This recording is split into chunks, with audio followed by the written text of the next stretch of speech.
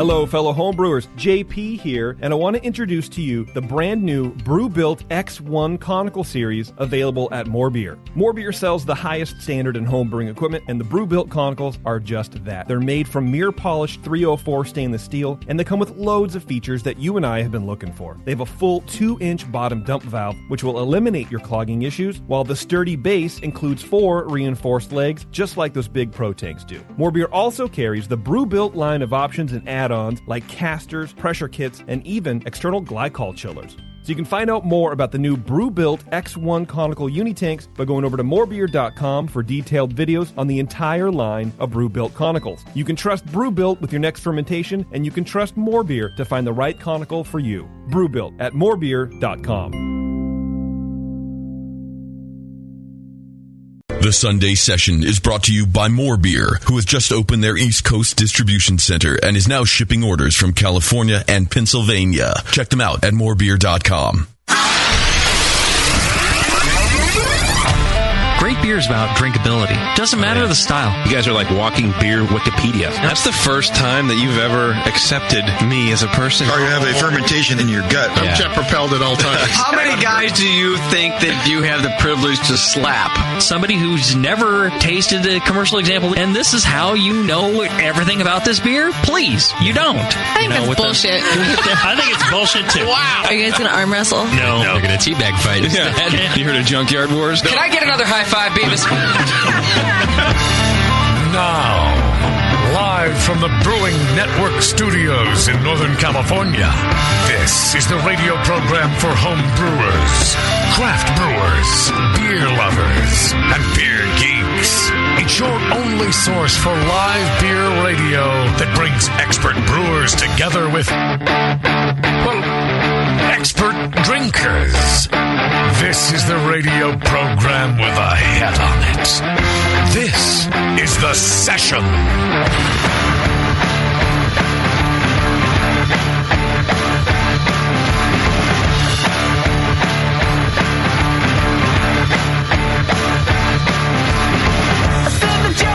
All right, back in the studio. Not just all of us, but literally all of us. And this is important because it seems like it's only been a very short period of time. I'm happy to announce JP did not die on the surgery table. He's right here. He's already back, and he didn't even take time off, really. Didn't miss a minute. I mean, he missed Winterfest, but literally because he was being cut into. At the moment. And then here he is, right at the first show back. And, Thank you. And JP's here like a champion. Like a guy. Like nothing ever happened. Yeah. You look the same. You sound the same. I feel more handsome, though. Yeah, he looks a little better. Yeah. I was definitely thinking less handsome, but I'll go with it. Oh, that's all right. That's fair enough. He looks lighter. Does look Like lighter. he could jump higher. Well, you can't I think I'm like 4 ounces lighter. He's a little slumped over in a way. I am a little slumped He over, does yeah. look a little strokey. Yeah. Right? Like one side of the body stopped working. You didn't have a stroke, right? I don't think so.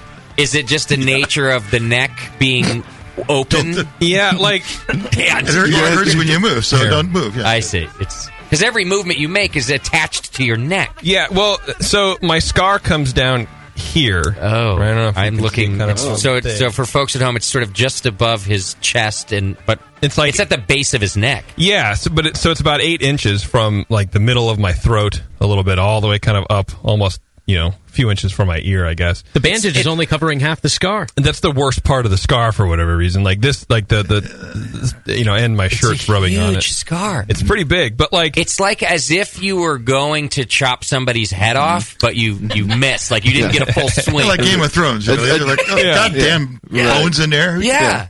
I mean, I'm being serious. It's crazy. It literally looks like half of your neck. Oh, for sure. Yeah. But the problem is, so the scar doesn't hurt because there's no nerve endings, is what he explained to me. He cut the nerves. Oh, right. It doesn't hurt. Yeah. But above it feels like I don't know, like, you know, when you glue your fingers together, and you like pull them apart. Right. So yeah, you know, so I have to, I feel like I'm leaning over a little bit because otherwise I have to like sit and stretch it out. And then you're worried like it's going to open. Well, and then it doesn't feel like not the scar, but about 3 or 2 inches above the scar, like right under the neck. Yeah. That's where most of that feeling is, that weird, like, internally.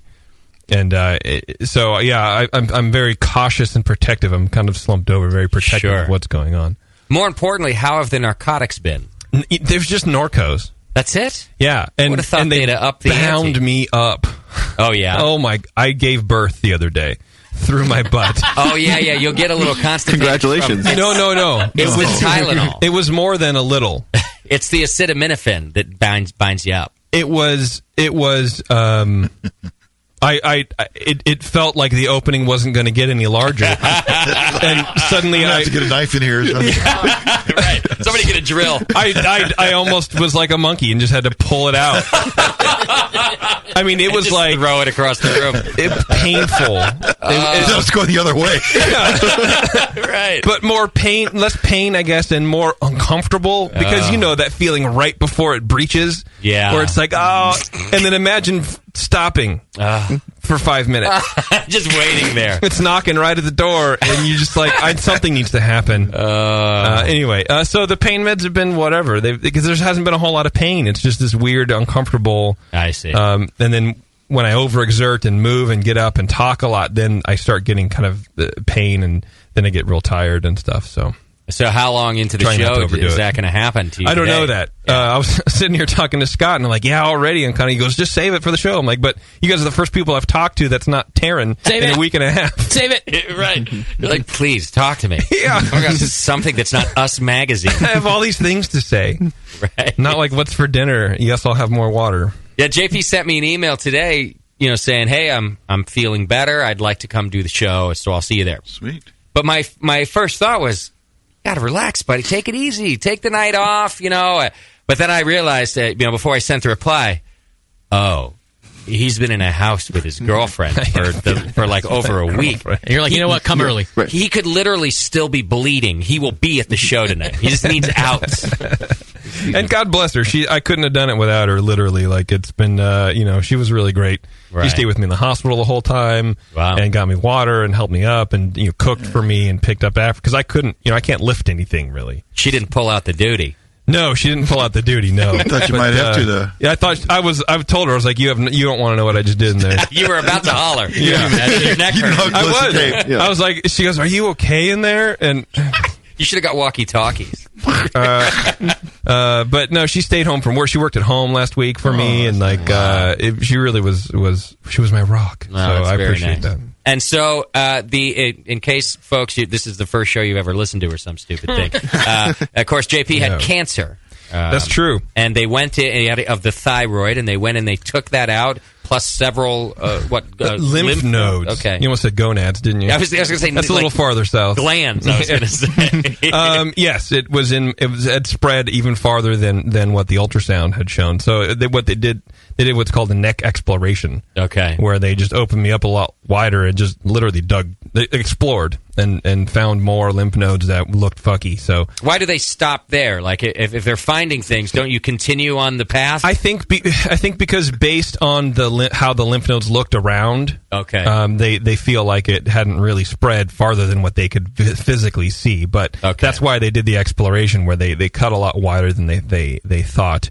And for good reason, apparently. So, and in the end, the doctors feel this is a success. Everything's okay now. Well, everything's not. So they're biopsying a lot of stuff, okay. And then we're going to have to do some more like radiation therapy just to make sure they kill all of the thyroid gland, and then somehow we're going to do some testing at that time and make sure that it's really not anywhere. But they were like, unfortunately, we won't know for sure until after we do this radioactive iodine bullshit on you. Got it. So I'll know more in a couple weeks when I go back to the doctor for a checkup. And then, as you've explained before, this thyroid situation kind of controls your hormones and different things going. Yeah, your metabolism, it controls. So, like, my main problem was in your thyroid, there's little glands called your parathyroids, which we've been over, but they regulate your calcium, and I was uptaking too much calcium from my bones. I see. So now all that's gone. I have a little tiny pill. Looks like a little nerd candy. Oh. A little purple pill. You're already on hormone pills. Oh, yeah. That Saturday morning, they're like, here's your synthetic hormone. Did you find any cravings to watch The Notebook while you were recovering? No, but I did watch the Grammys, which I feel like is pretty much... Close. It's on that way, right? It's on that path. You were getting in touch with a new side of yourself. Yeah, that's true. More hormonal, regulated side. Yeah, it's been no, nothing. I've just kind of, I don't know. Okay. No, I haven't really been thinking about it, to be honest. I've been thinking about it very clinically, like just what's the next step. So now that it's over, it's like, well, in 2 weeks I have to go to the doctor, and then I'll start thinking about actually what happened to me and the possibilities. Because if I just lay around and I'm thinking about the possibilities, I'm going to be a mess. I can't do that to myself. So, but the possibilities essentially are just that they didn't get everything, they go back in, or that it could come back. Oh, I see. Because it had already spread to the lymph nodes. Okay. If it was just in the thyroid, then there would be no problem. There would be no issue, really. But okay. At least that's my understanding. But of course, that's what this radiation treatment you'll go through next is designed to nip. Yes, sir. Yeah. Okay. And when do you start that? They said about 4 to 6 weeks after. And it's not like chemo. Like, we're not going to lose you and all of... Your eyebrows. Your hair, your eyebrows, yeah. No, it's not. It's I mean, because the rest... Yeah. You've seen him with all the rest. To be honest. Everything else off. It's no, it's not like chemo. But I will have to be isolated for like 2 days. Okay. Because you're radioactive. Because I'm literally radioactive. Yeah. Wow. Well, chemo is radiation, though, right? It's chemicals. Yeah. It's chemicals. But it is radiation. But this is a different, as I understand it, this is a different form of some sort of isotope that they just put in your bloodstream and let it go. Yeah, and then so one of the functions of your thyroid is to soak up all like iodine. So it's an iodine solution. It's an iodine. Okay. Yeah. So if there's any leftover flesh of the gland, it'll take up all that and just get irradiated. Got it. Yeah, and then because if there's any bit of flesh left. Yeah. Then it can go back. It can grow. The cancer can come back in your thyroid because there's still some thyroid flesh there. It seems like during that time would be a bad time to knock up Taryn. Well, yes, because if I did, she might give birth to a superhero. Right? Well, or a great time to knock up Taryn. It looked like one of the turtles. I could just tell her that oh no, you don't need to be in a separate room, and I'll just like put hands on her ovaries or something. Oh. And she'd go, bam! Like, no more worry. kids. I'm just helping. Don't worry. I won't even be able to I won't be able to touch her, my cats, anything. After I use the restroom, I'll have to clean it afterwards. With what? I don't know. A cleaner. I don't know. Radioactive. But like, over clean the bathroom. He doesn't know. So they're going to let you stay at your house while being radioactive? Yeah, apparently. Like it used to be where you're locked in a basement of the fucking hospital for 5 days in lead-lined rooms. But now it's like, day and a half, 2 days. You're not radioactive anymore. But you're still not supposed to be in contact with anybody. I don't know the details on that. Like just for that first 2 days of hotspot, then how do you get home from the hospital? What about that period? You're supposed to just go there as fast as you can. They go, don't stop for food. Just go. And Taryn's not going to drive you home. Like you have to drive yourself home for that. I guess. She's like, I love you, sweetheart, but this is fucked. I'm sitting a foot away from you. And you're radioactive. Yeah, it's been, maybe. Take the bus. Fuck it.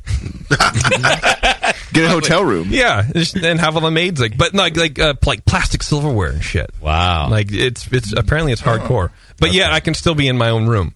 Okay. This is weird. I don't know. But like I said, anyway, so whenever that happens, I'll know more. I haven't really thought too much about it because, it's been like 2 months away, so. But as of now, it's so that your fans know. It is. Taryn already knows everything. Everything went as planned. Everything went as planned. In fact, so they consider that a success, and now you just wait till the next step. Yeah, it was one of those where like the doctor looks at me and he's like, "No pain, no this. You got feeling here? Yeah, you can shrug your shoulders. Yeah." He goes, Yeah.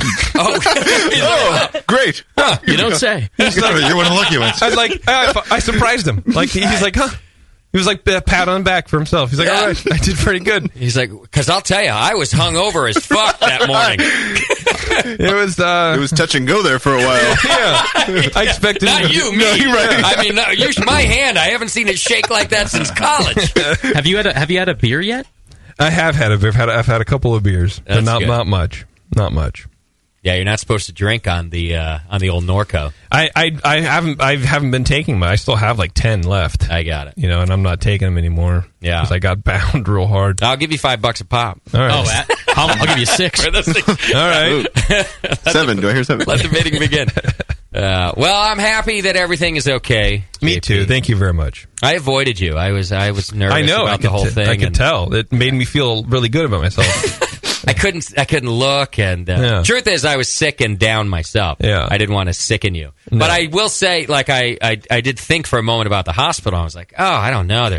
The things in the neck, I would worry me. I didn't want to worry. No, I wouldn't want you to worry while I'm laying there recovering from cancer surgery. That's the last thing I want. Justin had a dynamite excuse for not coming to the hospital, which is, remember a couple years ago when we talked to him from the emergency room when he had the skin infection, MRSA? Yeah. MRSA. Apparently, you're not supposed to go to the hospital if you've ever had that before, and so Justin was like, I can't. The man has an open wound, and I have MRSA. Right. Well, text messages are very impersonal, too, so I'll let it slide. It's okay. MRSA is highly contagious. I didn't want it to... You don't want your phone to get a virus. Digital MRSA. Yeah. It's DURSA at that point. All right, well, there's your update. Could I tell people where to go read about your progress? Because I know you or do you not want that? No. It's on my excuse for a blog called moderndaymerrick. Yeah. .blogspot.com.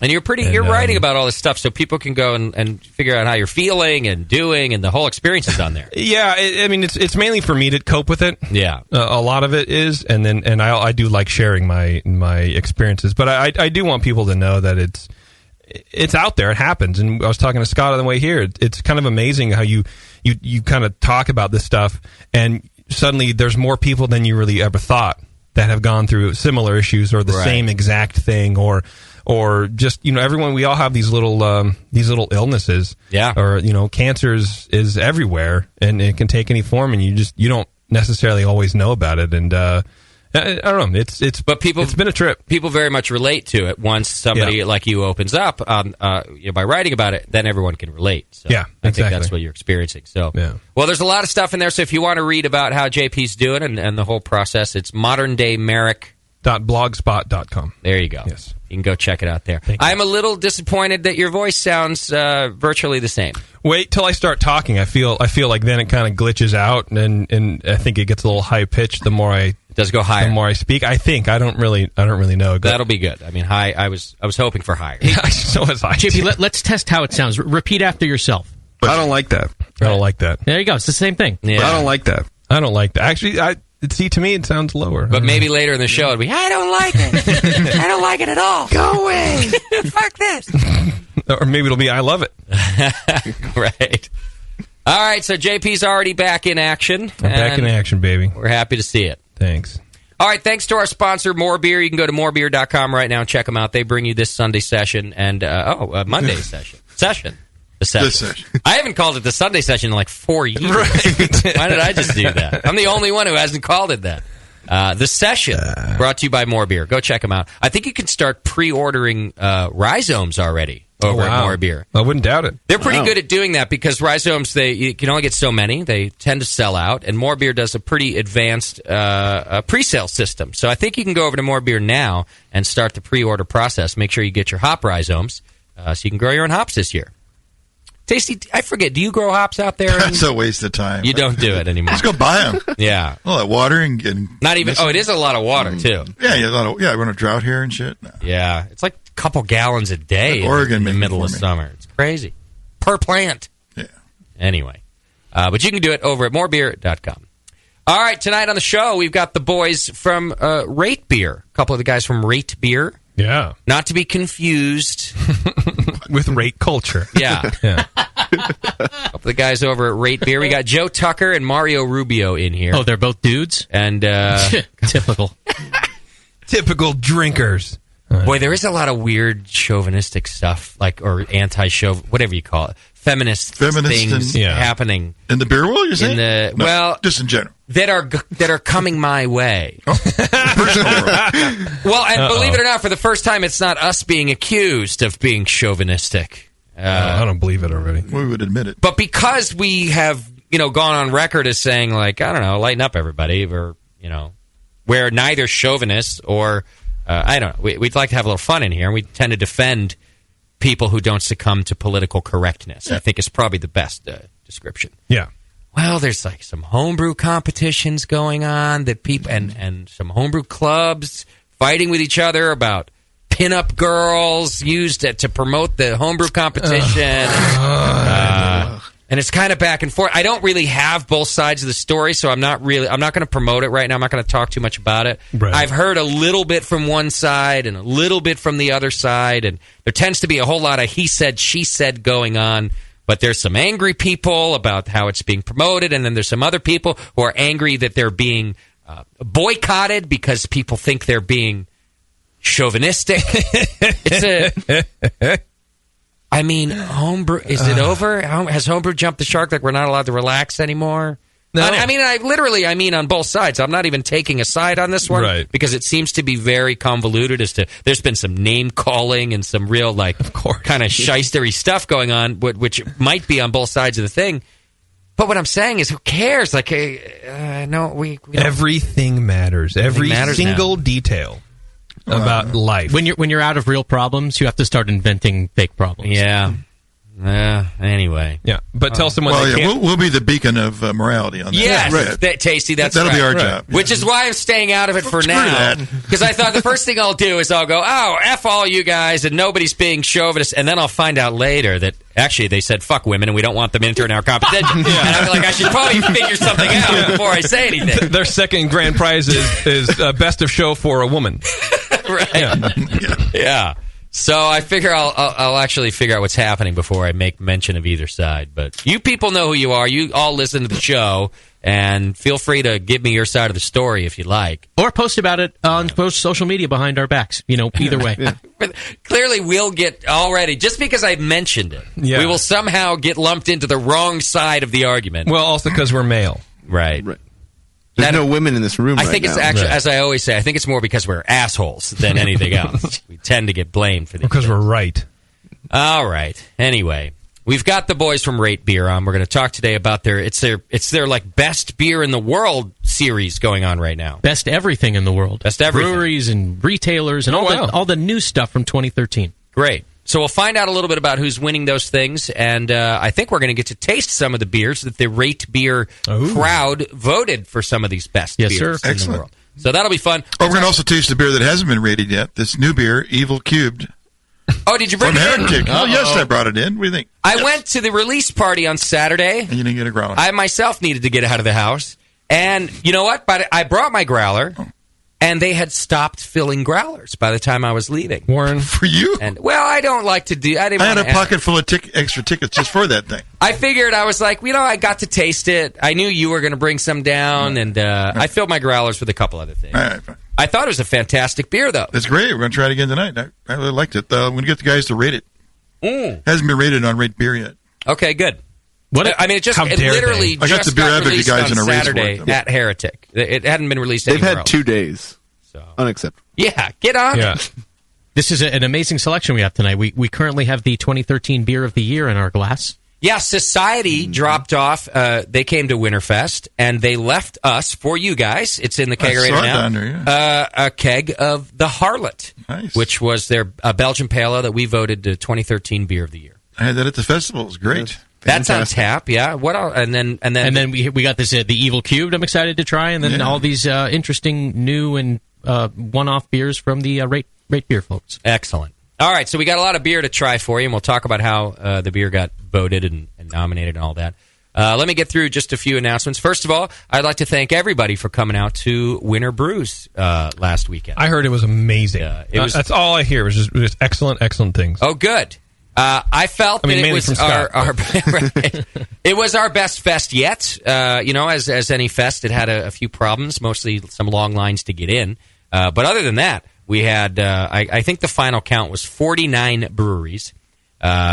So not quite the 50 we had signed up. That always happens. Somebody drops out on the day of. At least it wasn't Society this year. Assholes. Dicks. They showed up, poured some great beer, actually. Great Winterfest. I want to thank you all for coming out and supporting some good causes, the Coral Reef Alliance and the Downtown Concord Music Program. We had a good day. There was a little over 3,000 people in that park. Next year, we will take over the entire park. Well, no more half of the thing we did this year. The food selection was great. JP lined up a stellar lineup of food, and they did really well feeding everybody. We'll probably add on some more food vendors, take on the whole park. And, of course, the Hop Grenade Tap Room and Bottle Shop will be open next year for Winterfest. So we might have to do some VIP action over at the Hop Grenade. For sure. What do you think, Tasty? We got to do a little red carpet over there. Yeah, it was amazing. So, good fest. Tasty's Tasting Room was a huge hit once again. I feel like that response was... To another question? Yes. JP's in pain laughing. Don't make JP laugh, Dave. Don't make him laugh. It was amazing. He's choking himself. It's going to be a gusher. It's going to go. Don't start bleeding. You go VIP section. What do you think? We should roll the red carpet. And he goes, "Yes, that was amazing." Yeah, he did it. He did it without us already. Jump the shark. Yeah. The Tasty's Tasting Room, another big hit. Oh, it always is. They're always like 4 wide and 40 deep. Trying to get the beer. You're not talking about the size of the brewers. The boobs. No, the brewers. You notice they get the brewers the hell out of there? Yeah. But they're a big turnoff. All right. Yeah, have the girls pour the beer. How many different beers did you have? We had, I think, either 21 or 23. No, it was 21. Excellent. Yeah, 21. Did you get some of that Shun from Nate Smith, Tion? Oh, yeah, Nate has some great beers. The Brett beer? Yeah. No, is it good? Oh, yeah. Yeah. You told me to go by and try it. I didn't get a chance. Putting out Little fires. Brett blend. Good stuff. So another great year. We'll bring it back to you next year. You can go save the date yourself. I didn't look it up right now, but it's always the date in between the playoffs and the Super Bowl. It's been that way for 5 years now. It'll continue to be that way. So, I don't know, save the date, I guess. Let's hope that God continues to bless us with ridiculous weather. What was it, like 72 and sunny, not a cloud in the sky? It was 72. It's the third year in a row for us that it's been sunny and over 65. Wow. It's going. I keep saying this, and it is going to happen. Monsoon season will one day fall upon us during Winterfest. Oh, and you're absolutely right. It will be a monsoon. Like the day that it rains, it'll be torrential. It's going to all catch up to us. Muddy. Like the park will be a sinkhole. It'll be great. It'll be a mess. I'm literally the only person in California who prays for drought. That this drought lasts. You. Now I do the day after Winterfest. I pray for rain. I try to do my part. You did a rain dance all morning on Sunday, didn't you? Yeah, on Is Sunday. that what you were doing in the backyard? Yeah, You look like a crazy person. That's how I threw my back out. I was doing the rain dance thing. You look great at it, though. I really do dread the day because it's going to be a monsoon and it's going to cost me a lot of money. It's going to be a mess. But until then, we're just hope for this good California drought weather every January. All right. So stay tuned to the BN, and we're going to have some other outlets for you to keep track of the Hop Grenade, our new tap house. It's where our studios are moving. We're on track right now. It's still to be open in April.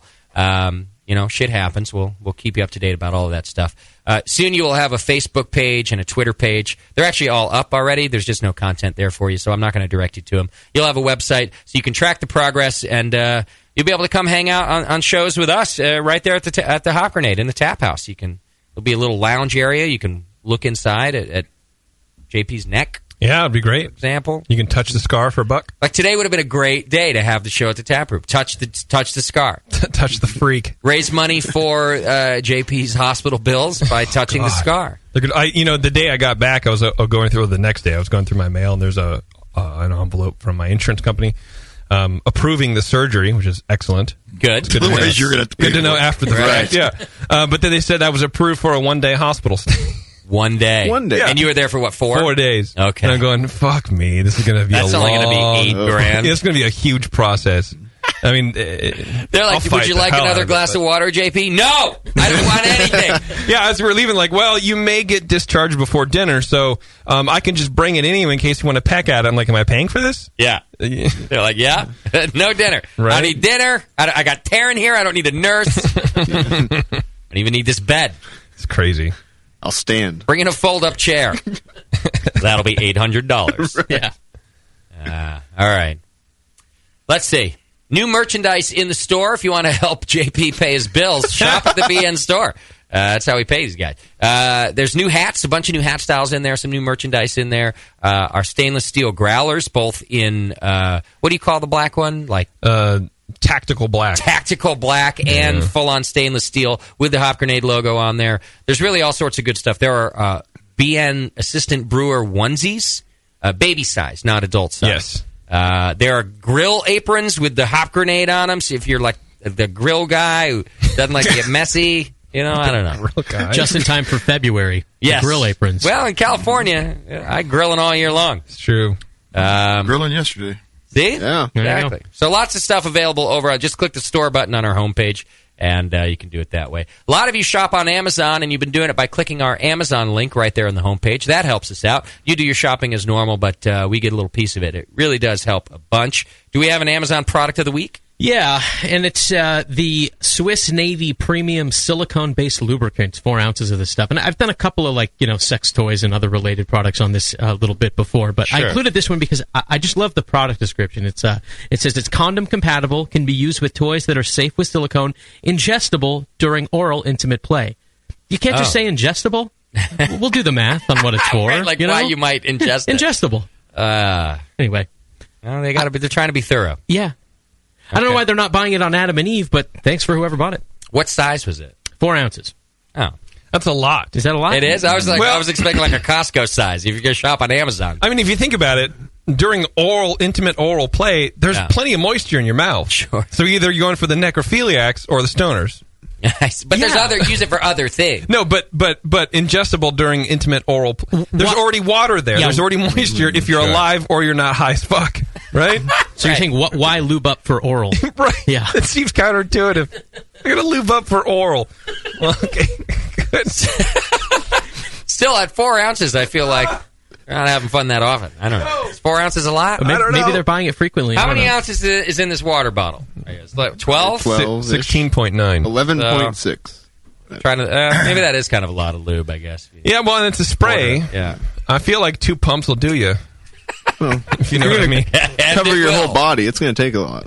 All right, just hit our Amazon button right there on the homepage, and that's how you can support us. You can also subscribe and join the BN Army just by clicking the subscribe button. If you're a recurring donor, you are entered into the More Beer monthly donation giveaway, which is a chance to win a $100 gift certificate that we pull every month over to our great sponsor, More Beer. You can watch all this on thebrewingnetwork.com/TV. All of our live shows are there. They're also recorded for posterity. I think you can watch old shows over there.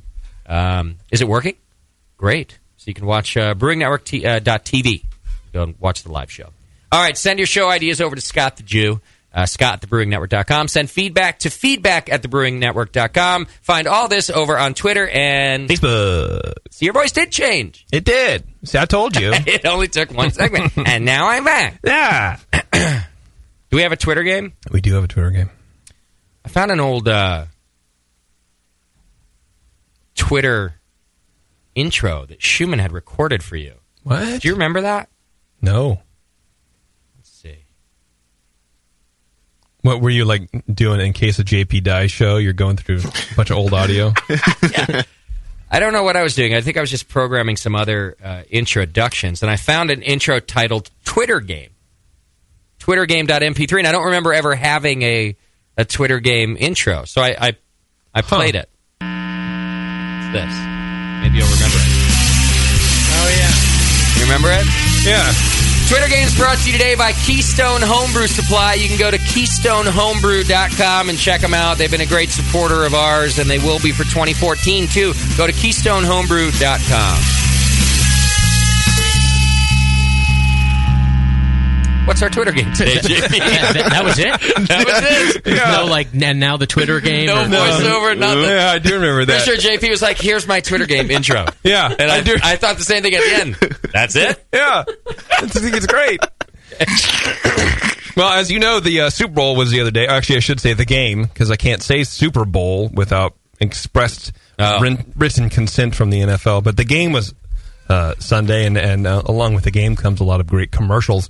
And we are getting a lot of money here on the Brewing Network. I don't know if you're aware of this, Justin, but Scott and I have been going over the books, and things have been doing really well. So I think next year, to promote the Hop Grenade, we're going to do and to the Brewing Network, we're going to do a Super Bowl commercial. Oh. So if we were to do one, what should it be? What points should we hit? What points should we miss? Who should be in it? What should we do? Give us some ideas. Ideas for the BN Super Bowl commercial 2015. 450, yes. All right. Yes. I like it. Thank you. That's our Twitter game. I think we have just enough time to do a little bit of feedback before we take a break and get to the guys at RateBeer.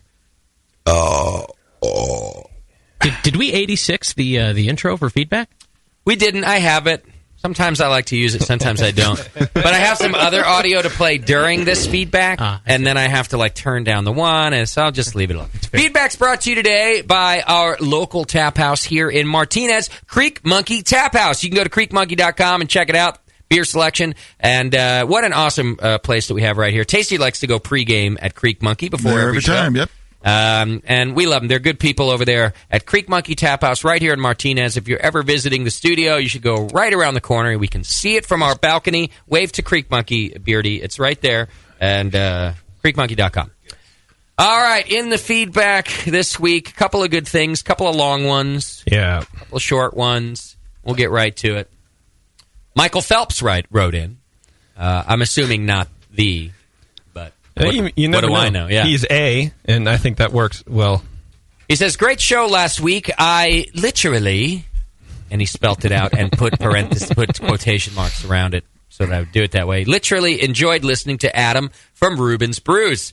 It's inspiring to hear a beer lover turned home brewer turned pro brewer that did it all on his own with a little help from the BN. It really goes a long way to show the content on the BN is provided almost an online university of brewing. But honestly, can you please screen your brewing disasters callers before having them on the show? That guy Sean was fucking lame. I mean, Sean. And then I guess he does. This is his impersonation. Yeah. I have this LME can thing that I turned into a fermenter thing, and then brewed a beer into it. Then I have a refrigerator that I turned into a fermentation chamber by installing a temp controller. Then I had a good brew day. Then the carboys tipped over in my garage, and I had a gun pointed at them. And then I drank all my beer. It was real violent. Great story. When's the book coming out, you fucking loser? Keep up the good work from Michael Phelps. That's kind of harsh for a listener's story, don't you think? I was riveted through that whole reenactment. I thought it was a good reenactment. Yeah. I don't remember that happening. And really, are we really going to piss on a fellow homebrewer for calling in and describing his brew disaster for us because he didn't tell it like a broadcaster or something? Apparently. I mean, that's what I like about job. Them. Yeah, I like homebrewers. They're understated. Yeah, that's normal. I mean, maybe it wasn't the disaster you were looking for, but any brewing disaster that ends with a gun pointed at your carboy is pretty disastrous. That's my favorite part. When's the book coming out? Right. Oh God! I don't know. He said, keep up the good work. That's from Michael Phelps. I felt he was a little harsh. I don't want people to be. Yeah, he didn't deserve that. By the way, there is some form of screening. We don't just say, "Hey, you got a story? Great, call in." I mean, Moscow, they have to submit their story in writing. We make sure that it's all legitimate, that there was actually a disaster that took place, and then we let them on air like normal people. If anyone's going to make fun of them for rambling on, leave that to me. I mean. I don't know. I just thought the ending was a bit harsh. But if you want to be featured on our brewing disasters, send an email to scott@thebrewingnetwork.com. Only if it's good. It's okay if you're boring. Right. B-Burn writes in, hello to my second family that lives on the internet. I want to say thank you. Really? Secondly, I want to ask if there's any problem with drinking beers infected with chlorophenols. I'm punishing myself for having fucked up the fermentation of my brown ale. It fermented a shit ton of chlorophenols and has the classic Band-Aid taste. Not just Band-Aid, but the taste of Band-Aid saturated with pus and JP's drainage tube. Yeah, you don't want to see that shit. As punishment, I'm drinking every last one of those beers to remind myself to ferment right. He's like a 14th century monk. He's whipping himself. Yeah. You know what that is? That's a fucking mouth. That's a mouth. He says, is this stupid or what? Tasty? there's no damage you're going to do to yourself. No, it'll be all right. It won't hurt you. Why are you doing that? What causes the production of chlorophyll? Well, only one I know is if you don't take the chlorine out of the water when you. Yeah, I thought that it was a weird thing that he said my fermentation. Yeah, it's a byproduct of fermentation It too. is, I don't okay. know. Some stress on the yeast. I don't know what should be. I don't know. Beardy, anything to input there? Belgian strains. Okay. Under stress. Under stress. You can get the Band-Aidiness. Okay. I had a Dunkel Weizen that was real Band-Aidy, and I set the keg in the back of. Well, it was in the beginning of winter in Minnesota, so I just set it in the back of the garage, let it sit for months, and the Band-Aidiness went away. Oh, really? And it was fine. By lagering it, essentially. Basically, yeah. Interesting. I don't advise that. It just happened. I've never tried to repeat it, so I don't know if it's just something weird. Okay. But does anybody Yeah. know of a particular harm that would come to you by drinking an overabundance of chlorophenols? I don't believe so. Unless that's coming from chlorine that's getting dumped in his beer.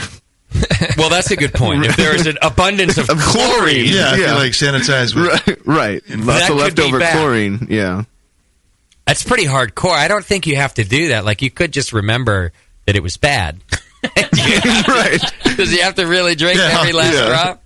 Yeah. All right. Well, he does want you to know, JP, P.S., you're a kindred spirit in my life, and I want you to recover quickly, safely, and in one piece so that you come back stronger than ever. Ooh. Which, let's face it, the bar is low. The bar is real low. Yeah. Stronger than ever just means breathing. Right. All right. Pa Kettle writes in, and JP had to give me a description of what he thinks this person is talking about. You'll understand why when I read it. Here we go. You can get around. It just starts in, by the way. There's no punctuation, capitalization. Well, we didn't call for this either. There was no. Just this is what it is.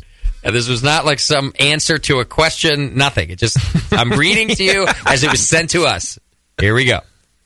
You can get around the talk about home distilling. Us old hippies invented it, a free-fed license to make fuels, a.k.a. as what to do with bad brew and mistakes and be green. That was one sentence. It is how talk on the web moonshiners get around the law to sell stills and exchange some pretty bad brewing advice, period. Just talk about yields for what can be both driven and theory drank, and a means to go after home distilling laws for the AHA make this legal while you have the same innovation as in beer and wine and create the same marketplace, period. But it has to start with E85 LOL, period. Sent from my Atari 2600. Sounds like he needs to upgrade his fucking computer. Can't even write properly. And his grammar checker. So JP's interpretation that he prefaced the email to me was, I'm fairly certain this man is talking about a way to distill at home and not get busted by the feds. Apply for a permit to make your own ethanol for fuel. Your powers of interpretation are stellar, my friend. Yeah. Yeah, well, Scott had sent it to me originally. He goes, can you, what did you say? Yeah, it didn't even come to me, or to feedback. It came to me, and I sent it to JP, and I was like, what, can you decipher this? And what does this mean? And what prompted it? God only knows. Who knows? But it's authentic frontier gibberish, for sure. That's exactly what that is. Well, they've been distilling at home, and it's rotted their brain. Yeah, right. To where that's how he writes. It's like he writing two sentences at the same time. All right, we'll move on. That was from Pa Kettle. Matt from Virginia writes in. This is about JP and I's debate about the use of the letter L by Asians and the pronunciation debate. Which essentially, I said, I think my end of the debate was that in the stereotype, Asians pronounce L's as R's. Yes. Period. JP's interpretation of the stereotype was that they pronounce L's as R's and R's as L's. So he added the reverse, and I said no. Yeah. That was the debate. So, Matt, who's this authority here? So Matt writes in. That's not Kim Jong-un. You know, he doesn't describe what his authority is, but he does make a relatively decent argument. Like he comes from the a linguistics background or something. Okay, so we're assuming that, but that's probably good. But it's just an assumption. So here he goes. Justin is not entirely correct that, quote, they can't say L's. Oh, well, you're taking it personally. Okay. But can say R's. It would be more accurate to say that the L sound doesn't exist and the R is pronounced differently. You can liken the R pronunciation to the way that the French R or the Spanish R doesn't sound like the English R. We still consider those the same letter, but we recognize a different pronunciation. The Japanese LR pronunciation is somewhere in between the American English pronunciation of L and R. It's somewhat like a Spanish R, almost, but with a lazier tongue. How racist is that? They're not all lazy. He goes on to say, finally, I do agree with JP that the stereotypical way to make fun of them is to switch both letters. Right. So the brand of shampoo Prel, for example, look at this one. would become Plaire. Yeah. That's a scientific example. That's Matt from Virginia. Do you remember what my text message said to you the last week? Yeah, just a day or two after the show, Moscow went to Benihana. Right. for dinner, I was of all inspired. places. And what happened? Well, when the waitress was asking if we wanted the regular rice or the fried rice, it was indeed fried rice. So she did pronounce the R with an L. Yes. I have never heard that before. You don't pay attention to other people. Well, maybe she really wasn't Asian. She might have been a stereotypical. Right. Yeah, she was white. She was just... Yeah. Was her name Taryn? Or the special was fried lice. Yeah. Right. Yeah. They got it at the preschool. Yeah, you might have been eating actual. Yeah, the chef did a volcano with them. It was awesome. It was pretty good. All right, here's another one. Dave writes in. This one's a little bit long, but JP thinks I should read it. Uh-oh. Kind sirs, it's recently come to my attention that you have no idea what is in a thermometer. I refer you to the October 27th show, whereupon after your beer pairings with Sean Paxton, you unleashed the second installment of Happy Hour. You may recall the woes of Jeff, who broke a thermometer into his boil kettle.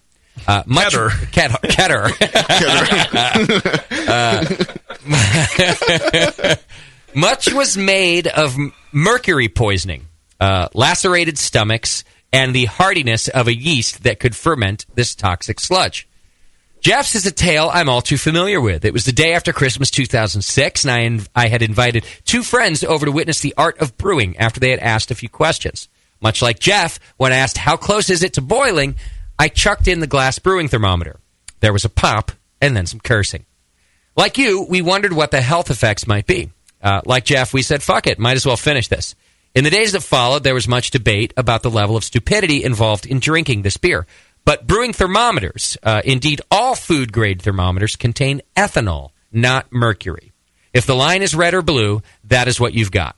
If it's silver, it's mercury. If it's a 20-foot red beam, it's a laser. I Googled, and while... If it's short and stubby, it's your dick. Yeah. So he says, I Googled, and while you wouldn't want to drink a pint of red-dyed ethanol, about half a gram diluted into 10 gallons of wort is hardly a deadly concentration. This brought us to the glass issue. Again, I took my medical advice from Google. Turns out very small particles are unlikely to pose an issue for the digestive tract. If it was too small to notice and spit out, Google figured it would be fine. Who are we to argue with Google? Right. I saw it on the internet. So we kegged it, and eventually we drank it. And it was the best goddamn beer I've ever made. Attempts to reproduce it without a broken thermometer have all failed. I've quit brewing it out of sheer frustration. Cheers from Dave. It was the best beer he ever made, and that was 2006? Yeah. Yeah. I don't remember talking about mercury at all. I remember talking about the glass. I thought we immediately discounted It was the liquid. It was probably something I would have said. Some dumb thing I would have said. I think it's what it was, and he actually wrote at the end, and he goes, "I'm still listening to that episode, so I don't know if you actually got to all this or not." If I said it, I would give Tasty and Doc the benefit of the doubt of saying there's probably not mercury in it anymore. Oh no, there's absolutely no mercury in it. That's why the Homebrew Supply Store. That's all they sell. Oh yeah, they'll sometimes sell a calibration. Yeah, mercury, but it's different. Yeah, okay. But it was mainly, I think, it was good about the glass issue because that's what we were kind of all really more concerned about. Make sure the glass didn't get into the. Okay, so there you go. Well, it was, even though that was rather long, it was a good piece of feedback. Yeah. I did see an episode of My Strange Addiction where somebody was in it's not uncommon, I guess, that people do this. They eat broken glass. It's not a one-off. There are people who do this. Like as an addiction. Yeah. Yeah. Or And like plastic and shit. Yeah. Wow. if their digestive tract is okay, so's yours. It's easier to get than meth, I'll tell you that right now. You know what I hate about that show? Right, is guys? that when they go to the doctor at the end of every show, nothing's ever wrong with anybody. People are like eating cornstarch for 10 years and like sniffing baby powder and eating tape, and they're fine. Literally nothing is ever wrong with them. Yeah. I hate that show. All right, Carl writes in quickly. Hey, guys, I just wanted to let you know that the Brewfest, Winter Brewfest was probably the best beer festival I have ever attended. Outstanding selection of beers. As crowded as it was, I also never waited more than 5 or 6 minutes to get a beer. I think that's true. Even though there's a lot of people in there, you didn't really have to wait in line for beer. It's pretty evenly distributed, the lines. I also Except for the discovered... Except for the homebrew. Line's there. That was a long-ass line. Yes. That's true. I also discovered that Moscow is an incredibly talented artist. I was blown away by the paintings that he had displayed. Also, I think other people were equally impressed. Moscow sold a couple paintings. Nice. If you haven't seen them, Get 'em they drunk. really are great beer paintings. Email Scott@thebrewingnetwork.com, and you can find out more if you're looking for something for your brew house or actually even your house. They're really good. Yeah, I sold one that was not a beer painting. That shocked me. I brought a couple non-beer Oh, paintings nice. just on a whim, and one of those sold. So that was was it? cool. It was the one from the guest bedroom, the Vegas, the Pioneer Casino you told one. me that, yeah. Mm-hmm. It was a self-portrait of his penis. It was just his penis. That's And it. Some brewer was like, that thing is amazing. I don't make beautiful cock. I don't make people pay for that. I that's promotion. I see. Yeah, thanks for the compliment, man. I appreciate it. All right, Jeff wrote in. This was about the beer news segment we did. I don't know if it was. I think it might have been last beer news where we talked about the Egyptian brewer. Yes, and Not I was tuck luck. Yeah, I was unhappy with the whole premise of the story. Jeff writes in, you guys cracked me up with the news story last week about the Egyptian brewer. You never actually could decide on his name or title. So I've compiled the names and titles used during the segment for your listening pleasure. Good. So he put together a montage of us covering the Egyptian. Here you go. It's a bit discombobulated, but you'll get the idea. Kono Amhib. Imheb. Ik fuck tuck nuck. Ik fuck tuck nucks. Ik nuck fuck tuck. If nuck tuck fuck. Nick fuck tuck luck. Fuck nut tick luck. Fuck nut. Fuck nut. Nuck fuck. Ancient Egyptian head of beer production. Chief maker of beer for the gods of the dead. Chief beer maker for the gods of the dead? Chief beer producer for the gods of the dead. The chief beer god of the dead? Chief beer maker for gods of the dead.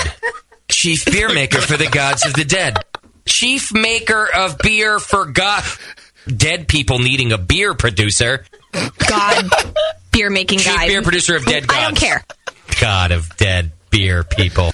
Chief brewer of the Temple of Mutt. God of the beer dead. Dead beer maker guy. Beer maker for whoever the dude was he was buried beneath. Brewer at the temple. Oh, that was good. I haven't laughed like that in a long time. And they say journalism is dead. Yeah, that's a good listener right there. Yeah, that was great. Who sent that? Can he work for us? Jeff from North Carolina. Oh, you're the He man. just did. You are the man, Jeff. Thank you, then. All right, last but not least, boy, this is a long segment, and we'll get to break. Our spam of the week. Here we go. My name is Michael Ason, a British soldier currently on a mission in Afghanistan. Just need the right woman to spend the rest of my life with. I'm simple, caring, and understanding man who just need happiness. Well, by the way, there's no punctuation in this either. Why would there be? Well, I took a look at your profile, and I liked it. Thank you. But I feel there's still more to know about you. So I'm interested and would love to get to know more about you. But I'm aware that it takes some time to know someone better. So please write to me and tell me more about yourself. It's a long-winded way to say what's up, girl? What's up, girl? That's all you had to say. I'd have written right back. I think that there's more about you. Oh, did I mention I'm simple? And I think that there's more about you. Right. My profile is sexy. I can't blame him. It is pretty good. I mean, if you read through my profile, it leaves you wanting to know more. Yeah. At least there's the belief that there is more. Yeah. It may or may not be. We don't know. And Mike wants to take the time. He does. Well, he's, Mike. I feel like he misspelled simpleton. I'm a simpleton. Yeah. And I'm just, whatever. Oh, boy. There you go. That's your feedback today, brought to you by Keystone homebrew supply. All right. How about that, huh, Tasty? That's great shit. We got through it. Let's take a quick break. When we come back, it's time to talk to the RateBeer guys, Joe Tucker and Mario Rubio. We'll find out all about RateBeer. I'll be honest, I know very little about it. And we'll find out about why it exists, what it does, and the best of RateBeer. We'll be back.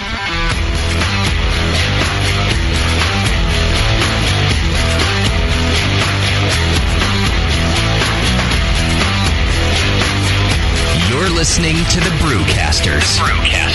On the Brewing Network. Since the first time the Brewing Network microphones turned on, More Beer was behind it. More Beer sponsors the programming on the BN because, like you, they love brewing. And like the Brewing Network, they love sharing their knowledge. Morebeer.com isn't just a website to place your next equipment or ingredient order.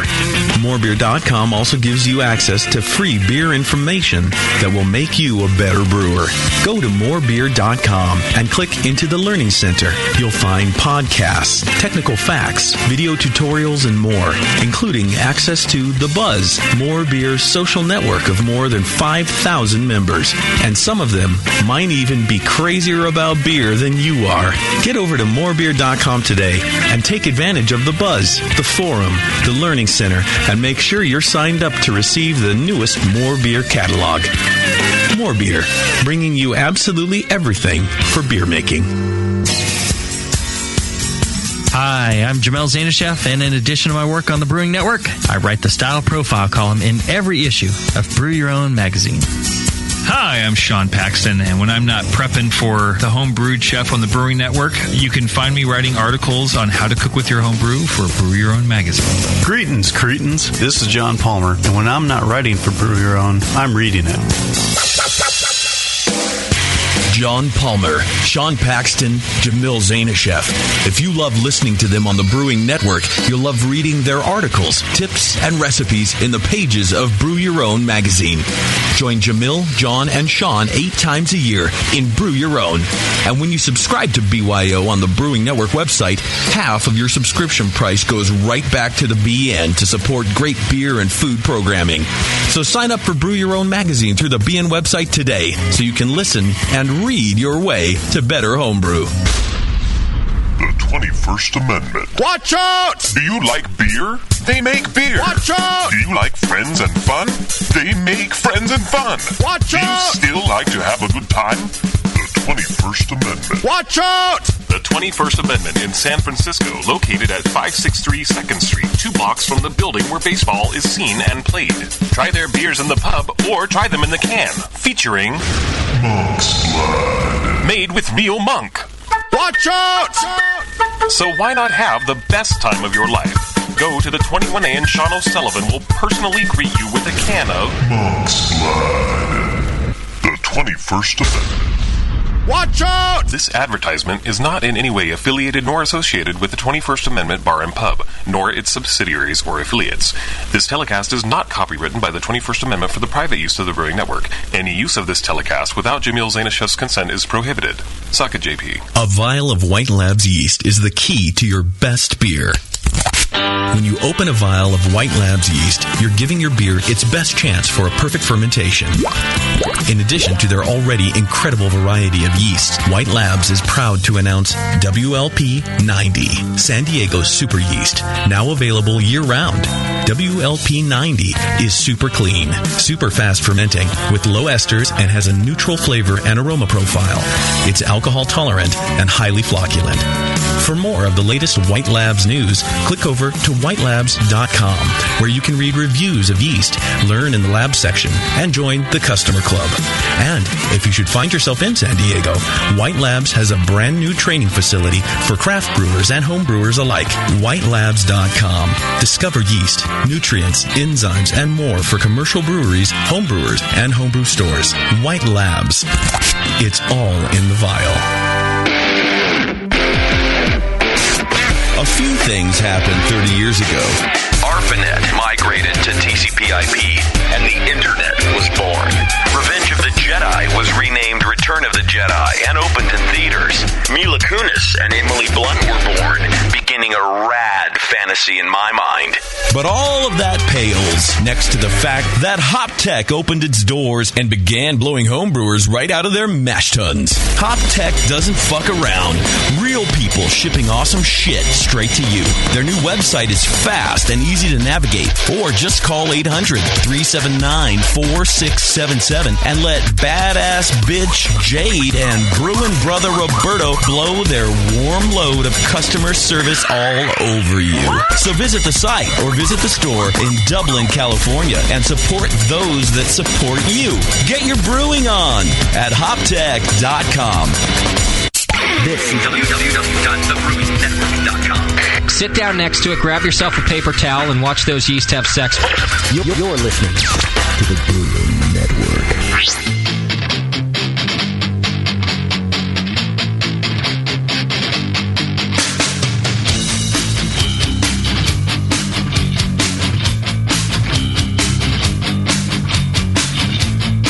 The session.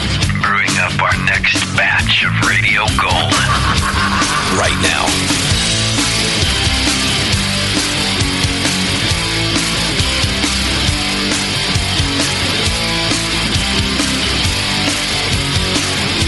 All right. Welcome back to the program. Thanks for hanging out with us. We got a lot to do today. We're talking to the RateBeer guys. You can go to, I guess it would be simple, as ratebeer.com right That's now. correct. And go check it out if you don't know what we're talking about already. But most of you probably do. Our listeners are pretty beer savvy. And shit, I think RateBeer has been around for quite a lot longer than the BN, hasn't it? What year? First, let me introduce. We've got Mario Rubio is in the studio and Joe Tucker. So Mario, I've known you for several years now. It's nice to have you in the studio here. Good to be back in the new studio. In the new studio. And then Joe Tucker, who took over RateBeer back in 2002. Do I have that right? 2001, yeah. 2001. When did RateBeer start, Joe? April of 2000. 2000. Okay. Yeah. So about 5 years before us, and it started as what? What is RateBeer?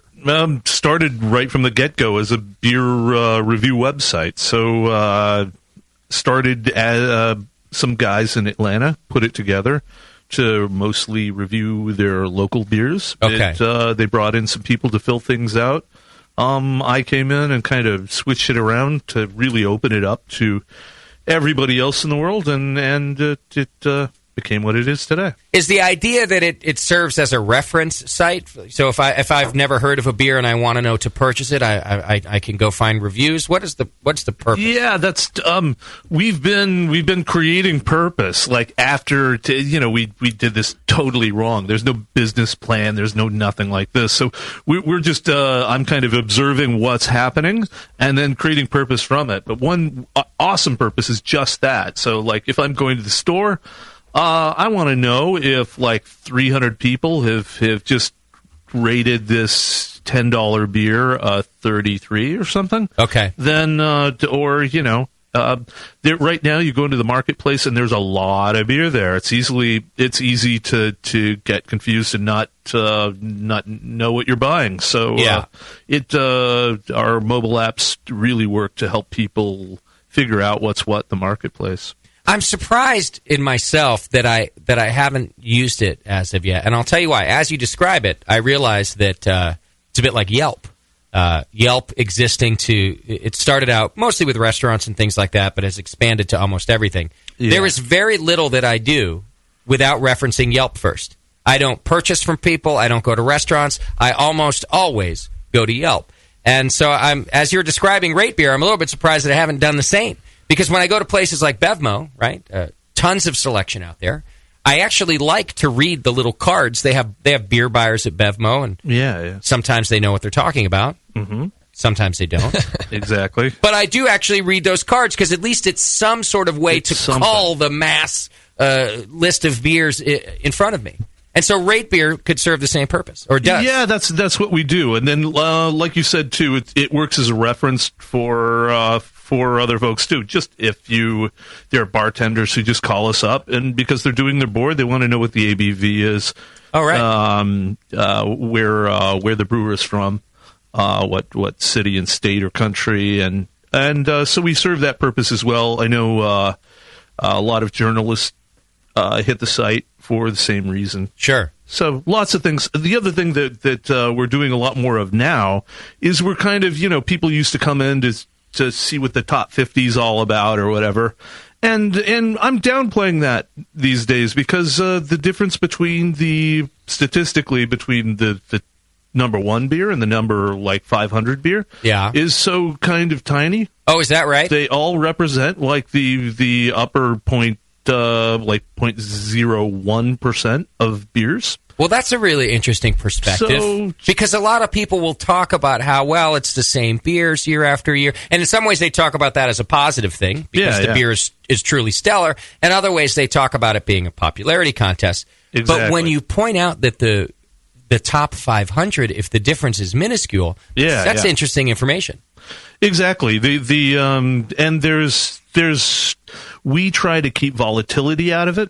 So we kind of tune our stats so hype doesn't push things around. Yeah. We don't like that as much as we used to. I honestly put a lot of volatility and pro hype stats into our initial algorithms. So there are actually algorithms. This is not just a tally of I like this beer votes. You actually push it with algorithms as well. Absolutely. We do a lot of right from the get-go, we used a Bayesian mean, which is just weights things according to how many people have reviewed. So you take the strength.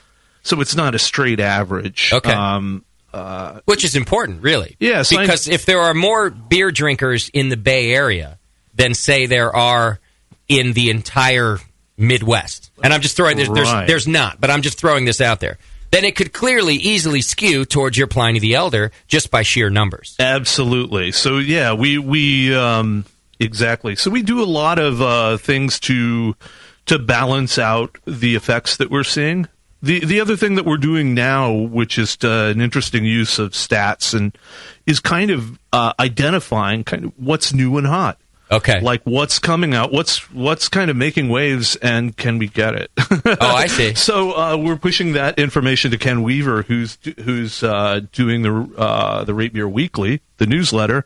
Ken, we've had on the show before for a book, right? Correct. What were you here for, Ken? Northern California Craft Beer Guide. How many California beer books was that ago? Right. Yeah, about a year ago. Okay. Give or take, something like that. I don't even know. So. And I'm sorry, you're doing what for RateBeer? That Joe just mentioned? Well, I do beer writing for a living these days, but the biggest gig is running. We have about an 80,000 subscriber online digital newsletter that I send out twice a week. Excellent. So we've been doing that for over a year and a half. Okay. So some of that information is just like what's buzzworthy is what you're saying. What's the new thing people are talking about? What's doing well? What's getting a lot of ratings? What's getting a lot of attention quickly? And that's something that's helping us sort of sort through the bajillion beers that are coming out right now. And making some sense of it.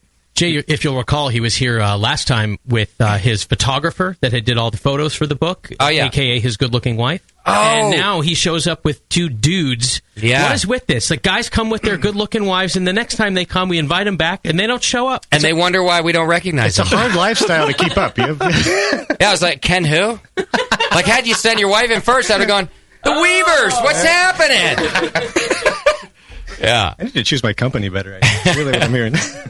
Now, Joe, is RateBeer a full-time gig for you? Oh, it's been a full-time gig for 7 years or so, yeah. But so let me get to the nitty-gritty of that if I can. Yeah. As a user, are there membership fees? Does it cost me to use RateBeer? If you can either we kind of leave that up to you. Okay. You can either deal with our Google ads, and Google pays for your time on the site, or you can pay a small fee. It's $12.99 a year, and you can use the site without Google ads. So and probably like the BN, you find that your users that just really appreciate the service you're providing will pay that $12.99. They don't care about ads or no ads. They're really just doing it to support you. For the most part, yeah. And then there are those the strange case where people are like, I really like the ads. Oh yeah, yeah, interesting. And so yeah, I mean, we do get a lot of interesting offers, just like you do in advertising here. Okay, cool homebrew shops and places you can buy beer online, and they want to be in touch with that. So So then you must be making income through traffic, essentially, by hosting ads and banners. It's straight, it's publisher stuff, media stuff. So it's that's what we're doing for the most part. There are other little income streams here and there, but by and large, we're relying on those 10, 12 million page views a month. So absolutely. Are you based here now? Is RateBeer is the home in California? Exactly, it Santa is. Rosa. Okay, So. Got it. And Mario, how did you get involved with RateBeer? My child was playing at the same park as Joe's kid, and he noticed my beer shirt. So got it. The bromance was born in that way. And there are actual RateBeer events that go on, which is something you're a part of. Yeah.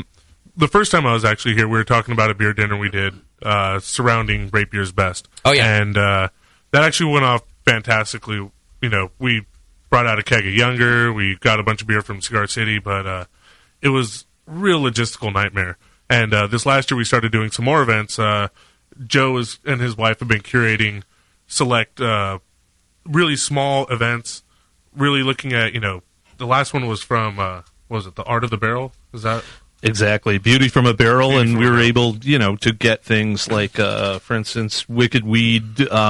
They sent me out some sours to taste on the air, and I was like, "Wow, what are you guys doing with this?" And it's like, "Well, we're just, it's just for the local market in Asheville, North Carolina, and but we're sending samples to GABF." And I was like, This one's going to do pretty darn well at GABF. Okay. Why don't I get these for? I'd really like to get some of this for one of our events we're doing, and that beer ended up winning a gold at GABF in the Brett Sour category. Wow, fantastic! It was So who are your events for? And for the dinner that you did, is just something that anybody who uses RateBeer can buy a ticket for? Exactly, and we've been promoting it through different avenues, and I'm really terrible at promotion, and so we end up with like just crazy beer geeks who go there because we're getting ridiculous beer. But I've done like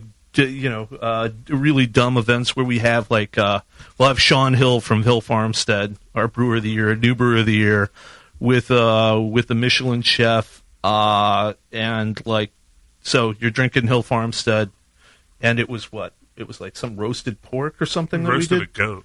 Roasted a goat. Wow.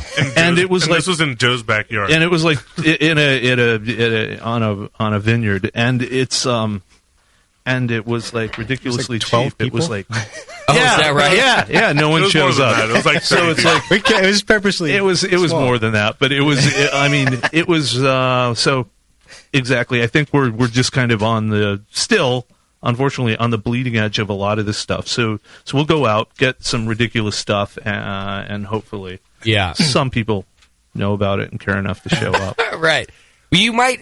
I wonder if you run into kind of the same problem that we do in the sense that even though we're based out of California, our listener base is hardly in California. They're everywhere. Right. So while we do have success doing events in California, the instant criticism we get is, I can't come to California. Why don't you do an event near us? And we're talking about thousands of people in other states. Exactly. But it's hard to do that logistically. You should do something in Slovenia. Yeah. We get all the time. Yeah, exactly. That same guy. Exactly. In Pakistan. We're huge over there. Huge in Pakistan right now. You want me to look up how many downloads we got in Slovenia? I think we had a few. We probably did. I think a BN USO tour should be in order. Good idea. We can do a BN RateBeer Slovenia thing. There we go. Yeah, we're both big in Slovenia. Yeah, exactly. Yeah, it's just one family that we build.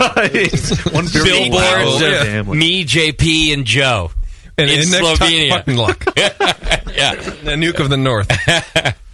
All right, so let me ask you this: Do brewers participate in RateBeer as well? Are they excited that their beers are being reviewed? Do you hear from brewers?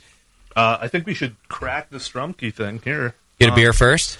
Yeah, no, that's the answer. Because, got it. Because Brian Strumke, he kind of grew up with RateBeer. Joey Redner at Cigar City kind of grew up with RateBeer. Okay. So, like, we've got people, a lot of folks now, starting their own breweries, and they're just beer fans. They're beer geeks. They kind of grow up, they learn what's good and what's interesting. A lot of brewers come in like every day, like Sean Hill from Hill Farmstead is hitting the site every day. You have, I think they appreciate the feedback. Well, I think people are they hitting it? It sounds like they're hitting it every day to see how their beers are doing. Is that what you mean? This is true, and some people kind of appreciate the culture. Okay, so yeah, there's a bit of both going on. We have, of course, retailers are into it as well. They want to know what's going on. They want to know what's hot. They want to know what to buy. Yeah. They're listening to people in their local market, of course, but they also want to look,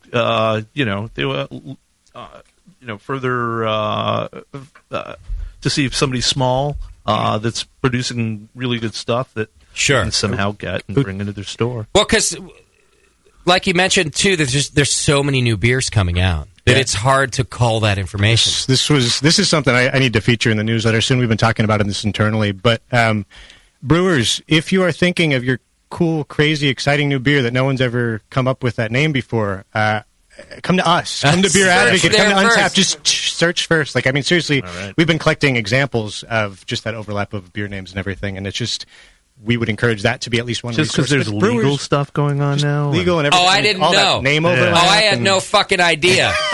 This is. Can I just have an auto email every time somebody submits the Hop Grenade IPA or Pale Ale, please? Exactly. Ken, can you just put me on the auto list? I will set you up as soon as I get home. And if exactly. If everybody could do us a favor and just check first. It's an excellent super awesome. point. You know, it's not hard. When I get yelling about it on here, I always just say the simple thing, guys. Just Google. Like, we're not. Yeah. Your due diligence is now accessing fucking Google. That's.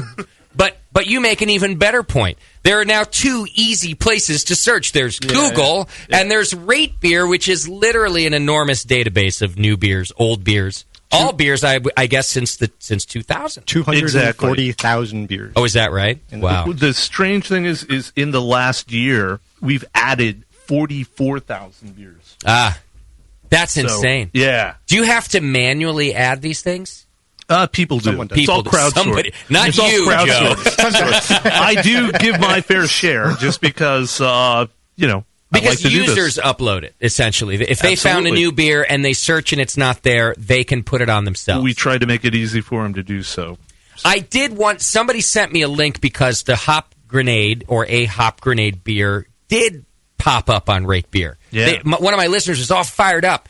It was somebody's homebrew.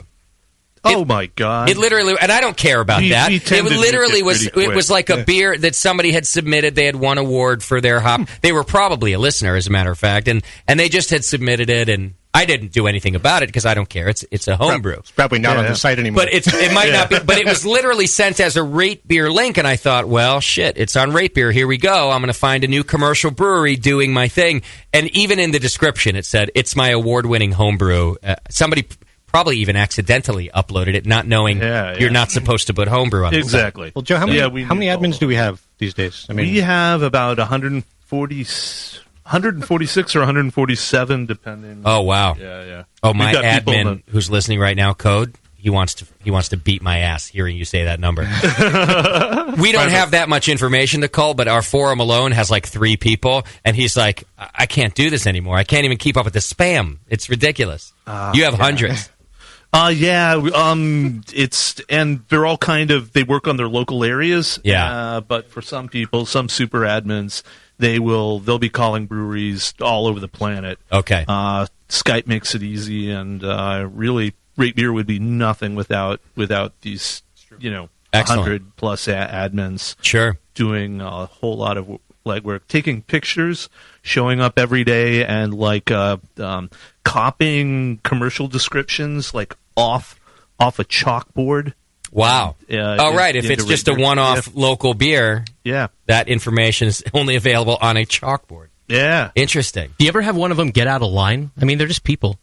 Oh, admins? Yeah. Of course. Yeah. The great thing about RateBeer is we encourage people to be opinionated. Okay. We encourage people to, say what they're thinking and not really mince words. So, ideally in a respectful fashion. If we can have that. But yeah, get some people are happy to be very direct and completely honest, and it and they can be. Yeah, and so it gets a little chewy sometimes. You ever had to strip anybody of their admin rights? Wow. I left. No, I left for a while. I departed for a while. And people come and go, but voluntarily. I'm wondering if you had to yank anybody. Not really. No.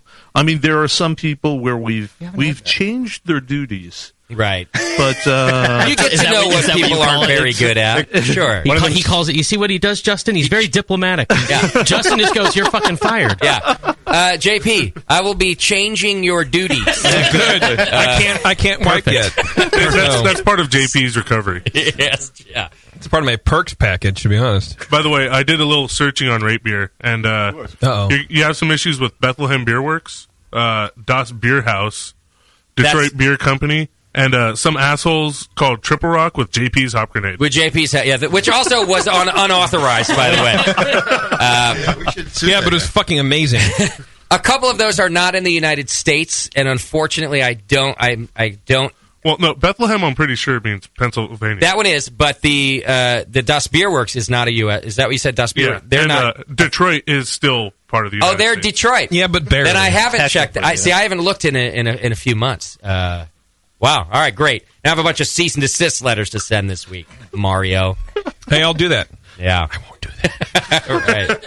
There is. I think I know of one of those already. They get sent to me all the time. See, we crowdsource that too. Our listeners go, "Hey, my local just put out a Hop Grenade beer. You should know about it." It's literally my fucking logo. Like they taped it onto a bottle. Yeah. I think we should talk to a brewery and just go, Justin's fucking logo beer, and it just has the Hop Grenade on it. The other cool thing that I've seen people do this with photographs is they don't send a cease and desist. They just send a bill, and the bill is for licensing. Oh yeah. So it's like, okay, limited market or whatever. You're licensing this for this area. Yeah. For this period of time. Sure. And just pay me for it. And here's the bill for $10,000. And a lot of people will actually just write a check and put it in the mail because interesting. It's easier than as a beer writer and photographer. That's what I do. Yeah, because I'd prefer the money than for them to take my photo down. Right? Yeah. Just send a bill. It's a good point. We had talked about it. I didn't think that anybody would actually respond by paying said bill, but now that you mention, that'd be great. I want to talk more about people being honest on the site and some of the reactions, both among users and brewers. But first, what are we drinking? What did you pour this first beer, Mario? The first one was the Stillwater Amber Farmhouse. Okay. From Brian Strumke, who's a RateBeer user supporter. This other one was from one of the top new brewers of the year, Rheingeist, out of Cincinnati, and this is their Truth IPA. So and, to explain to me and to our listeners what a top new beer would be, what is RateBeer Best? Because that's what you're talking about, right? Several categories. Right, and this is from the top new brewers of the year. So these are all brewers that debuted in 2013. Okay. And we released the top 10 of those. Rheingeist, I believe, came in at number 7. And this information comes from everybody rating the beer throughout the year and whatever algorithm you apply to those ratings? Absolutely. The second part is the big sausage making part of the scheme, whereas we don't want to take like straight stats. We don't want to add everything all up and just kind of push it out. Oh, this guy's got the top score. Sure. We look at is the brewer brewing in different styles? Are they brewing different beers? Are they doing well by not just overall, but in their own categories? Okay. We want to make sure that the numbers are they're telling us that about a great brewer, not about a one-trick pony. So in other words, this beer, which ranked, would not have been some fluke where every other beer they made was getting terrible reviews, and yet this one beer got perfect reviews. Exactly. Is that what you're saying? It sort of eliminates that? Exactly. Okay. So, gosh, if you look at our new brewers category, and that's what we're drinking here. Okay. just the size of this competition alone, I think there were 1,600 brewers. 2,600. 2,600. So yeah. Oh, really? Basically, just for this competition alone. So that's like at least twice the size of. No, it's like GBF was 600, 700. I actually is this in the world or just in the U.S.? This is in the world. In the world. So new brewers last year in the world. Got so it. the competition ends up being bigger than GABF and GBBF combined. We judged. I'm looking at the number because I don't have them off the top of my head. We did more than 10,000. We judged more than 10,000 beers last year just by that new crop of brewers, by those 2,600 brewers. Wow! So more than 10,000 brewers just from the new folks. That's ridiculous. It is. There's a lot of new brewers coming in. So I've got in front of me the top new brewers in the world list, I think. By rank, that's it. How they ended up coming out. What I like is I don't know that I've heard of really any of these breweries. Yeah. That's what I think I like about. Exactly. All right, so here we go. I'll just start with number 10 down at the bottom here. The bottom Number of 5. an enormous list. So to make number 10 is pretty impressive. Yeah. This is Pressure Drop from London, England. We got a lot of listeners out there, so you guys might know some Pressure Drop. Modern Times Beer, San Diego, California. I actually have heard of that one. Zundert.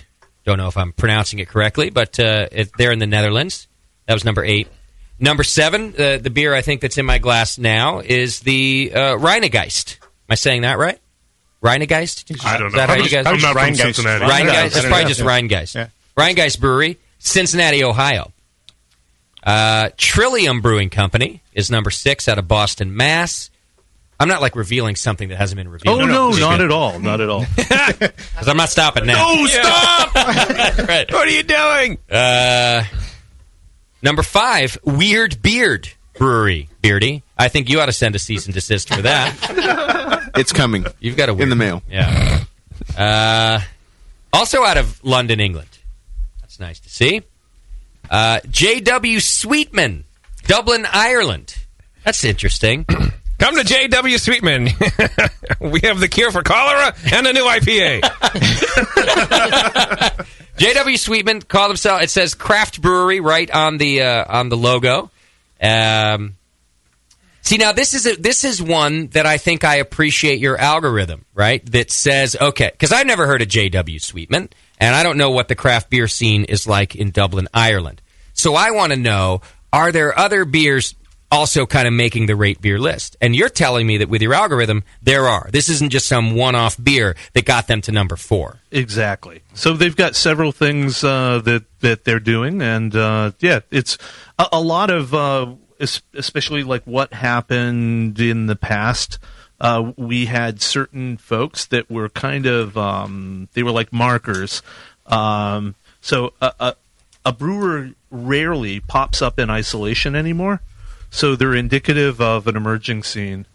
So it just like the emerging craft beer scene here in the Bay Area. Yeah, it kind of happened all at once. There were a few people. Jack McAuliffe started up. You've got and then you've got support from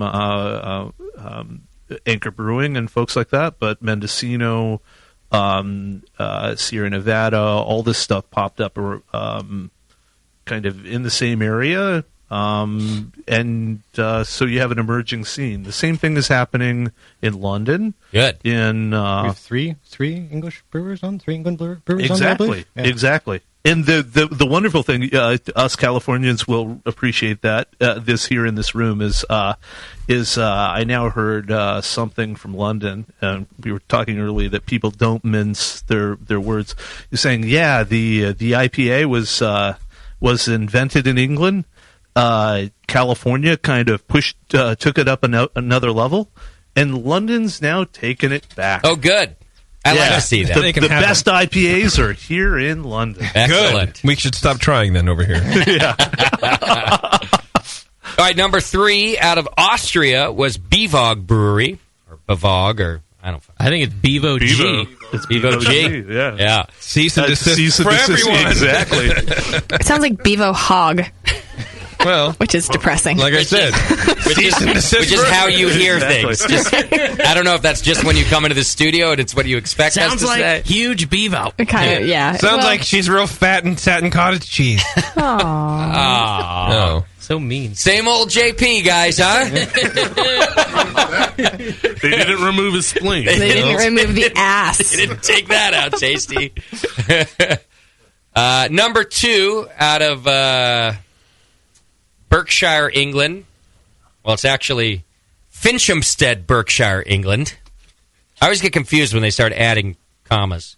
Siren Craft Brew. And then the number 1, of course, this is just top new brewers. These are new breweries who release new beers. The number 1 is Arizona Wilderness Brewing out of Gilbert, Arizona. I never would have expected an Arizona brewery to top this list, but why not? But I'm allowed to be prejudiced against Arizona, by the way. My folks are from there. It's allowed. I eat with them. Some of my friends, some of my best friends are from Arizona. I know a guy who's from Arizona. Yeah. Do you have your Arizona card? And but it just goes to show that every state is growing, isn't it? Goes to go, yeah. Arizona Wilderness Brew. By the way, there's no fucking wilderness in Arizona. There's desert. Isn't it redundant? Arizona is a wilderness. Well, that's not true. Actually, if they're located, there are some really nice wilderness areas in Arizona. Anyway, there you go. That's the number 1. So I like this list because it's not your average, hey, guys, what are the best beers, like we do here. What are the best beers of 2013? And we just throw out our favorites. Like, it's you guys have really broken it down to some new categories. How about we just talk about the best new beers?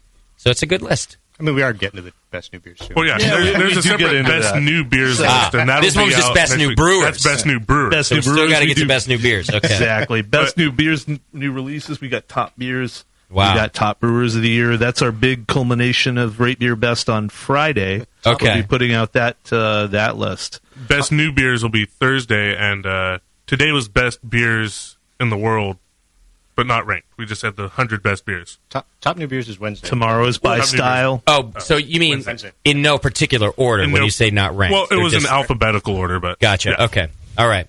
And so I also like how you do it. You're releasing a new list every day for how long? How many lists do you have? Till Friday. We have 9. Till Friday. So we started last Wednesday, and we took Sunday off, and we were releasing a new list every day. Okay, got it. Now, today we released the top beers in the world list, and you'd mentioned the top new beers. And what's kind of interesting about that is from last year's top new beers list it was 50 beers ranked in order. But someone here has that list, but 8 of those beers actually made it onto this year's top 100 beers in the world. So is that right? It's kind of cool to look at the top new beers of the year, and you're kind of seeing this is where the beer industry is going. Obviously, some of them are one-offs. Some of them are anniversary, one-time brews. They're not coming back. But even a beer like Road 2 Hill 56 from Russian River that we're all familiar with here in the Bay Area. Yeah, not everybody is. That was a top beer, new beer last year. Didn't make the top beers this year, whereas Wookie Jack did. Okay. So you do see some of those beers that kind of cross over and are just a part of our beer scene now. Got it. And you're kind of getting a preview into that. I like it. All right, I'm holding the top beers in the world list, which was released today, it looks like. Yes. With both hands. You don't want to break it. See, you know what your lists do to me? They make me realize that I'm not drinking enough beer. I don't know many of these beers. I think you're drinking the same beer. Exactly. You're drinking I do that a lot. But it's all Evil Twin. Right. I do love me some Evil. Hey, what do you want? I'll have another Evil Twin. Backed up by a Pale 31 for 30 days. Yeah. You ask yourself because it's on tap for free at your house? Yeah. No, well, I do know some of these. What are they? I see Ballast Point Sculpin IPA is on here.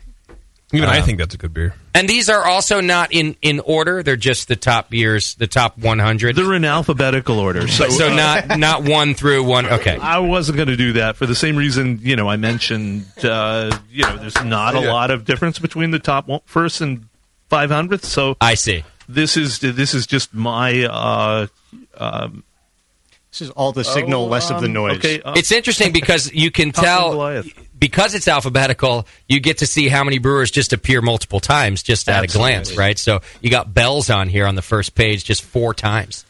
Two Hearted, Hop Slam, Expedition Stout, Note Stout. Cigar City's on here 3 times. Wow. Firestone Walker 1, 2, 3, 4 times. Founders 5 times, it looks like. Really? No, this one's kind of on the bottom of the list, but Whoa! it's kind of What have we here? Had a reputation of as being one of the best beers in the world. A Westy 12 is in the studio. We thought that would be a good representation of the best beers in the world. If you guys disagree, I can put it back. Is it on here? I'm all right. didn't get to Take that cap off. I agree. There it is, Westy 12, still on the list. How many years in a row has Westy 12 been on the top 100 beers in the world? Well, it's been in the top 2 since its debut in 2000. I think it hit our top 10 in 2003. Okay. So, and it's been 1 or 2 since then. It's been, I think, Dark Lord kind of pushed it out. What else? Interesting. Coggan pushed it out for a little bit. Stormox Porter. Swedish Imperial Stout. Okay. Yeah. That didn't last too long. But So you know what's interesting is that's clearly rated, that's based on rankings, and that's based on users going to RateBeer and actually evaluating this beer. Yeah. Well, for the first time ever in a recent year, right? Was it? I don't know if it was last year or the year before. You could buy Westy 12 here. Yes. They shipped it here, and you could buy it. And overwhelmingly, and maybe it's just one of these hype things.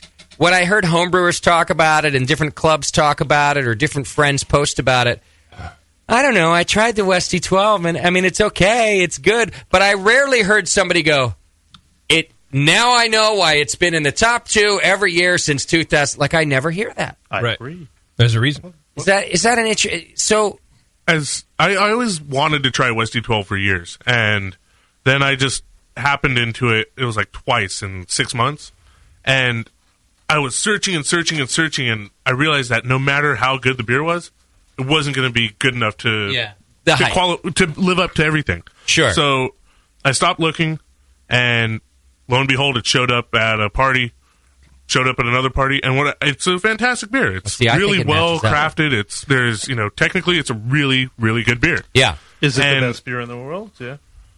Yeah, I hate that term. Right. The best beer in the world. Right. Yeah, 100% agree. Yeah.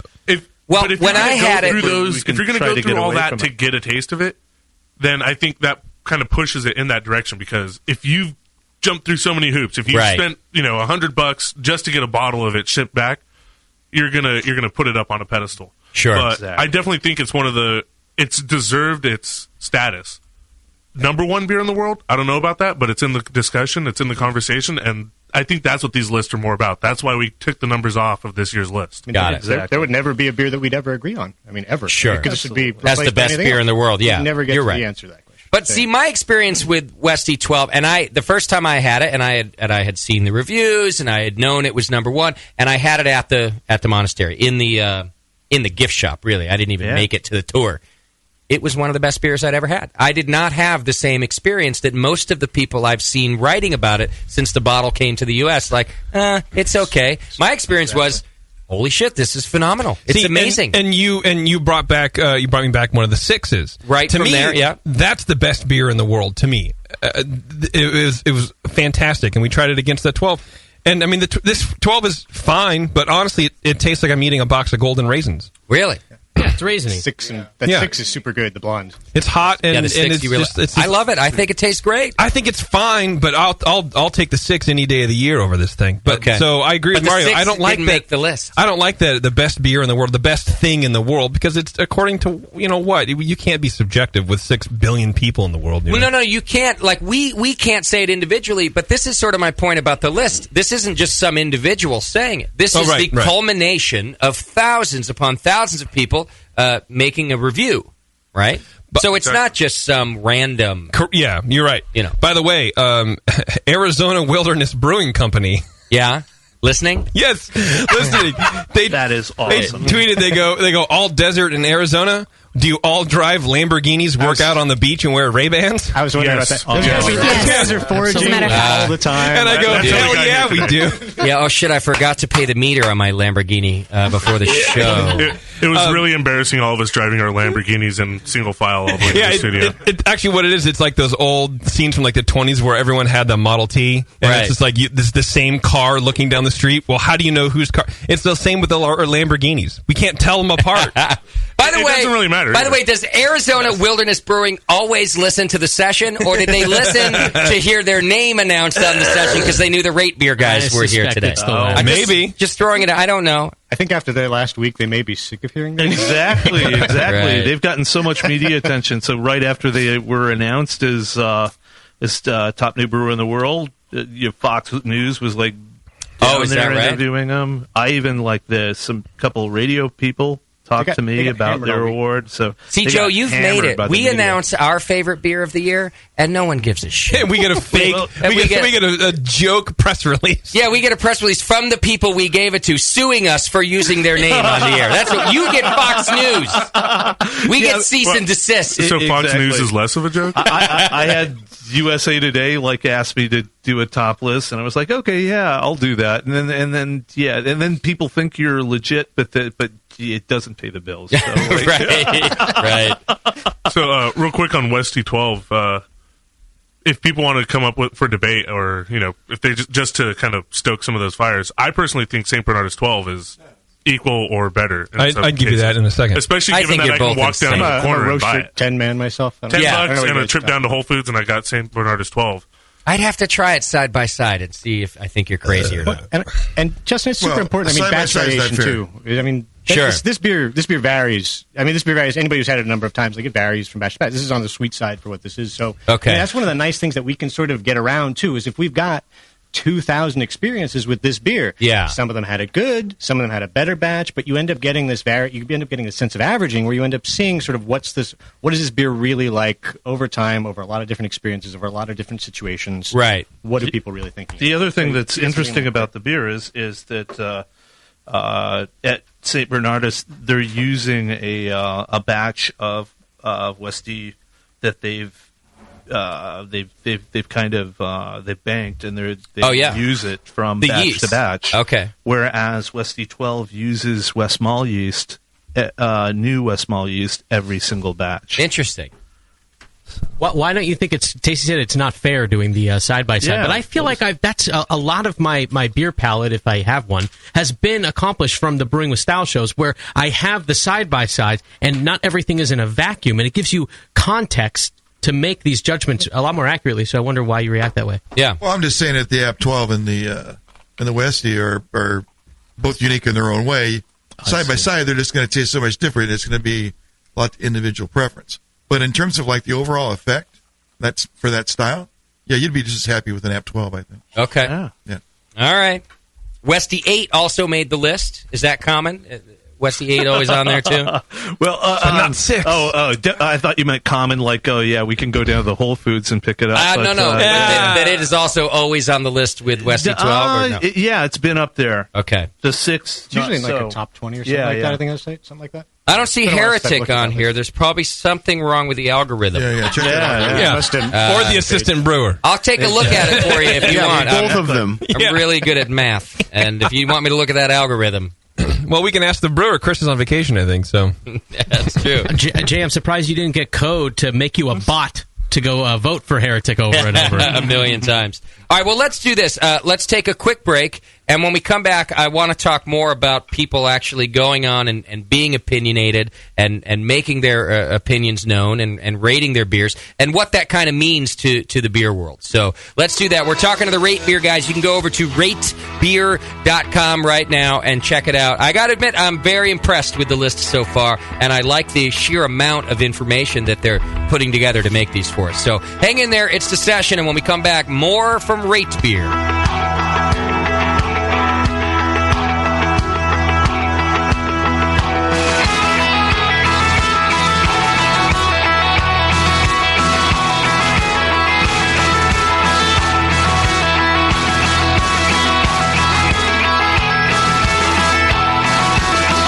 You're listening to the Brewcasters.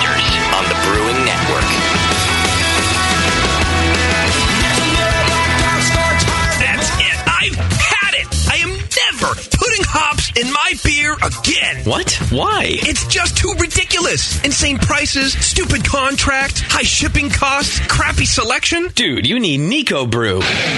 Nico Brew will rock your f***ing face right the f*** off your f***ing skull. $5 shipping to all 50 states. Plus fantastic international rates get you low prices on Nico Brew's great selection of hops and more.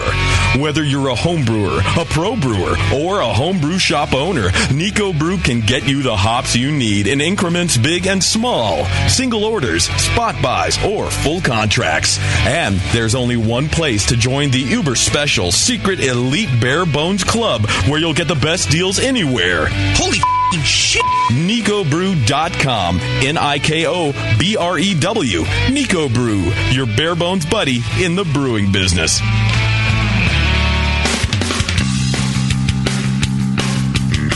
Hey, my brewing brothers and sisters. This is Jamel Zanishev, and I want to tell you about Heretic Evil Twin. You might be familiar with my homebrew recipe, which uses massive late hopping to create a balance between the malty sweet and the hoppy bitter, along with an outrageous malt and hop character. I wanted a beer with the same bold hop and malt character, so we played around with the homebrew recipe until we were able to make a great commercial version too. We've created a beer rich in malt character, full of caramel, toast, biscuit, and an ever so subtle roast note. On top of that, we piled in an insane amount of Citra and Columbus hops at the end of the boil, as well as in dry hopping. This damn-the-cost approach to hopping gives Heretic's Evil Twin a great blast of citrus and tropical fruit that can't be matched by any other hop. The result is a bold, malty, hoppy, but easy-drinking beer. This is our top seller, our flagship beer, and I couldn't be prouder of it. Cheers. To find Heretic beers near you, click on Find Some at hereticbrewing.com. Williams Brewing is your online resource for prompt delivery of quality home brewing supplies. Since 1979, Williams Brewing has offered the finest equipment and the freshest ingredients, backed by the best customer service in the business. New items include the Big Oxygen Kit for economical wart aeration using common welding oxygen tanks, and the Unistat line of external thermostats for easy control of both electric heaters and refrigerators. In addition, they've just mashed their new oatmeal stout malt extract, so you can make those tasty winter oatmeal stouts and porters without mashing. Go to williamsbrewing.com today and browse their vast selection. That's williamsbrewing.com.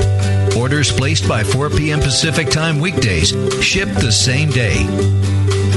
Brewing is easy. The Williams way. Hey, Wooly, I'm beat. Can we find a nice tree to just hang out in for a while? You're beat. I've been swinging through this forest for 50 years, ever since we first escaped from the circus. I know, but there's got to be more to life than exploring this creek and trying to populate the valley by copulating with loose, hairy girls. Marquis, stop. Look!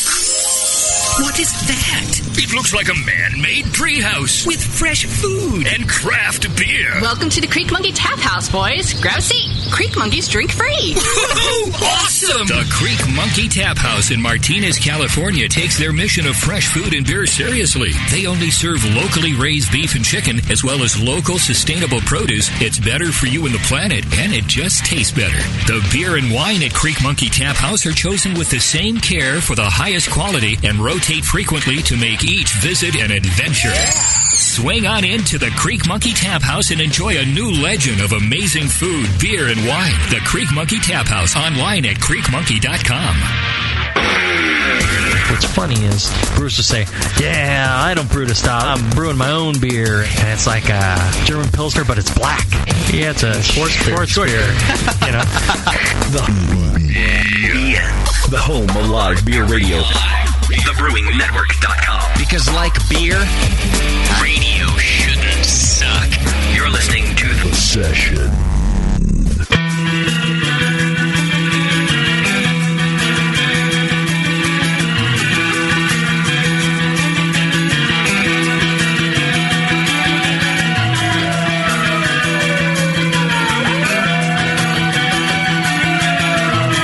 You're tuned into The Session. Because life's too short to listen to crappy radio.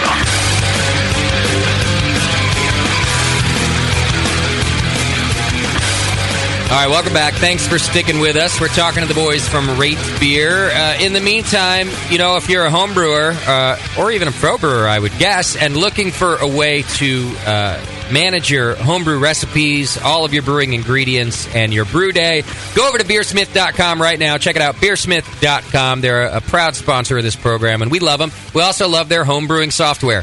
Beersmith 2 is available now. Brad over there keeps things up to date all the time. It works on both PC and a Mac, and you get a free 21-day trial. If you listen to the show, you already know this. You can download it, use it for free for 21 days, and if you find me to be wrong in the end, which is highly unlikely about anything, especially the Beersmith homebrewing software, then no harm, no foul. You don't have to pay for it. Free 21-day trial. Go to beersmith.com. You don't have to calculate by hand. You can imagine your best beer ever or use somebody else's. There's shared recipes all over the place. It's also available in mobile applications for Android and iPhone, iPad. So go check it out. There's no reason not to give it a shot. It's the only up-to-date homebrewing software out there. Beersmith.com. Check it out right now. All right, so we're talking to the RateBeer guys, and what did you pour just before the break, Mario, and hand to me? Because I didn't drink that one yet either. Well, this one's not quite a top beer in the world. Smell that. It's a variation on a top beer in the world. This is Founder's Canadian Breakfast Stout. So it's their breakfast stout aged in, let's get this correct, chocolate and coffee aged in maple syrup bourbon barrels. I'm going to need some of that. Yeah, exactly. Bevo, you're definitely going to need some of that. Bevo, you stay back. Oh, my goodness. That's superb. Holy cow. Really fantastic. Wow, I can smell it forever. There's a tiny moment in the taste, and thank God it's a tiny one because it would be off-putting to me, but it goes away quickly, where there's a little Jägermeister flavor somewhere over the palate, but it's the maple syrup, I think. It goes away quickly, and then you can tell it's maple. I think it's where the bourbon and the maple just kind of smash right where each they other. meet, and that's the part where I want to throw up, like I did after the last time I drank Jaeger when You know I was 18 how I know years you're old. a douche? I know what Jaeger tastes like? Exactly. Well, when you taste it, the bill of your hat goes flat for half a second. Right. But the beer's fantastic. It's a really good beer. And once it turns back into maple syrup, I love it. What a great flavor. That's Founders. Let's be honest, everybody has a Jaeger story. Yeah, so that does exactly. not make Justin a douche. Thank you, Mario. No, it does, though. They're not mutually exclusive, Mario. There's just a lot of douches. Mario, would you like to be a chat moderator on next week's show? I don't have a Jaeger story. I don't think remember. I can fit in that closet. Mario, hold that bottle up. That's a good beer. You're my beer cam guy now, dude. So that's not on the beer list, but Founders did make the list quite a bit, didn't they? Yes, Founders made the list over and over again. Yeah. Five of their top beers? Great brewery.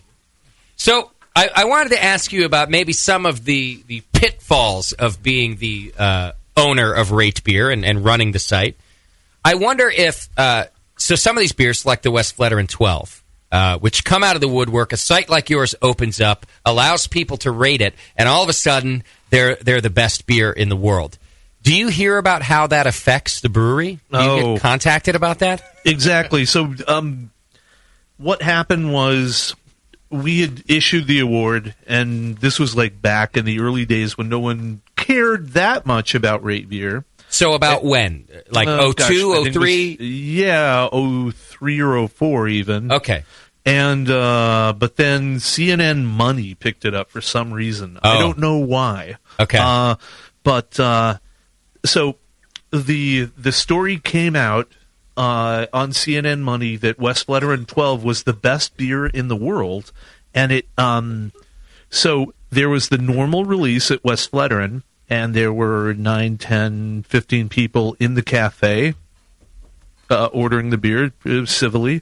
The Which story is comes out. you show up on like a Saturday and you can pick up a case. Exactly. That's how it was released annually. Okay. And then the very next day after the story broke, there was a huge long column of cars. Wow. Trying to get into the monastery, and For the first time ever. For the first time ever. Okay.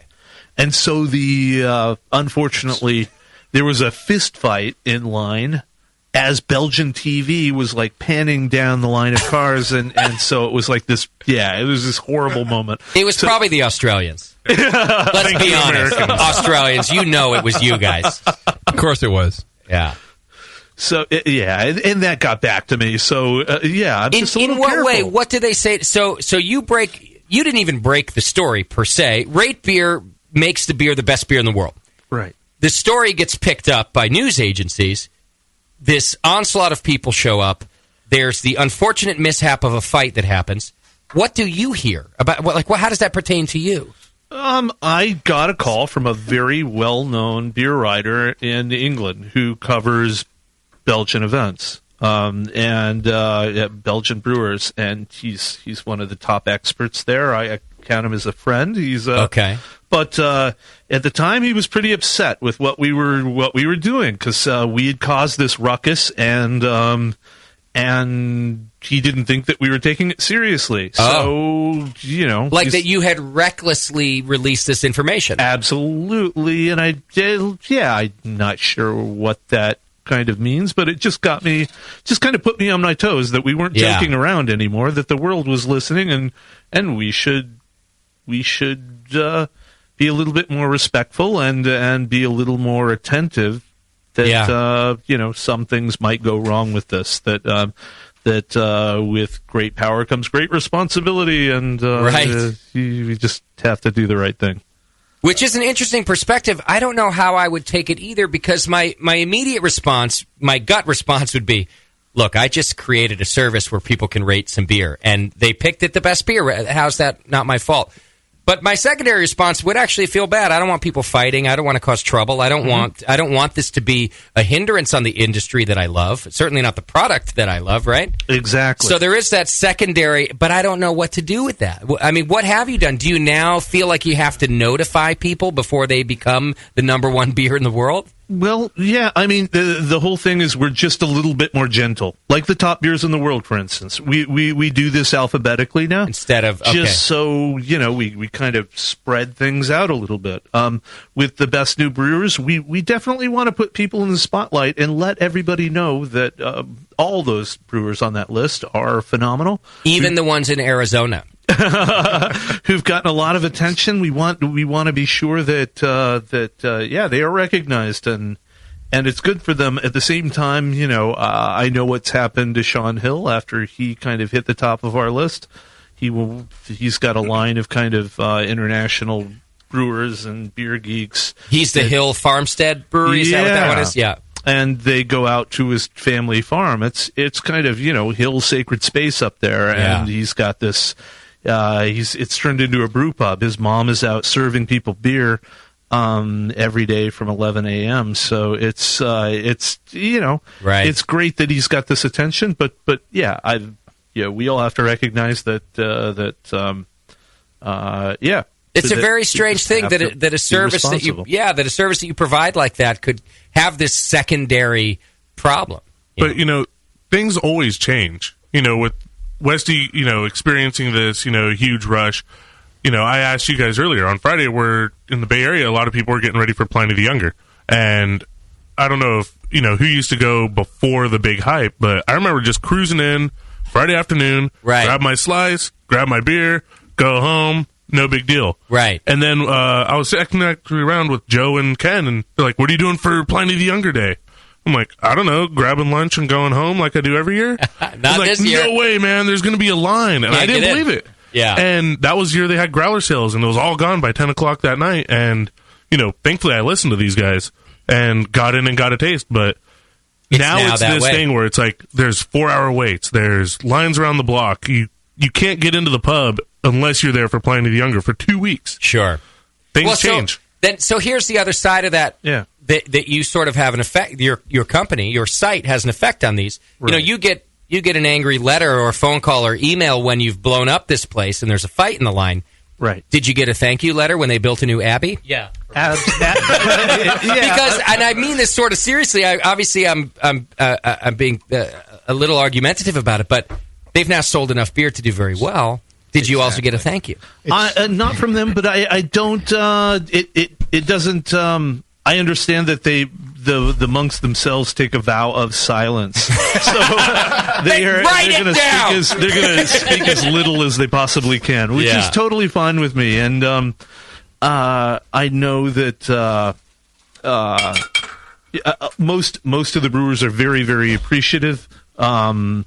John Buford from Arizona Wilderness, who sent a message in, has already contacted me. Yeah. They're really, most folks are very appreciative. They're pleased about it. Exactly. Yeah. And the thing we do in return is try to kind of give the small brewers the spotlight, and that's appropriate. For the bigger brewers and the beers, we try not to create the hype. I mean, it's for things like Russian River has a lot of attention, a lot of hype, and that's awesome. That's great. But we're going to list our top 100 beers alphabetically because I see. We'd rather not kind of endorse hype if we don't have to. Okay. We want to show distinction. We definitely want to recognize beers of a certain caliber, but we don't want people hunting whales. Yeah. We don't want people hunting that one beer. That's not because it's not about the one beer. That's not the community that we want. I mean, we recognize that we're going to get a very diverse community, but ultimately we'd like our stuff to be moving in a direction that we think is good for the industry, is good for the consumer, is good for those sorts of things. So, I mean, I guess one good tangible example of what we've done with the list specifically is relying more on style percentages, relying more on normalizing these beers to their respective style category. Admittedly, that's, but just trying to get a better focus on some of these things that aren't imperial stouts, get less focus off these gigantic beers that naturally rate very highly. Just anywhere you put them, they're going to stand out. They're impactful. And so trying to use the information of the database, such as looking at all the pale lagers separately, looking at all the pale ales separately, and then looking at, what stand out here? And then you get a better signal. You get a different signal. You get a different answer by asking the database that kind of question, and you get, frankly, a more interesting and a more respectful answer. I think, as far as we're concerned. And well-rounded for that. Yeah. I have a question. How do breweries in Arizona get that much water to make beer? Same way we get it in California, I think, right now. We are also a desert. There's water in cactus leaves. Is that what they do? I want to know these things. Let's talk about this and crack that thing, but let's, we should mention Zealander here. So it's in my glass now. Is one of my favorite breweries, and they're also making some of my favorite beers right now. So just, where's Zealander from? This is from Toppling Goliath. Oh, I see. And they're from Decorah, Iowa. And Decorah's, I hear, is not near anything else. It's in the northeast corner of Iowa, which is... It's very close to Arizona, I hear. Might as well be. Iowa in and of itself is far away from everything. This is, so... This is a great beer. Diesel and onions. Yeah. Yeah. But not, which, by the way, is a terrible descriptor. But it does actually make for a good beer. I can't stand. I couldn't do it. Yeah, no. It's for the two reasons you just mentioned. It's JP wildly and I looked offensive. at each other and went. They treated a dump bucket.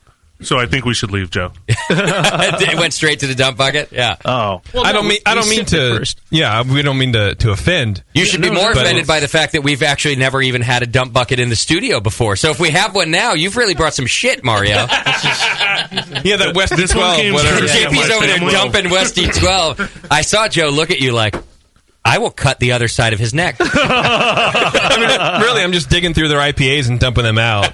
Right. No, I couldn't do it. I mean, it's very aggressive, and so I understand why people like it. It's just so unique in that sense. Yes, but not for me.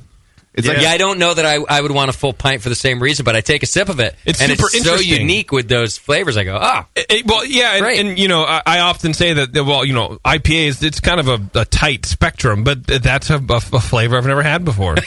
Diesel and onion. But in a good way, I guess. I mean, there's still varieties out there. No matter how many new breweries are producing IPAs, there's still a variety out there. Absolutely. Cellar Maker is making some interesting stuff in this side of this spectrum here in San Francisco. So, get people with these late harvest hops that are sucking up sulfur and creating interesting late harvest aromatic components. And, sure, it's. Well, the opinion about this beer from JP, and even that you like it, kind of brings me to the other topic that I think is popular with a beer rating site, and that's the fact that people are on there saying whatever the hell they want to say about a beer that they've tried.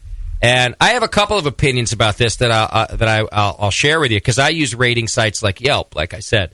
But I'm curious what reaction you get from the professional community, from the brewers, when they go to your site and maybe they want to see how their beer's doing, and they see some guy just really, or girl, really just go off on their beer about what they didn't like about it. And people can be very opinionated, right? Oh, yeah. And that's the whole thing is I get the same kind of feedback. Some people are very, very touchy, and it's usually the perfectionists that are well, there's two people that love and hate RateBeer. There's the perfectionist who doesn't want to hear anything bad about their near perfect beer. Yeah. And then there's the vast majority, right? Not everybody is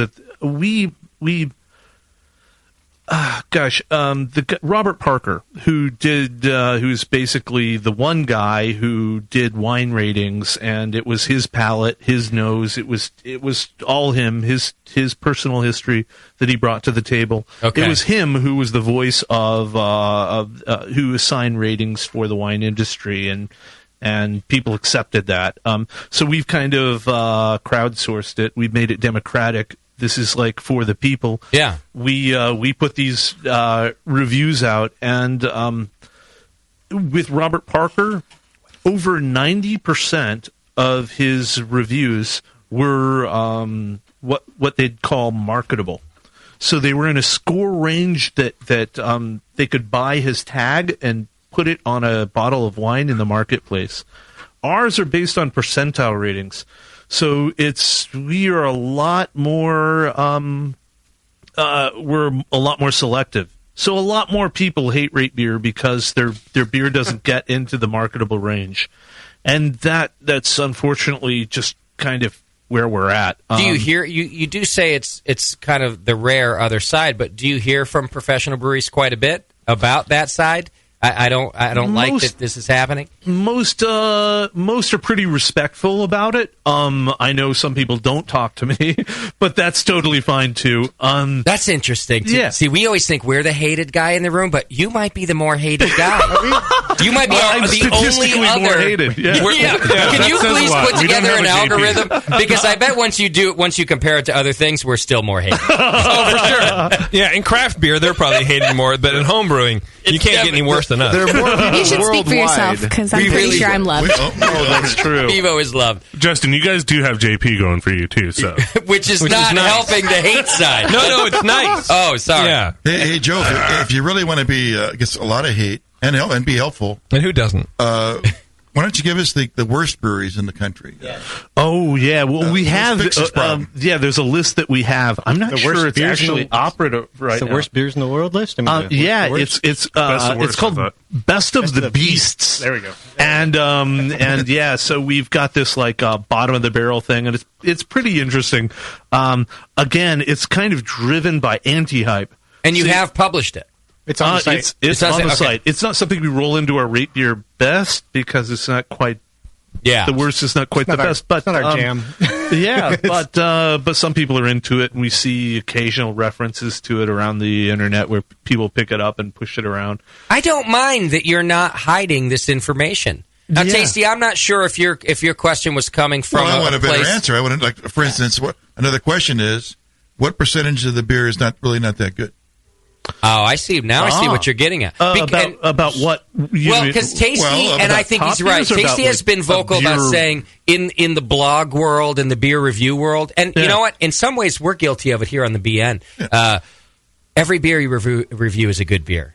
In other words, we don't bother publishing bad beers, and most blogs don't bother publishing. I tried this beer; it actually was terrible. There was all these things wrong with it. So what they do is they don't publish it, and they instead publish all the good ones. So if I'm following you, I think Tasty's actually asking, you guys are actually getting people publishing their reviews as this beer's terrible. Absolutely. Yes. So this is an awesome thing. This is one of the things I love about RateBeer. I just kind of tone that down a little bit. Okay, yeah. But so Scientific American reviewed what we were doing, and kind of, you mentioned Yelp a few times. Yep. What we encourage people to do is rate everything. Because it goes with your talent, it gives you more credibility. So you want to rate everything, and not just the good stuff, and that ends up improving the overall quality of our data. So you really are rewarding people for being honest about bad beers they've had. Absolutely. And I want, for me, it originated in just the idea that by tasting everything, you could better identify flaws. You know good from bad. You have a language for flaws, which is excellent. And I mean, this is something that I learned from homebrewing books, right? So you want to get all that out there. You want everybody to run through the numbers, and I'm real thankful that Scientific American recognized that and said, RateBeer is better than Yelp. Yeah, it's better than Amazon, because they're actually ranking these things. The people, the reviewers themselves, are being ranked. Exactly. Yeah. And you have people that have thousands of reviews just for themselves. You don't usually get that in stuff like Yelp or Amazon as much. I mean, we have I don't even know how many. Well, so the only reason is 30,000. Yeah, we have. He's like 34,000. 217 with over 4,000 reviews. Oh, is that right? Yes. People just going for it. We have our highest is 32,000. I've only brought up Yelp for a couple of reasons. One of them I already stated. It's because I use it all the time, and it's because I think there's value in crowdsourcing reviews of places. But the common argument I get from people who don't like Yelp and who don't like the way Yelp works is they say, well, any bad comment that just came out of the blue, somebody had a bad night, and it either hurts the business or it's completely inaccurate. Right. My only rebuttal is that I've learned how to use Yelp in the sense that I read between those lines. If somebody comes out of the blue, Tasty, for example, and just goes, if every review is fantastic, and somebody says, I went to this restaurant and I waited too long and the server was rude and they charged me an 18% gratuity and I didn't know about it, yet everything else is stellar, I know to ignore that review. I know that somebody had a bad night. I know that somebody's expectations were higher than they should have been. Right. You're going one step further, actually, by ranking the people doing the reviewing. Right. So I get to see, I don't really get to see this on Yelp, you see it a little bit, but I get to see this guy who made the bad review has reviewed 3,000 beers. Right. And for that, and he also has vocabulary. He doesn't just walk in and say, oh, you know what was wrong with that beer? It sucked. Like he uses a BJCP vocabulary or whatever might be the case. Exactly. So I guess what I'm saying is you're even going a step above me having to do my own filtering of the Yelp reviewers. You're doing it for me on RateBeer. I have an answer for Tasty if you'd like it. If you'd like an answer for how many beers suck, I can give you at least something to work with. I just looked it up. 10 billion. Yeah, how many of all of them suck? Well, here's our average metric. So I'd say like around on RateBeer, if you're under a 3, you're kind of crappy. It's not a very, under 3 is getting into not particularly good beer. If you need at least a 3 to be something that I want even. I don't. You have to give me some reference. What is we're on a 5-point 5? scale, 0.5 to 5. If you're under a 3, I mean, you can have some good pale lagers and other stuff, but it's just. You need to taste this. I do. Also, Justin, 4.3 is about where everything tops out. Yeah. Okay. So it's usually that 3 to 4.3 scale that most of anything decent. I mean, you get some good pale lagers that only get up to like 3.3 and stuff, but in general. If you're under a 3, you're so in trouble. can you get us close to, let's say, if 10 beers are reviewed, how many of them are shit? 4.6. 4.6 out of 10 beers tend to be. I was just looking at where it was at 3, and it see. said 46 percentile. So I about see. 46% of our beers are under 3. Nice. Well, there you go, Tasty. Very nice. That makes sense to me. Yeah. That's what I see in the field. Yeah. Okay, almost half. Yeah. Almost half. Almost half. Almost half of all beer in America sucks my dick. But the thing is, and the reason Tasty asked this question, and I know JP will agree, that's indicative of our field research. That's why. Exactly. However, it's not in the blogs. It's not in the newspaper. It's really not even on this show very often because it's not our place to highlight shit beer. Well, not even that. It doesn't do any good. It doesn't do anybody any good. All it does is it calls out the different brewers and says, well, you can't make a good this, that, or the other thing. So we just leave it out instead. Yeah, but I think, like Ken said, there's bottle variation and everything. There's batch variation and everything. Yeah.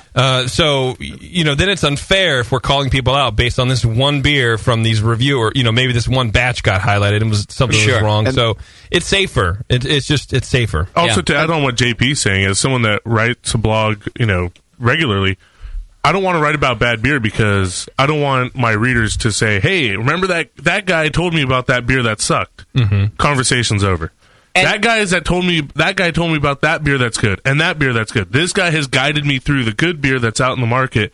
That's a reader that's going to respect my opinion and going to keep coming back and going to tell their friends.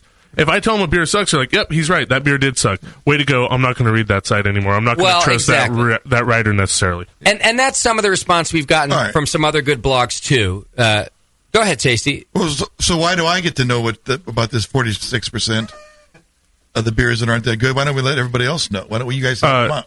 Is it really that surprising that 46% of beers are below average? Surprising to me, but I think it's surprising to most beer drinkers. Yes. Yeah. I'm going to totally interrupt you and make you try this beer that's going on right now. Amazing. Yeah.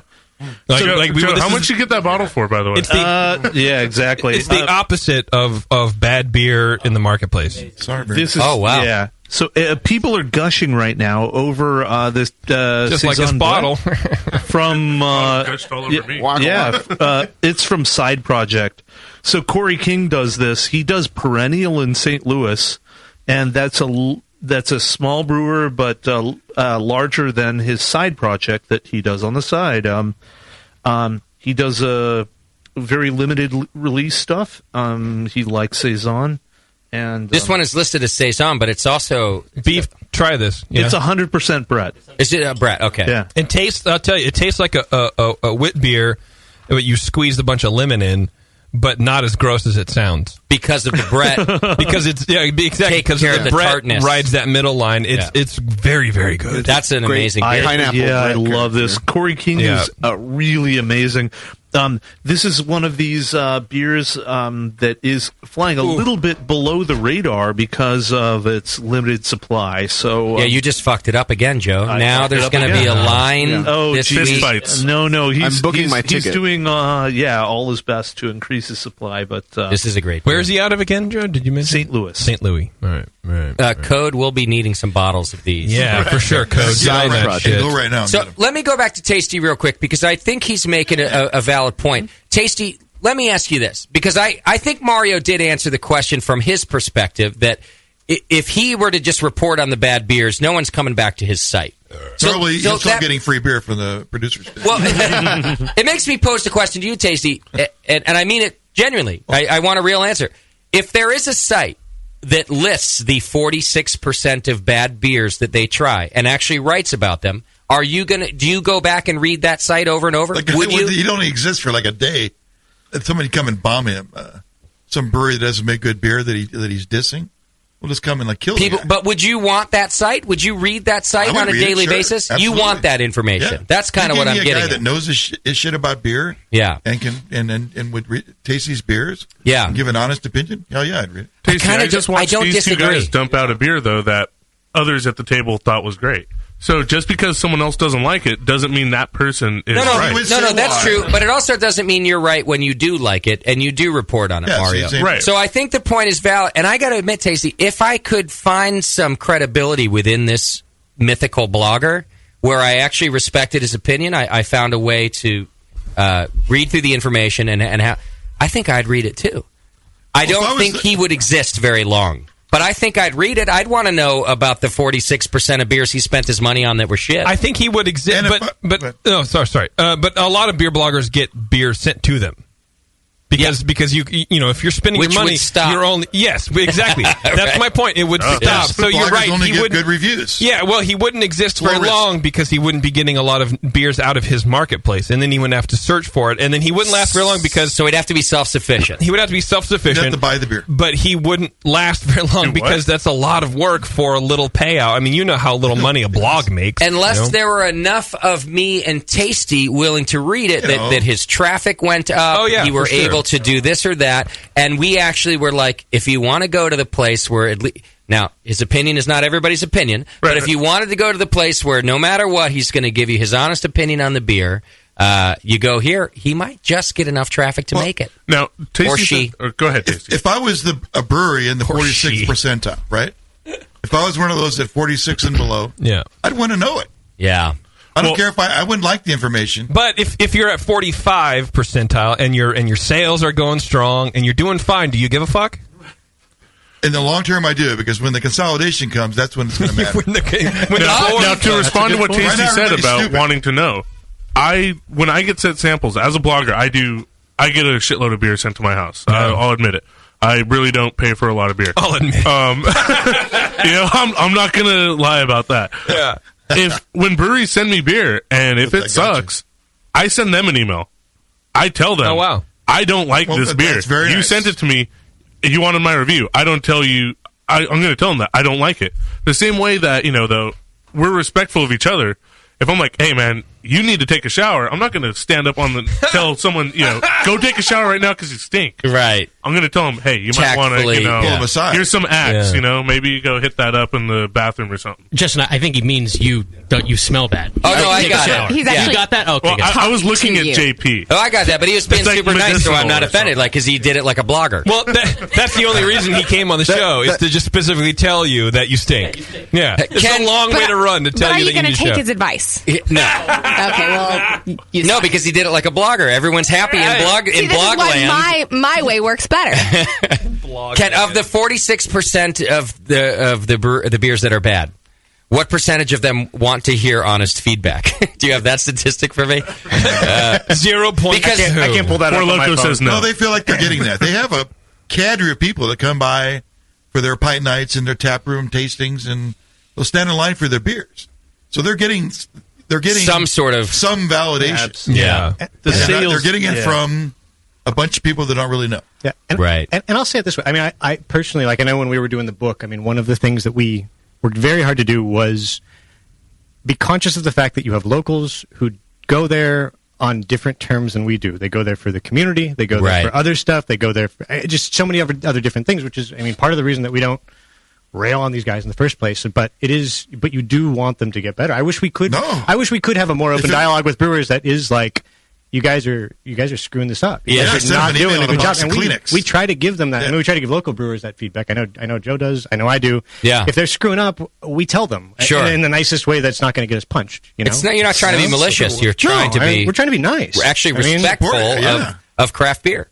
Yeah. Because what if that was, instead of 46%, it was like 10%? Right. Just think how lucky we'd all be. Yeah. Yeah, but then you'd complain about the other 36%, claiming that they were still in the lower 46%. I would just smile at them, but I would know. Would it be so much good beer? Well, but then that 36% or whatever the math is, then they would elevate their game, but no one's really pushing the envelope. So then you have more beer that tastes exactly the same as everybody else. Then you're going to have less craft breweries, and then it's all going to go to shit. So I'd rather have that large stratification of shit beer. I'd rather have that because it makes the good beer stand out. Yeah, but then there's always going to be a lower 46%. Yep. Always, even if everything's better. Yeah, but if being in the 46% means your beer is good, what does it matter then? What Scott was saying is what I kind of said. Beer that's actually flawed. Of course, 40% beer that's not fermented on. Well, okay. Yeah. No, I think Portland's an anomaly. Tasty has a good point. Yeah. He's talking flaws versus just not stellar recipes. That's very different. Actually, something wrong with the beer. Yeah, but what's your experience? When you taste the beer of this 46% that you find, what do you find? That there's actually something wrong. Something wrong with it. I would guess, Ken, correct me if I'm wrong, the 46% you're talking about, they're not just saying, oh, the recipe was bland and unremarkable. They're saying there was something wrong with the beer. It's going to vary quite a bit. Everybody's going to have their own scale, but I know for me, I just think in general, if you don't give it above a 3, you don't like it. That's just generally true, I think, of most of our users. It's always going to be, it's going to be like 90% of those people don't complain like it. that the Danish rulers, the Danish reviewers are especially harsh. Yeah, is that right? I think people work on very different scales. What do they know about beer? We have a lot of listeners there. They style their own. Assholes. Yeah. Right now, the number one beer that's hot on the RateBeer list is buttered popcorn pale ale. So right, they love it. It goes well with a cheese Danish. What? Justin, I'll speak for myself. Yeah. If it's under a 3 for me, it's going to have a flower. It's going to just taste like stuff I don't want to taste again. Okay. For me personally. Do you review on the site? Yes.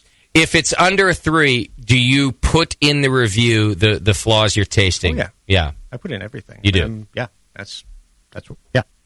See, I had a preconceived notion about you guys based on listening to professional brewers all these years, and it's not a lot of them. I'm going to be honest, but anyone who would comment, "Oh, I don't like those rate sites. They're bullshit. They're this and that." We're into 46%. I don't think you guys are. I really don't think you guys are bullshit. I think you guys are legit. I think you're actually compiling some important information. And in a way that makes sense. What are the lowest scores you guys have given? Don't say the name of the beer, but what's the lowest score you've ever given a beer? Well, Chapeau Christmas Goose. Tasted like pickles. Oh, yeah. 0.6 or something, 0.9. But don't say the name of the beer. 0.9. That one's, I've been waiting for that. I did say don't you don't got to say beer. the name. I mean, yeah. No. I've been waiting Warren. for that. It's like, Warren, pitch me this softball. I wrote this fucking joke 2 years ago. I need to use it. There was this, I remember a Swedish porter that tasted exactly like a urinal cake smells. Wow. It was like 100% urinal cake, as if they like dry hopped with urinal cake. We got an email about that earlier. The guy was going to drink his whole batch that tasted like urinal cake, essentially. Wow. Yeah. God. That's how Road to Hill 56 smells to me. I don't understand it. Really? No, I'm just kidding. See, that's the type of review that brewers complain about. It's willy-nilly. Someone goes on the site. I'm using this as an example. Someone goes on the site and goes, there's no credibility to the reviewer. They go on the site and they go, I had Row 2 Hill 56 today, and it tastes like a urinal cake, period. Right. But there's no frame of reference. I don't know if they've reviewed other beers. They're not giving me the actual flaws in the beer. They just make a statement like that. Right. And I think that's what brewers get annoed about. Well, there's a couple things happening here. One is that what I've learned to do, and Ken and I totally respect his reviews. At the same time, I know that we have very different ways of smelling. We have different sensitivities to different compounds, and I respect that. I also know that, like, along the human spectrum, there are, like, outliers, people who will sense things in very unique ways.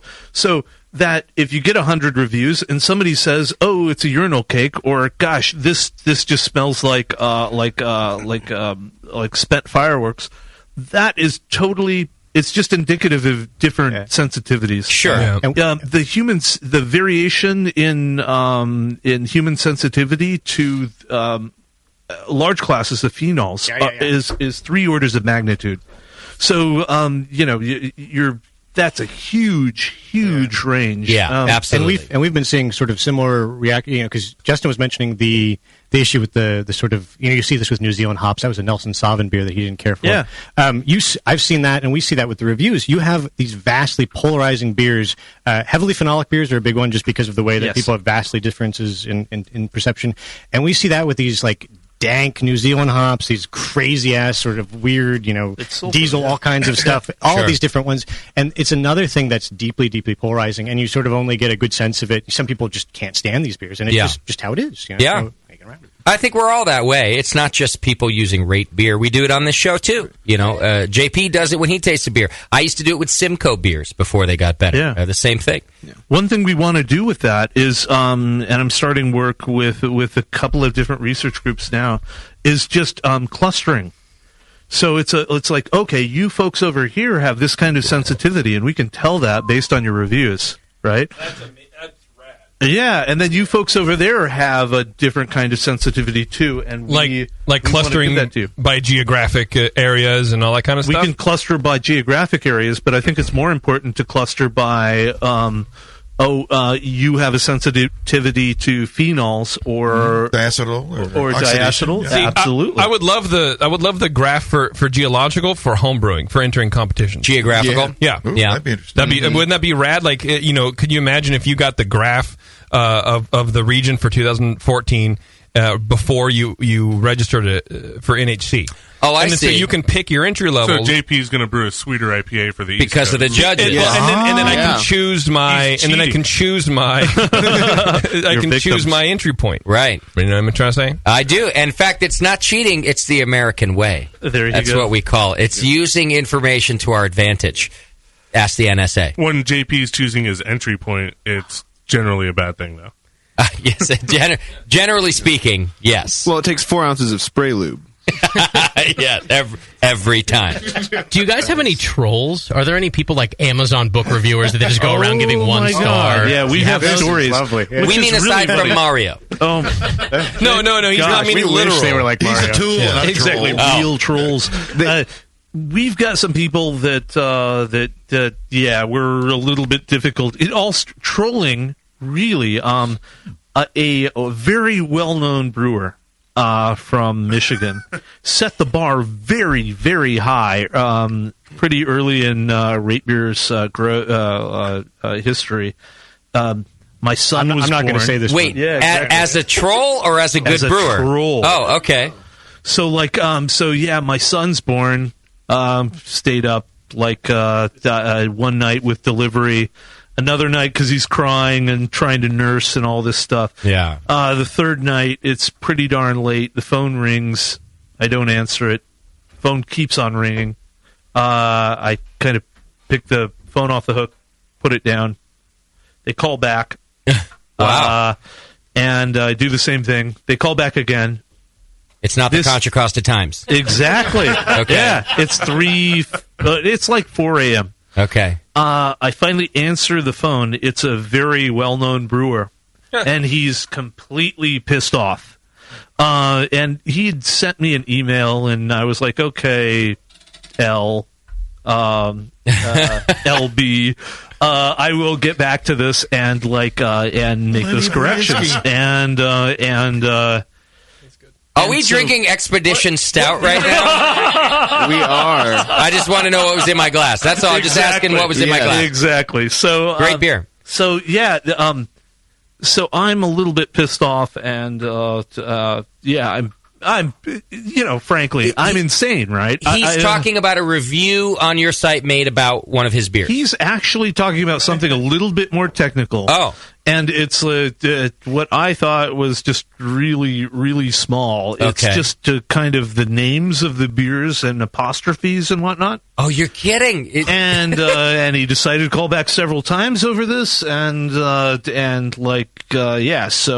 wow. Yeah, we got into a shouting match at like 4:30 a.m. and it lasted about a half hour, and it was like, wow, you just trolled me harder than anybody I hope ever trolls me in my entire life. He actually got you to respond. He got me on the phone, tortured me beforehand, and I'm in sleep deprivation, so it was pretty darn awesome. Wow. We kissed and made up after this, but good. Yeah, but pretty darn amazing. If you ever get that again and it's over grammar and such, and his name is Scott Moskowitz, you can feel free to tell him to fuck off.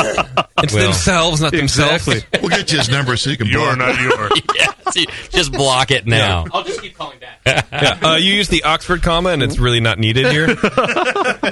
Well, guys, we're running out of time, which means two things to me. For one, it means we have to have you guys back. I'm loving this conversation, and I really enjoy. I feel strange that I've never used your site and didn't realize what a world there is in how you guys are compiling this information. My I really wife like it. doesn't either. She has no idea. Also. It's okay, Justin. He hadn't So- listened to the show before today. Perfect.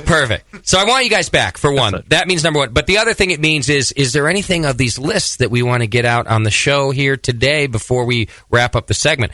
And by the way, you guys can hang around for the show as long as you want. We got a couple other things to do. Meltdown. But I am looking at a few things. I have other lists in front of me. I assume all of them have been released. I like that you're doing world's best places for beer by sub-region. So JP, you even get to look in and go, all right, Alaska, I'll be there next week. Not you. Of course, the royal you. Yeah. The royal you. And you can start, so you've got world's best places for beer. Let's see, where's California? Here we are. What's the sub-region of California? California. Oh, okay. You're right. We did break it up into northern and southern last year, but look, yes, and there's also 4 categories so here we go. World's best places for beer by sub-region, California, and then there are categories. So brew pub category, who do you think's on it? Russian River. There you go. Yeah. Restaurant, Blue Palms Brew House. Wow. Yeah, so good. It's good. LA, right? Yeah. LA, yeah. I've never been there, but I've heard of that one as a great spot. Yeah, I went there a few months ago, and Firestone Walker they released a sour DBA keg. David Walker walked right in. They had a great list. Good Nice. spot. Yeah. All right. Brewer Tap Room. I guess brewery tap room. Port Brewing, Lost Abbey. It's a good one on the list for California. Bottle Shop. It's a terrible tap room, though. Have you ever been there? No, never been. It's boring. Is it's it? just in the brewery. But it probably has great beer on tap. Yeah, well, of course. Yeah. Maybe that's why it's on there. Bottle Shop. Now, this one's interesting. El Cerrito Market and Liquor. Now, take a pack of Swish and this, beatification. If I'm not mistaken, there's an El Cerrito in Northern California and an El Cerrito in Southern California. This must be Southern California. Oh, is it the same guy? It's Jazz No, Patel. I mean the city of El Cerrito. I'm saying this. El Cerrito is a guy. I don't think there's a great.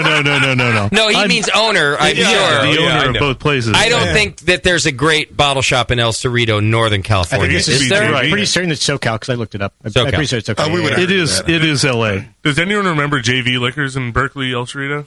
That was a great place to buy beer in the late 90s. Was it good? I don't remember. Long gone, just like Raleigh's. Mario, I was really stoned in the late 90s, and as Tasty could attest, I don't remember anything. But I'm better now. Justin shopped there every day. Okay, grocery store in California, Olive Tree Marketplace. Where's that, Ken? You know? Not sure. Yeah, it's SoCal. It's not Northern. I looked for everything that was in Northern California, and if I don't recognize it... Okay. You guys don't He wrote recognize the it, book on Northern California, so he kind of knows. It's a little out of date, but it's still good. Yeah, I think it's SoCal. Okay, bar. Now, this one I'm surprised to see here, not because of the quality, but because it's brand spanking new. Yeah.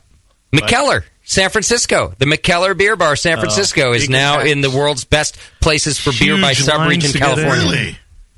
Yeah. Your lineup is I can't even imagine that. Oh, I focused on Belgian to me to be a good beer bar. See, I'm totally I've only been there twice, but both times I could get a Cantillon and a Firestone.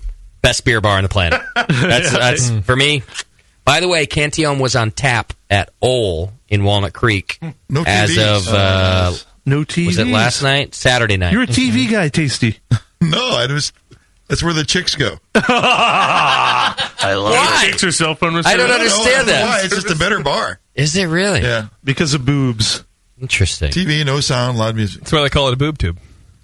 Anybody want to know the best places to go in Kansas? Oh, I would love that, please. I'm going to Kansas never, so... I'll skip it, JP. But, Justin, you mentioned that you're a big Yelper. Or Yes. at least you use Yelp as a resource. Yeah, I don't review a lot, but I use it. Yes. RateBeer Places is really similar. Whenever I have friends that ask me, hey, I'm going to name some random city in the country. Kansas. I said, just go to... No. Yeah, I said city. You've got a places... No, but there's Same a RateBeer thing. Places tab. You can go fantastic. there. It's listed by state, and then by metro, you can even fine-tune it down to the city. Okay. And Just it's say- a great way to... You can have it do a Google Maps layover. Yeah, It makes it really easy to find the places you're looking for. Love in it. the RateBeer Places app, there's a button that just says Beer Me. So you get off the plane, you hit Beer Me, and then it looks at your location, scans the local area, gives you the a picture of like what's highest rated. Yeah. Right around you. And this is anywhere. I have a friend who's in New Zealand who just emailed me yesterday, and he's like, "Hey, what should I drink?" And I sent him 2 big ass lists from RateBeer, and he's got more than he needs. You should work with Uber on that shit. That'd be great. Can you Get imagine? rides Get off to the it plane, also? just go right through Uber. Hit the button, get a Mario's $10 idea. discount. That was my idea this weekend when we were drinking. I know I stole that shit from your brain, dog. I Dumbledored that shit. The radiation did that to JP. He can now see inside of you. My brain works in the same way as JP's. I'm fucking terrified. Yeah, he's fucked is what he is. I'm a huge Uber fan. That Yeah. would be a great partnership. Yeah, I hit that the would be Beer Me cool. button, and I get a little $5 discount coupon to Uber. Oh my god. Done. Yeah, I get a little 10% kickback each time because I thought of it. Done. Exactly. Apparently, Mario thought of it. You've been laid up. That's a lie. You thought of it, but you were in surgery, so I stole it. Well, as usual, I am way behind the curve. RateBeer, you guys are kicking ass with a lot of good information over there. So, Thank you. I've really appreciated this. This has been a ton of fun. what list comes out tomorrow that people are going to see in the best of the RateBeer best? Oh my god, it's something I'm actually going to work on when I get home. Oh, yeah? Yeah. Uh-oh. Yeah, it's what's happening right now is the admins around the world are combing through everything to be sure like no beer is retired that's on that list. Okay. Or a beer is miscategorized.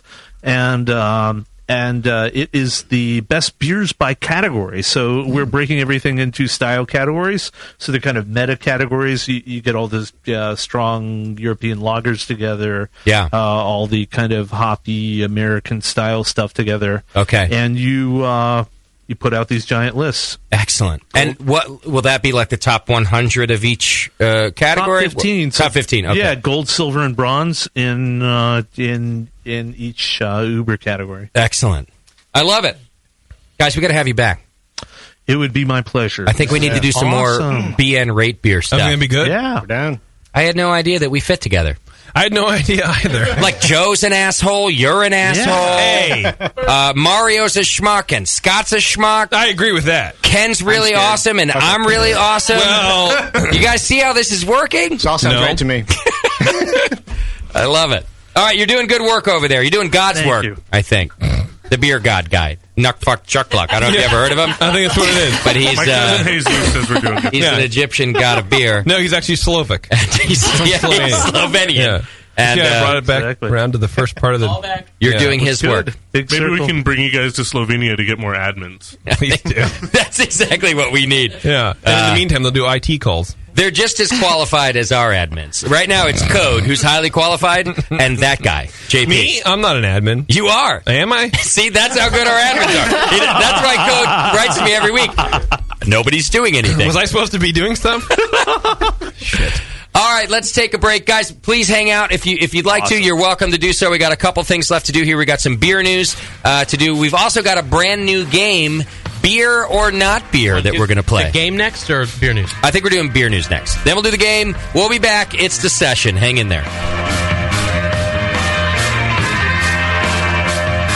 You're listening to the Brewcasters on the Brewing Network.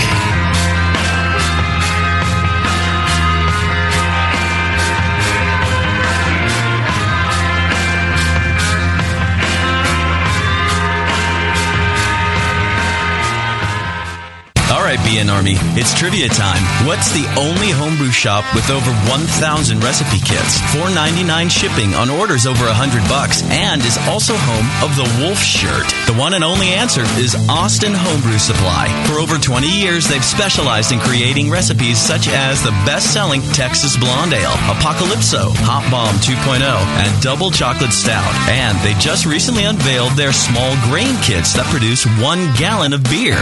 Visit AustinHomebrew.com to browse their extensive catalog of equipment and ingredients. They also have mini clone recipes of your favorite commercial beers. They're the exclusive retailer of BrewVent yeast fuel as well, Yeast Nutrient, and the all-new Bodybuilder. Follow Austin Homebrew Supply on Google Plus to participate in video hangouts on popular brewing topics. So visit AustinHomebrew.com today and make sure you sign up for their weekly email with news and specials. Austin Homebrew Supply, AustinHomebrew.com.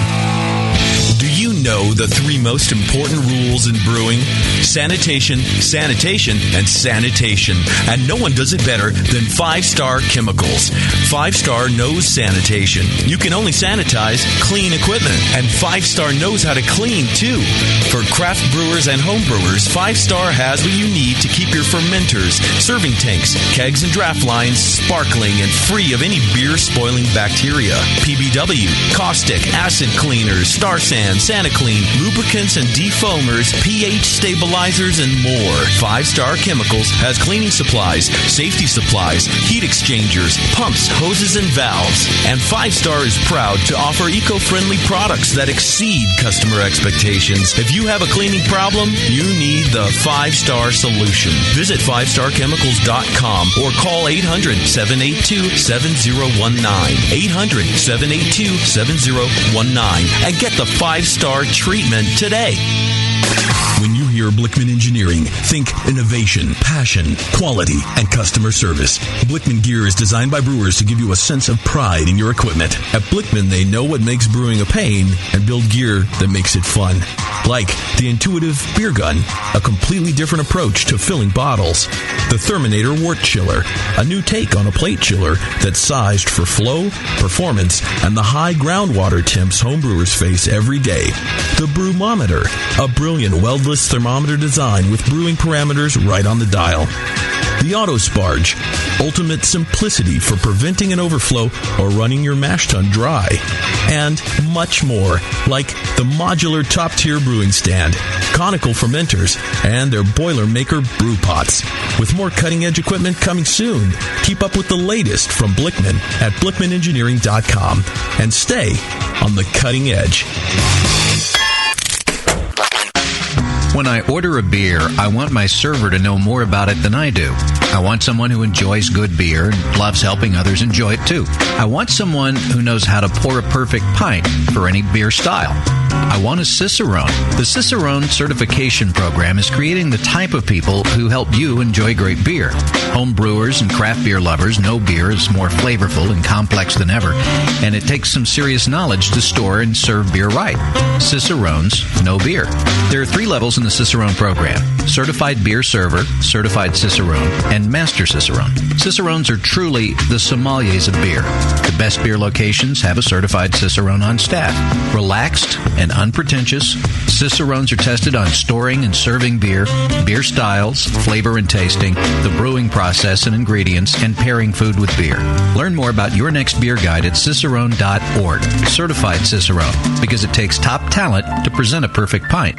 Brewers, anyone can resell homebrew equipment and recipe clone kits. Get original at Adventures in Homebrewing. Adventures in Homebrewing has the knowledge and expertise to craft their own gear and original recipe kits that you'll love. Home of the Serial Killer Grain Mill, 220,000 BTU propane burners, custom stainless steel false bottoms, as well as custom-built brew stands and systems. These are just some of the items Adventures in Homebrewing designs and manufactures in-house. And the brewers at Adventures in Homebrewing keep designing, too.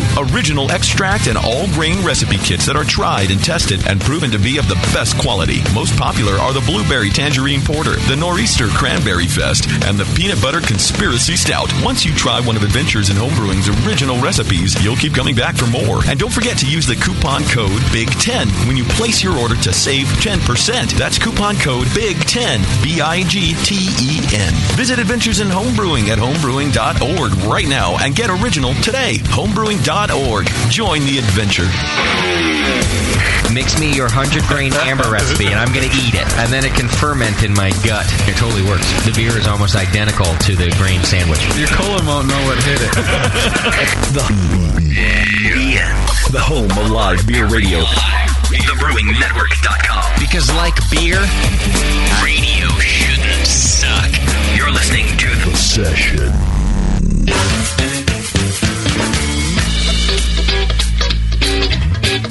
888-401-BEER. This is The Session.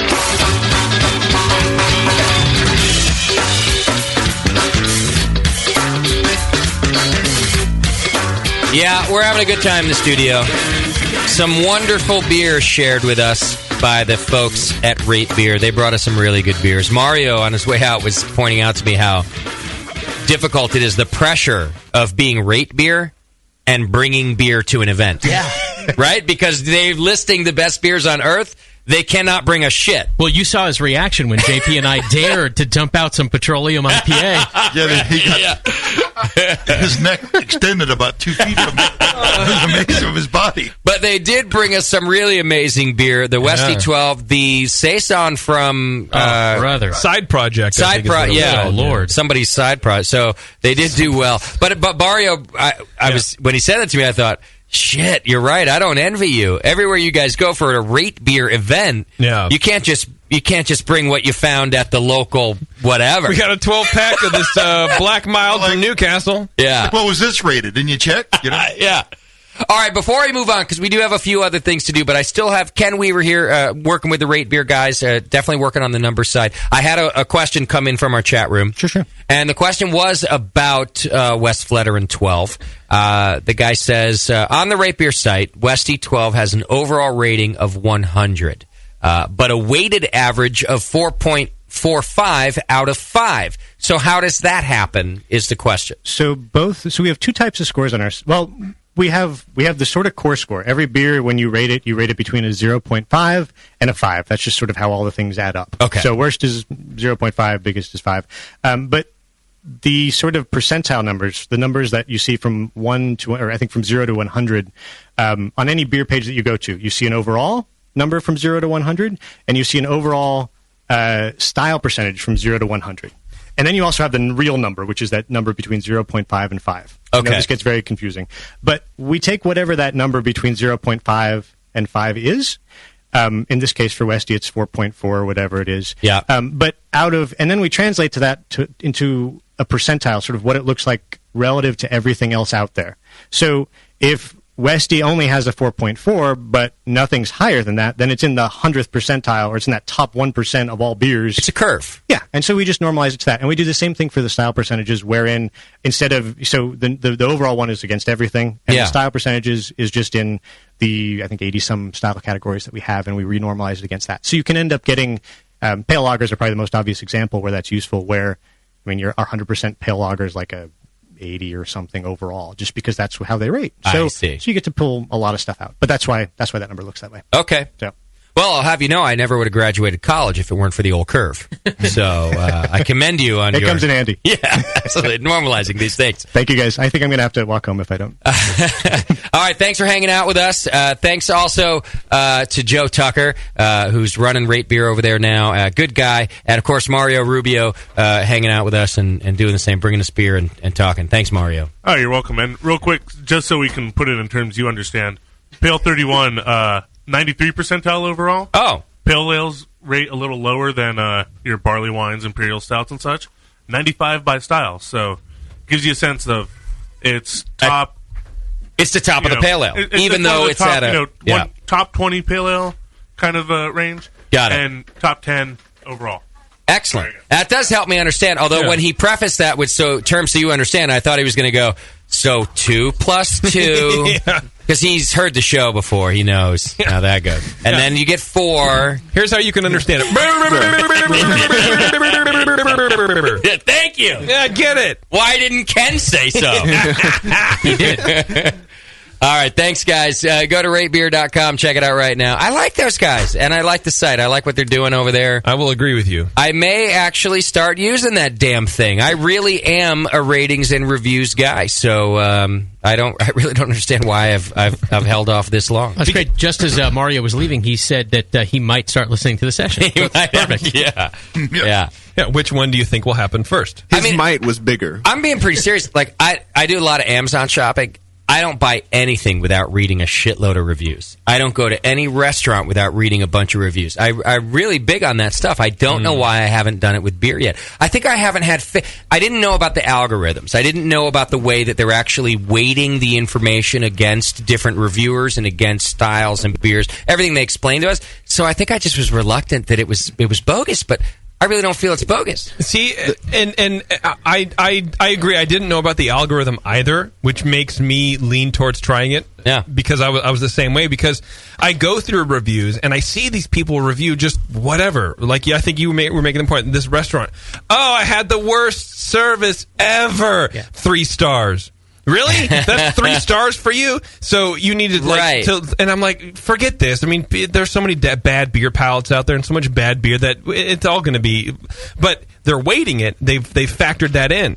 And in several different ways. They're weighting based on the reviewer. They're weighting based on the category. They're weighting based on the brewer. They're doing all these different... It's actually a labor of love. A much better job than Yelp is doing, and I heavily rely on Yelp, so why wouldn't I use... I thought it was just I thought it was just a site where you go on and you literally just rate beer, and there's no back end to it. It's just, this is what it is. But there's a lot of stuff behind the scenes that factor into this. And it's so weird that we were wrong. And Isn't that weird? I think we formed our opinions too early. It's so weird that we would have done that. It's so weird that we had an opinion without knowing anything about it. No, just too early, that's all. Yeah. I don't know. Warren? I know when I would go to the sites and I would see the 3 different ranking numbers, that was real confusing, and I didn't take the time, I guess, to read. To figure why. To be why does this... Right. You're disabled. Besides, I could read the numbers because they were a lot larger than the font of the words describing what the numbers were. And that was that. And so I was like, I can't tell what these 3 numbers mean, so I'm not going to use this. But since I can hear decently... I got to hear what those numbers mean, and so now I think the site will be a lot more useful. So you don't think the site is geared towards handicapped people like you? Right. They could make it a bit more user-friendly. Or I could just use my browser. Sounds like Beardy's going to sue RateBeer. Sounds like a lawsuit, bro, and get these guys back in. Right. By the way, stop laughing hard, JP. I keep worrying that your other thyroid is going to pop out. It's going to open up. First His of neck's all, going to open. It's all gone. Second of all, whenever I'm laughing, I'm actually supporting it. Your neck together. Yes. Well, that's what Justin's seeing. He's seeing you laugh and your hands go to your throat. To the whole hold your show. body together as you laugh. I can't, like I said, the only person I've had to communicate with is Taryn, and I'm not laughing a whole lot. So I have all these built up laughs. I mean, imagine your lung just comes out of your neck. You have to put it back in. It's going to look like Kyle's brother. He's Canadian or something. All right, we've got a few more things to get to. I did want to let you know about a website that's probably been one of JP's favorite over the last few days, adamandeve.com. If you go there now and you use coupon code JPIsAlive, I should have changed it this week. Yeah. How great would that have been? You'd have tried to fuck with these stitches. No, it's normal old, the coupon code BNARMY, BNARMY, at adamandeve.com. For a limited time, you get free shipping, 50% off, just about any item. It literally is almost everything on the site, 50% off. You get 3 free adult DVDs from all sorts of genres. You name, think of the genre in your head right now. I know you're driving along, your wife's sitting next to you, you're listening to the podcast. Road ahead, yeah. We're not going to do it in studio this time, but here's what I want you to do, listener driving along, whether somebody's next to you or not. Actually, even better, if you're on public transportation.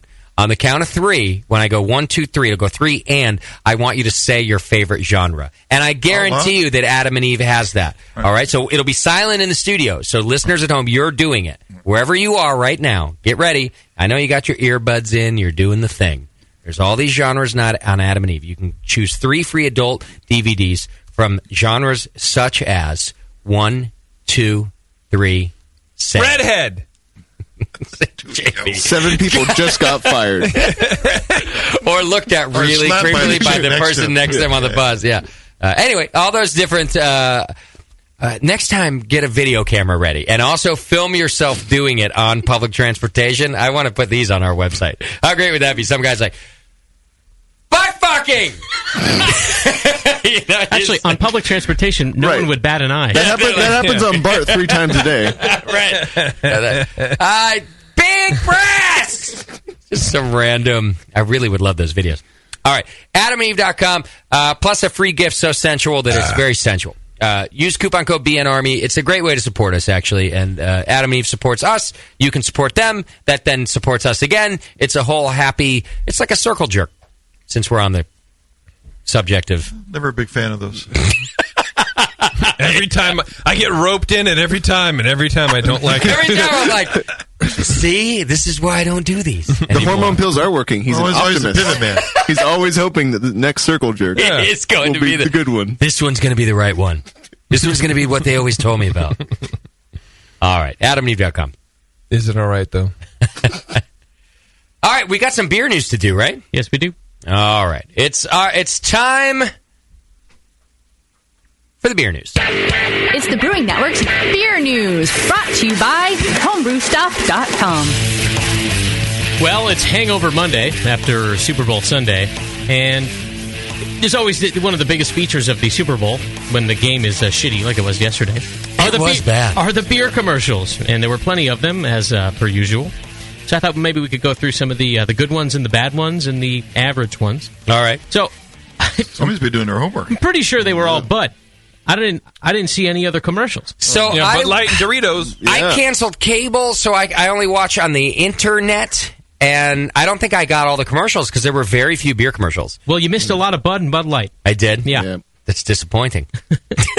Except that, let's all admit right now, whether you're a craft beer guy or not, their money allows them to hire some very funny people. They're always great commercials. They're creative. From the Bud and the Bud Light people, you gotta, they're always some of the most entertaining. They were entertaining for sure, but not as much funny. They didn't go for laughs as much this year across the board. Not just the beer commercials. A lot of sort of sentimentality. Maybe they're trying to serious things up. I feel like there's a difference. Budweiser was going for very sentimental. Yeah. The older generation. Bud Light was going for the really funny. Like they had Arnold Schwarzenegger playing ping pong with like a sweatband on his forehead. So that one was the up for whatever. This was the whole premise. Pop me up, would you please? I think I have you. Oh, this is they basically the premise was They gave the guy, it was hidden cameras, and they gave the guy a Bud Light and said, "Are you up for what happens next?" And then they goes through an insane night. But I didn't think they weren't going for laughs. It was just sort of epic, right? It was epic parties and epic women and epic, but it wasn't funny. Do you think it's indicative of how serious all us homebrewers and craft brewers are getting about everything? Yes, I agree. I think it's two things. One, I don't think it was epic so much as non sequitur, like Don Cheadle in a limo in an elevator with a llama. Like it's not funny. Inherently, you're hearing, "Oh, that's silly." Wait, but it's black not. Guy with a llama? No, I didn't say black. Don Cheadle. Oh, Don Cheadle's black? You didn't know that? I didn't know that.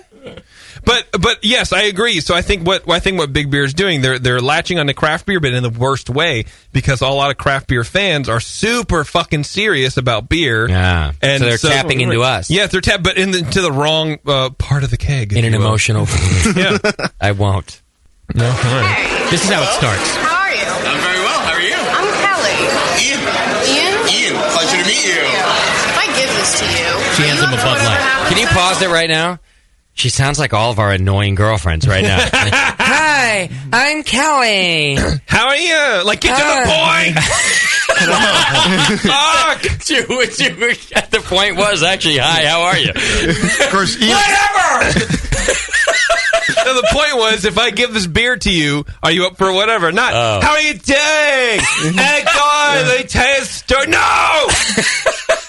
He's not thinking long-term relationship listening to her voice. Right. Yes. Well, and as JP described it, he goes from a limo full of women, and he's at a bachelorette party. And through the whole thing, he never knows that there's cameras, really. He's probably... he never knows, right. Starts suspecting at some point. Playing ping pong with Arnold. Well, he gets into a limo, and Reggie Watts is in there spinning and using his voice as a mix. Like, wait, it's a reality commercial? It's supposed to be in the first... after So the first... the premise is this: the chick gives him the Bud Light, and, "Are you up for what happens next?" He says, "Yeah." And the next thing you know, he's in a limo with a bachelorette party, which is plausible. You know, they took along some guy. That happened on somebody's... when we were out together that one night. Didn't that happen? Oh, I think so. Somebody did a shot off of a bachelor's vagina. His bachelorette. Yeah, yes, right. that did happen. Yeah. And so there you go. Then this was just sort of an amplified version of what actually happens. Okay. For our Tuna own. Jägermeister. But then, it does start to get absurd. Then he's, as JP described, he's in a hotel elevator, and Don Cheadle gets in with the llama, and then the next thing you know, he's playing ping pong with Arnold Schwarzenegger. And at no point he's questioned. By the ping pong thing, you can tell he knew. Yeah. He totally knew. And then, it's like a big wall falls down. There's this big party. You've never seen it? Yeah. It makes me feel better. I don't know if I need it or not. It makes me too comforting. obvious he knew. JP's now duct taping his neck together.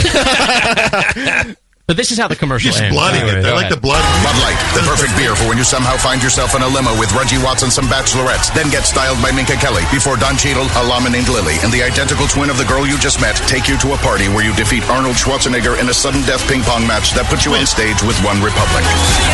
And he did. He beat Arnold Schwarzenegger at the last second in a ping pong match. It sounds funny. And then the wall drops, and it's like he's on a rooftop, and there's tons of people, and the roof drops, and you're on stage with some and they're band all I've never applauding heard of. him. He's like the big. He's like and then the girl's back. How did you feel about your night? I mean, a lot of things happened, and I just want to know how you felt. Can I tell you about my night? Was it for fun or was it not? Give me another beer. What he should have said was, "Where the fuck are those twins?" Do you have another Bud Light? Yeah, I want another Bud Light. Well, that was the Up for Whatever commercial. Then there was a Budweiser one where it was a very sentimental soldier coming home from the Middle East, where apparently there's trouble now, and he, there's crying relatives. And then there was another one. I loved that one, by the way. That sort of wasn't funny or anything. It was just that for the cool twist, there are 16-ounce aluminum bottles, the new thing where you can twist the cap back on. And then there was the most popular, I think, of the whole Super Bowl was it was a Clydesdale commercial, but what they did was they thought, how can we make the Clydesdales better? And someone in the ad room went, puppies. This one I saw. Yeah. So it's like a little golden retriever puppy that falls in love with one of the Clydesdales, and someone tries to adopt the puppy, and the horse chases after it. It's very sweet. Here's what so the Clydesdale one was on Facebook like for a week. Like, apparently they released the Super Bowl commercials ahead of time. Oh, you got to create buzz about the commercial. I didn't watch it, but I just saw a bunch of posts about it, like, oh my God, isn't this wonderful? And doesn't it make you how wonderful it is? And then I finally saw it. That's one of the beer ones I did see on the webcast of the Super Bowl. And I watched it, and I was like, I don't know. Cheesy. It's a fucking dog and a horse. Really? What did everyone go all nuts about? You know what? It happened about 12 years ago when this society went completely bananas over dogs. You ever notice now, you go in an airport and there's dogs, the restaurants, there's dogs, the supermarket, there's dogs. Somehow, all of the boundaries got eliminated and everyone is preoccupied with their stupid dogs. And I love dogs, but leave it at home, would you please? Really? I'm okay with the dogs in public places. You are? In the supermarket? On the airplane? What do I care? It's not shitting on my foot. I'm but allergic it could. to dogs. Well, so can JP. It's not happening. You know, he actually has a good point. I could actually shit on his foot. Okay. But wouldn't that be great next time we're going to NHC or something? We're in fucking security. You turn around and it's like, God, my sandal. What the fuck is going on? JP's just shitting on my foot. God, I think a hot slug just crawled across my foot. Can someone look at that, please? Well, it does seem like sort of a cheap move, doesn't it? Like we're just going to add puppies to this thing that everybody already loves. You know? Who put chili all over the floor? This warm-butted slug just crawled across my foot. How did this mud puddle get in the middle of the airport? I wish I could be videoing this because you guys just dissolved, all of you. You just imploded. Great. I think JP's going to die. I give up. Is the duct tape is leaking? Fucking might as well be. All right, there was one more. It was a crust. Why is there a hot shell on my foot? I don't understand. What are you saying, Scott? Why is Tasty the only one not giving a fuck? He's like, I actually don't like jokes. Go ahead, please, with the news. I need the news. I thought we were doing the news here, please? Yeah, I thought we were newscasters. You immature fuck. Those beers were too strong for the RateBeer guys. Oh, I'm loaded. Yeah, I still got this evil cube here if you guys want some. I do, actually. Anyway, back my glass is empty. Back to me and this beer that I totally sort of helped brew. Help him out there. If I had the Janet's Brown drop, I'd put it in. Go ahead. Well, anyway, there was one more. It was a Chrysler commercial, actually, but it was sort of controversial, I guess, because it was Bob Dylan heading up the commercial, and he basically told America to let not America brew your beer. Have a listen. And when it's made here, it's made with the one thing you can't import from anywhere else. American pride. Why is he black? So let Germany brew your beer. Let Switzerland make your watch. Let Asia assemble your phone.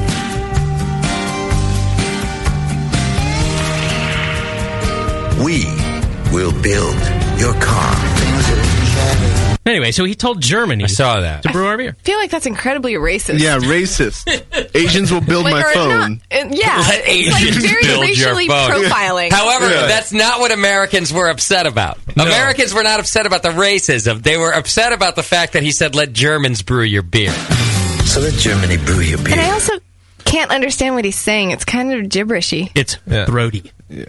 Oh, is that what it is? Yeah. JP's throaty. Bob Dylan's a half an idiot. JP's not throaty anymore. What I like about this commercial is not only was it 2 minutes long and I was really bored with it 10 seconds in, but the fact that it's a commercial about American pride. He says literally before that, American pride, right? Yeah. Then let the whole entire world do everything else, but we'll build cars. We just make you a cat. Yeah, so it's basically just saying that what America is right now, there's probably one company making a manufacturer and do manufacturing.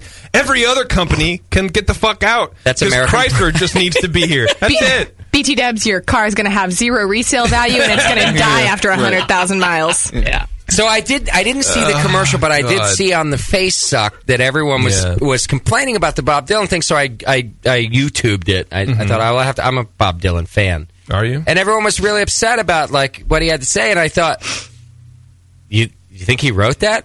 Right. Like for one, Bob Dylan didn't write that. Of course not. So if you're going to be upset with somebody, well, but he could have said no.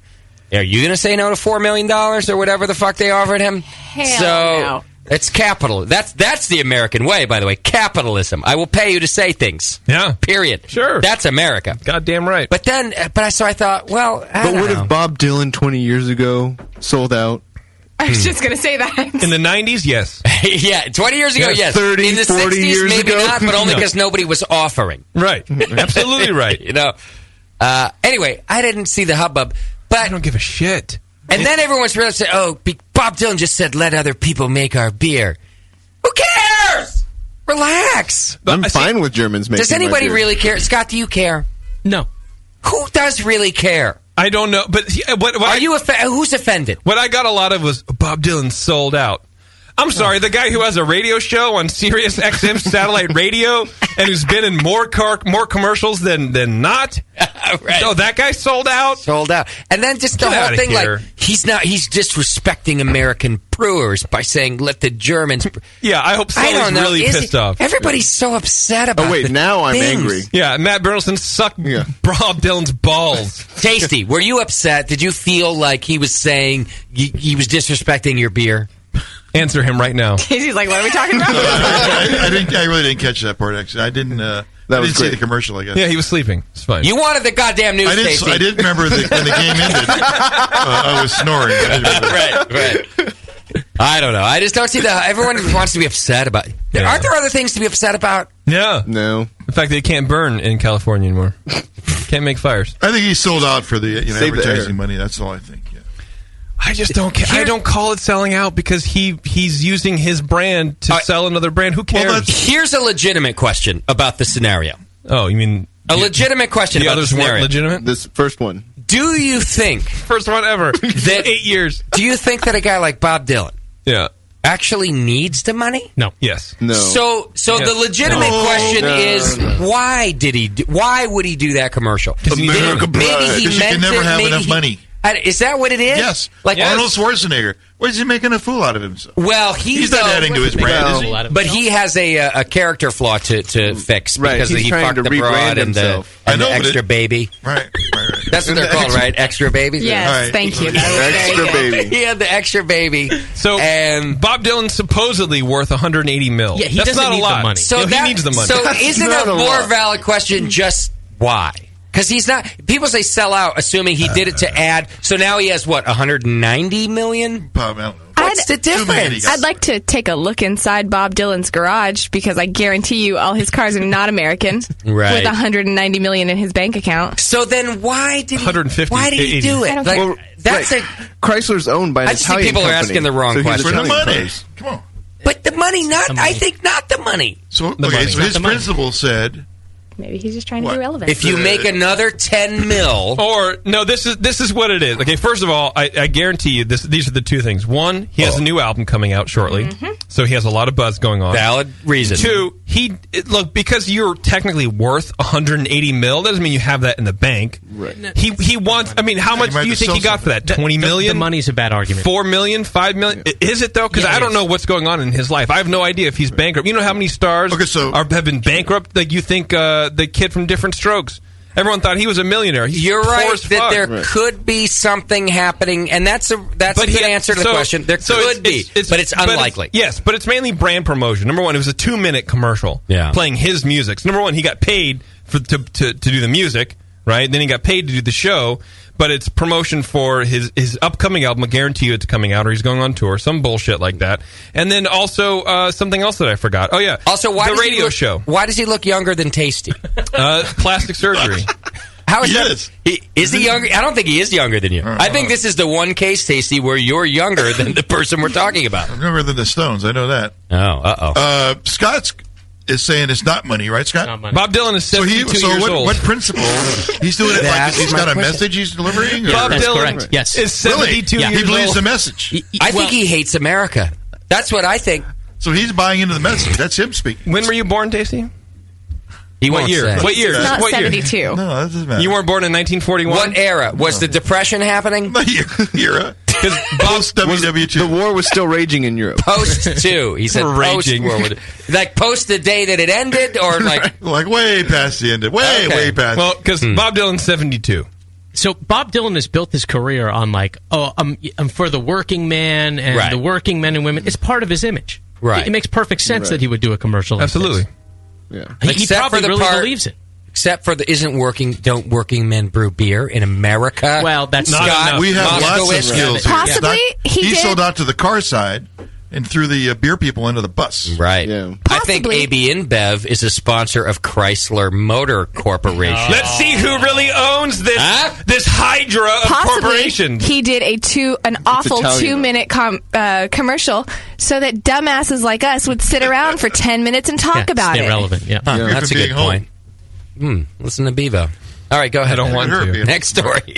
Well, all right, there you go. So I hope you enjoyed the Super Bowl commercials. And in other news, AB has removed the Hold My Beer and Watch This videos from its Bud Light YouTube page. And the craft brewer that sued over the use of the phrase has dropped the legal action. So here's an interesting story of reverse roles where AB got sued by a craft brewer. Interesting. And gave up. So the craft brewer is Big Sky, makers of Moose Drool, one of my favorites. They're out of Missoula, Montana. They sued AB in December, saying it had a trademark for the phrase, "Hold my beer and watch this." And they had been using the slogan since 2004, Big Sky Very said. catchy. Big Sky dropped the suit last week in exchange for AB removing the videos from YouTube. There was no financial settlement. There were 3 videos. They'd been created by John Krasinski, the actor. He's Jim from The Office. And his business partner, Danny Stessen. They depict strange things that could happen after asking someone to hold your beer. In one, there was a grandma celebrating her 100th birthday. She feigned death after asking a young man to hold her beer. And then she and a friend high-five and laugh after the man and his friends leave. There's a couple other ones. They debuted in December. They had several million views, but AB pulled them down. Here's a quote from AB's spokeswhatever. We may revisit the concept, but we stand by our original statement that there was no trademark use of the phrase "hold my beer and watch this," nor was there any intent to create any association with Big Sky. Big Sky president Neil Leathers said the point of the settlement was to assure that AB, or any other brewer for that matter, did not use the slogan. And they were only online, these videos. They were not on TV. Isn't that the more important question? Who the hell cares about a Bud Light YouTube page? Why are people watching? Why are millions of people watching a Bud Light YouTube page? Because sometimes they're funny commercials. Do other things. Have you been east of Nevada ever? I'm looking at their page right now. They have almost 20,000 people subscribed. That's not a lot. It's not a lot. No. Actually surprised that not very many. Well, but then they have millions of views on these things, and I just think, I don't know, really? Do other things. Well, see, 20,000 subscribers versus millions of views, it's just they all go viral, right? Don't you have like a Steel Panther video to watch or something? The bigger question is, I challenge that one guy is Jim to me, Jim from The Office will always be Martin Freeman, and I don't care what your mom's name is. Why does he count? He's the guy who made the commercials? Yeah. Oh, well, he was the actor that starred in them or whatever. So anyway, they took him down? Everybody's happy? Yeah, everyone's happy, and Big Sky basically said that they're satisfied, even though AB is still sort of unhappy about it. They're contending that countless videos and jokes and other references use the phrase "hold my beer and watch this," but they took the videos down. I don't feel like "hold my beer and watch this" is very catchy. I don't feel like it's worth fighting for. Is it? Yeah. It is? Yeah, I mean, for a series of YouTube videos.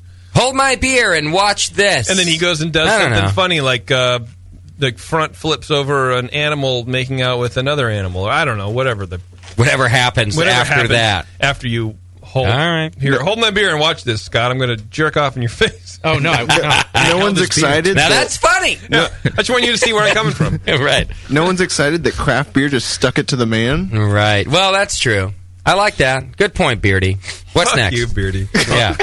Go home, Beardy. All right, thanks, guys. This is a feel-good story. Christmas Day 2012, a guy named Craig Gilbreth's brother broke the news to his family that he was about to be deployed on his 3rd stint to Afghanistan, and Mr. Gilbreth wanted to honor his brother, and he's a longtime homebrewer, so naturally he thought about beer, and thus was born Homebrew for Heroes, which is an organization that he officially started last year. He lives in Fort Worth, Texas, this guy Gilbreth, and he asked some of the guys in his homebrew club is the Cap and Hare, to brew beer to present to the troops in a variety of 12-packs when they come back to the U.S. And the brewer's response was predictably enthusiastic. And the Army also approved of the idea, interestingly. It had to run up the chain of command, but they gave it the green light. And the brewers got help from a couple of Texas craft breweries as well. Raw & Sons and Old Texas Brewing. They all donated the ingredients for the brew days, and they brewed 100 gallons of American Pale Ale and a bunch of other styles as well. They've bottled about 1,000 bottles.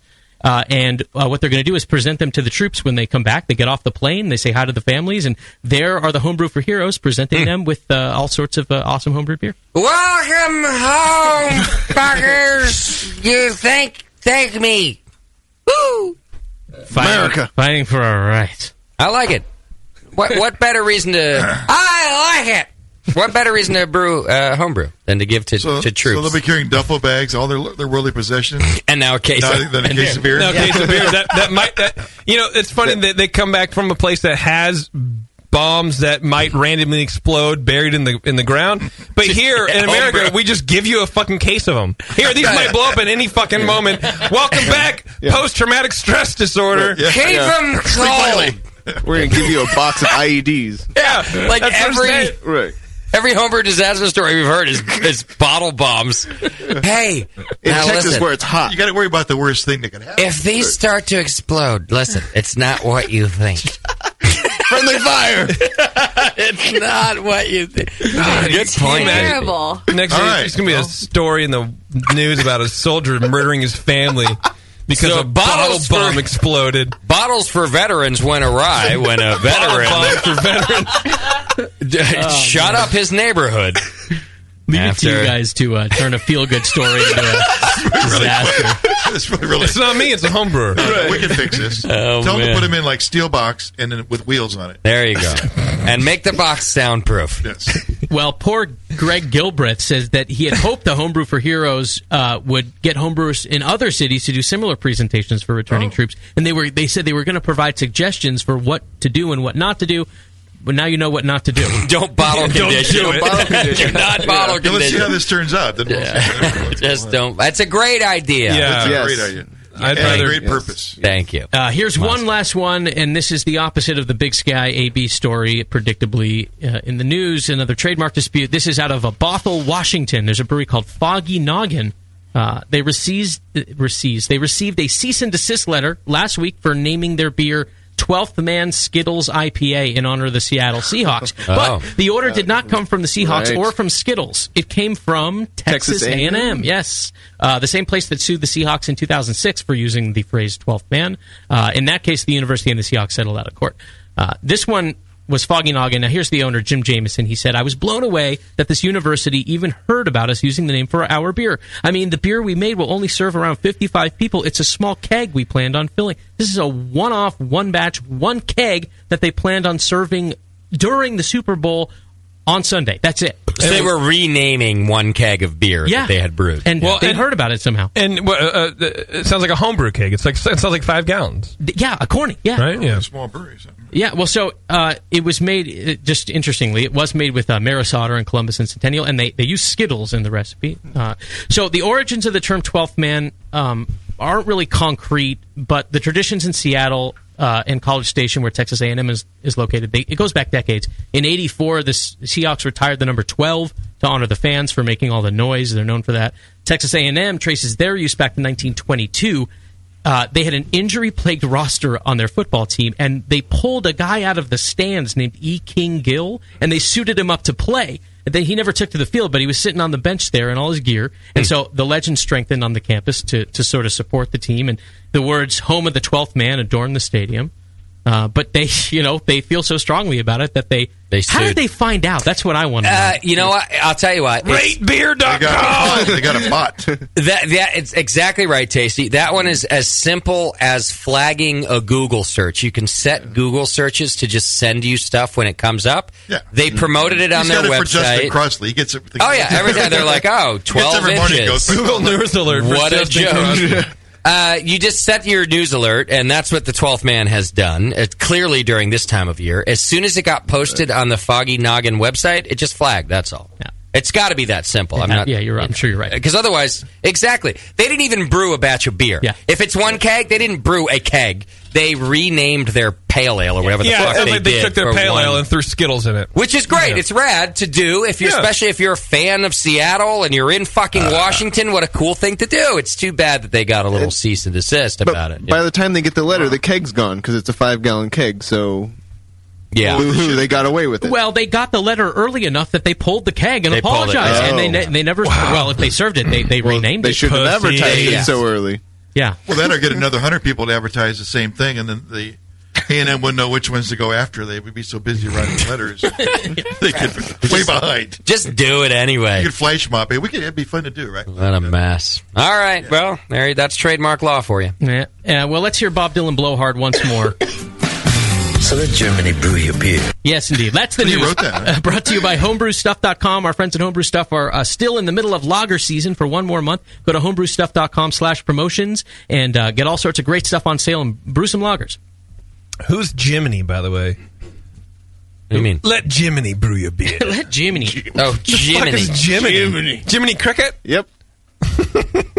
All right, we have a very important thing to do real quick before the break, and then we got a new game coming up. 888-401-BEER, call us now. We got a game coming up. You're going to play beer or not beer. Well, we will give you beer names. You tell us if it's a real beer or not a real beer. Piece of cake. We'll give you a prize. How many callers? Load them up. Load them up, all four lines. Okay. 888-401-BEER, 888-401-BEER. In the meantime, it's time to set us up for our next Brewcaster Challenge. That's right, Tasty. We have a winner's bracket and a loser's bracket. What bracket are we going for here? Do we have a Jiminy bracket? We're going to pull both. We're going to do the loser bracket and the winner bracket simultaneously. So as we go through this next series, we'll do it together so that we can get through and get on to the next one where I have a chance to win again. That's the theory All behind right, it. we're going to go too wide now. Okay, good. So here's what we have. We have 4 names in the winner's pitcher and 4 names in the loser's pitcher. And whereas in the first round we sort of deliberately picked who would go against who, now we're just going to draw names and do it randomly. So what you will find It's out also right... random. The losers are all with the losers. And the winners are with the winners. And now you're just going to get who you get. Now, you're not going to find out what beer you're brewing until our next show. All you will know tonight is who you're brewing against, and then on the next show, we'll do the line. We'll tell you who you're brewing, what you're brewing, and set it all up from there. All right, let's start with the losers bracket, which somehow I ended up a part of. Well, not somehow. There's a very good reason for that. So there's gonna be a good Chad couldn't make a very good beer for you. I mean, I thought it was strange. Yeah. But all right, so you chose to have Chris make your grain bill. And try to get your yeast fucker. Technically, first of all, Beardy, fuck you. Second of all, the grain bill was there before Chris. It was Evil Twin. I mean, it was there all along. It's been changed. I just asked for that. All right. Contestant number 1 in the loser's bracket is John Plissé. Oh, man. So the next name I draw is against John. Is who has to compete against John Plissé? In the loser's bracket. I think of the other... If you guys remember who is in the loser's bracket... What happens to the winningest loser? Good question. In the bracket. We don't know. Gutted and eaten. Oh, okay. Yeah. Why is there only 3 names in there? I'm already missing a name. You drew one. There's 4. We had 8 total. No, but there's only 2 left. Oh, there should be 3. I'm already missing a name. Well, and who put those together? Is that a name? Justin did. Yeah, I know. Somebody for him. Somebody were blaming me. No, when not at all. When stuff got moved, it got moved. Maybe they're in the winners. Now I have all 4 names. Yeah, you and I have the same logic. Against John Plissé. Did you redraw John? This is good. No, it's fine. Jamil. Jamil. Plissé. Love it. Now that one's good because they've been co-hosts for so long. That means it's Rivalry. me and Nathan. Those are the only 2 names left in the loser bracket. I like this. Yeah. I am up against Nate in the loser bracket. Perfect. Wow. That'll be Couldn't have interesting. seeded those any better. Good luck with all of that. Fuck me. All right. That's your loser bracket. Tasty, who would you want? You're in the winner bucket. You know who's in there with you. You got JP, Scott, Dr. Scott, and Moskowitz. Wow. Tasty sure sounds like a shoe-in. Tasty's still thinking, which is interesting. Let's see. The most fun would be with Scott. Right. What's your best chance to win? You can say it. Just say it. Scott Doc I or mean, it's Scott against Moscow? Moscow. Fucking JP. Yeah. Wow. Shit already. All right. The first name I've drawn is Sorry, just Doc. fine. So, I think that's a good seeding as well. this next drawing, Please don't draw me. Please. Doc against Moscow. Yeah. Which means Tasty is against JP, giving JP the chance to put Tasty's foot in his mouth. Once again. Tasty. I never do that, do I? Versus JP. I love this. I'm ready for this. All right, Moss, you got it all down? Yeah, I do. All right, that's our bracket. On our next show, which is the 17th, we will announce Let's get right to the styles, right? what beers everybody is brewing. Because we have to, we can't pick ones that are in your weir. Your weir.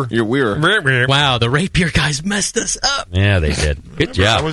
I competed on the national circuit. I know all the styles. You know all of them. Yeah. You'll be fine. I competed too. Don't forget that. But I didn't win anything. I'm not as advanced as brewing a fruit beer, but it's fine. All right, quick break. When we come back, we've got a brand new game, Beer or Not Beer, and then we'll wrap things up and we'll tell you who gets to brew what in the next session.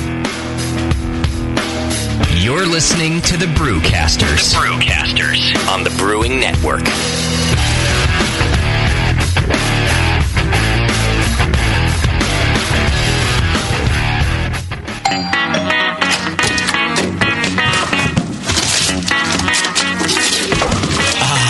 What'd you get? More brewing ingredients? Yep. You know what I love about Brewmaster's Warehouse? The $6.99 shipping? Well, yeah, but... the in-store classes for beginning brewers. Yeah, that's cool, but... The Brew Builder. Creating and saving your recipes online is awesome! No, yes, but... The cheese-making supplies. No. Oh, the wine-making supplies. Oh, the distilling equipment and liquor flavorings. All that stuff is awesome, yes, but what I really love is that the guy who runs it is totally hot. And that Brew Builder software is awesome. Oh, yeah. Brewmaster's Warehouse brings you flat rate shipping on great equipment and ingredients to make beer, wine, cheese, and spirits at brewmasterswarehouse.com. And if you're in Georgia, stop by Brewmaster's Warehouse Monday through Saturday from 10 to 6. Visit brewmasterswarehouse.com today because it's totally hot. Oh, yeah. BN Army, I'm here to talk seriously for a second. You all are partially responsible for something explosive, and it's time you answer for it. Moonlight Meadery is exploding. Yeah, exploding across the country. Wait, they just landed in Australia with insane quality meads. With nearly 70 different varieties of mead on the market, Moonlight Meadery has blown up the mead category and completely reinvented it. Seriously? What? Seriously? What? You're paying money for that watered-down mead when you could have a Moonlight mead? Moonlight meads explode with quality and flavor. They're a party in a bottle. Did someone say party? If you want mead and want the best, you want meads from Moonlight Meadery and will accept nothing less. Be a part of the BN Mead explosion and ask for, demand Moonlight Meads at your favorite bottle shop. Moonlight Meads. Girly names, manly meads. Hey, sign me up for that party.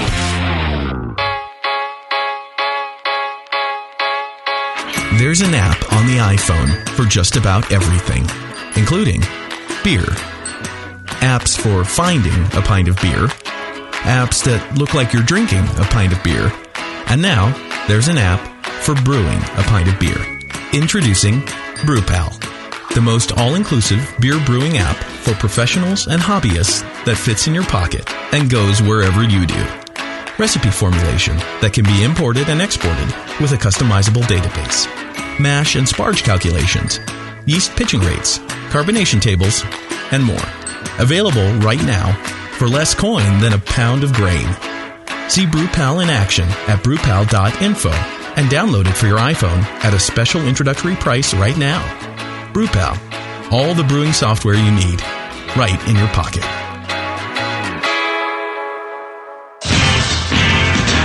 Here's a bite for beer lovers. Soft caramel made with real craft brew and coated in chocolate. And hop drops, hard candies made with real hop oil. Introducing Beer Candy from beercandy.com. Beer Candy's amazing caramels come in 4 mouth-watering flavors. IPA, bitter gold, wrapped in smooth white chocolate. Lager, made with a familiar beer from Boston and coated in milk chocolate. Lambic, soury Belgian goodness full of fresh raspberry and dipped in dark chocolate, and stout, roasty cocoa chocolate insanity. Hop Drops are made with Fuggles or Cascade hops and are known as the candy that bites you back. Choose from sampler and full sizes of both and make your mouth jump to life, all at beercandy.com. Hop Drops and beer caramels satisfy your sweet tooth as only a beer lover could with Beer Candy.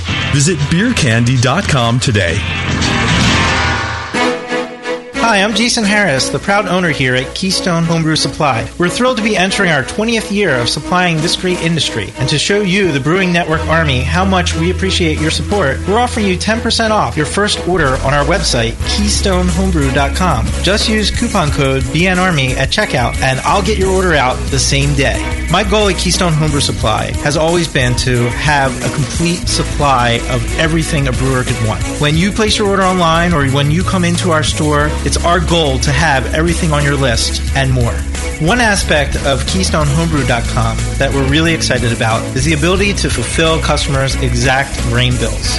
Do you hate to wait? Keystone Homebrew Supply can get your precious yeast and hops to you within just one day if you live between Connecticut and Virginia, and within 2 days east of the Mississippi. KeystoneHomebrew.com. Coupon code BNARMY. I'm Jason Harris, and I approve this message. Wait till you can pour it out of your own kegerator. I mean, your friends will look at you with awe. And it's just hot. It is? It's so super hot. The home of live beer radio. TheBrewingNetwork.com. Because like beer, radio shouldn't suck. You're listening to The Session. You're listening to the Brewing Network. Because like beer, radio shouldn't suck.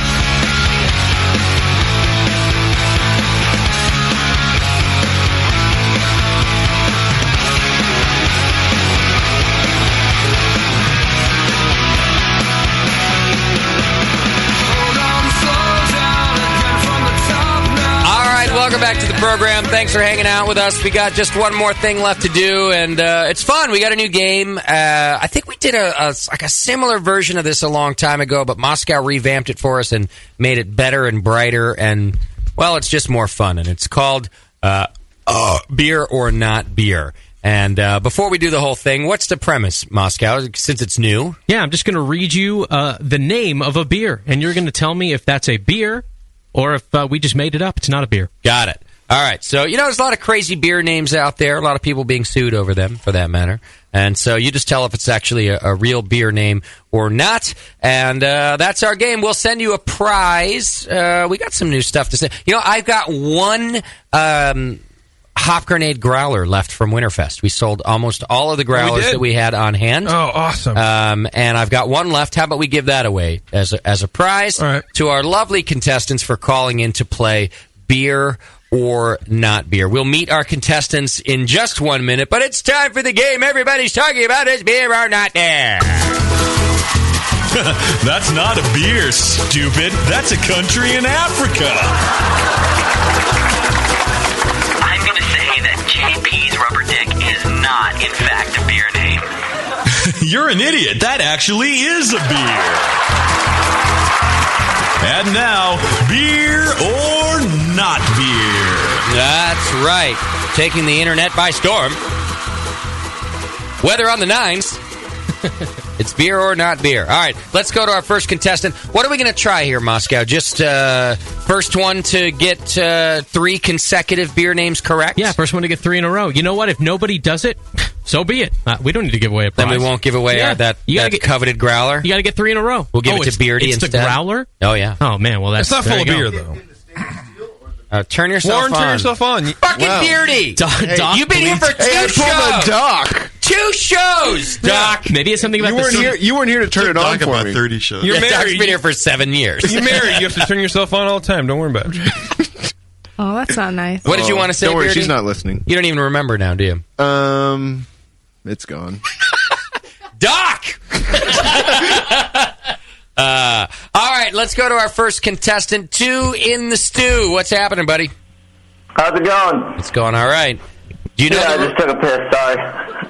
Yes. Why are you apologizing? Like we could tell. You don't have to. You could talk with It's one of those right? things you're just like super guilty of, but you're on the phone. You're like, oh, it's cool. I just jerked off, and you're like, I couldn't tell. I can't see you. Yeah, you know, Stu, you really sound like a guy who's about 8 gallons lighter. What's going on with you? Like when the UPS guy comes to the door and you actually did just jerk off, and you answer, and you're like, oh, I was working out. I was just working out. I was pumping some iron. Don't worry about it. Just sign here, sir. Disgusting.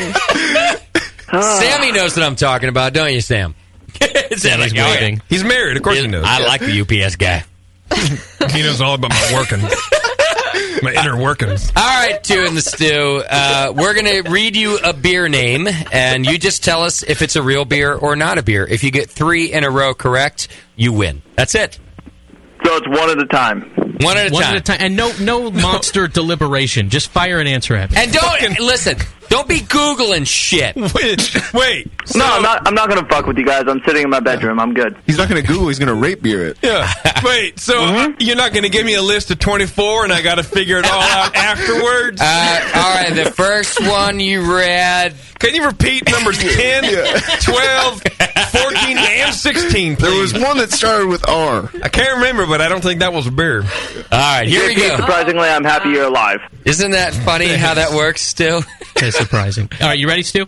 It is. All right, first one. Yeah, I'm ready. Go for it. Buttface Amber. What was that? One more time. Buttface Amber? Yes, sir. Yeah, real beer or not? No. That is beer. Bullshit. That is beer. That's from Bighorn Brewing in Washington. All right, let's go. So I'm fucked already, right off the get-go, huh? Later, Stu. Next one. All right, Stu. Good effort. Let's go to Lulu Gumshoe from Orange County. She did it. Lulu Gumshoe, what's happening? Oh, hey. How's it going? All right. What's going on, babe girl? Do you understand the rules of the game? I do. All right, just get 3 in a row correct. Tell us if it's a real beer or not. Go ahead, Moscow. All right, here's your first one. Pant Pier Pills.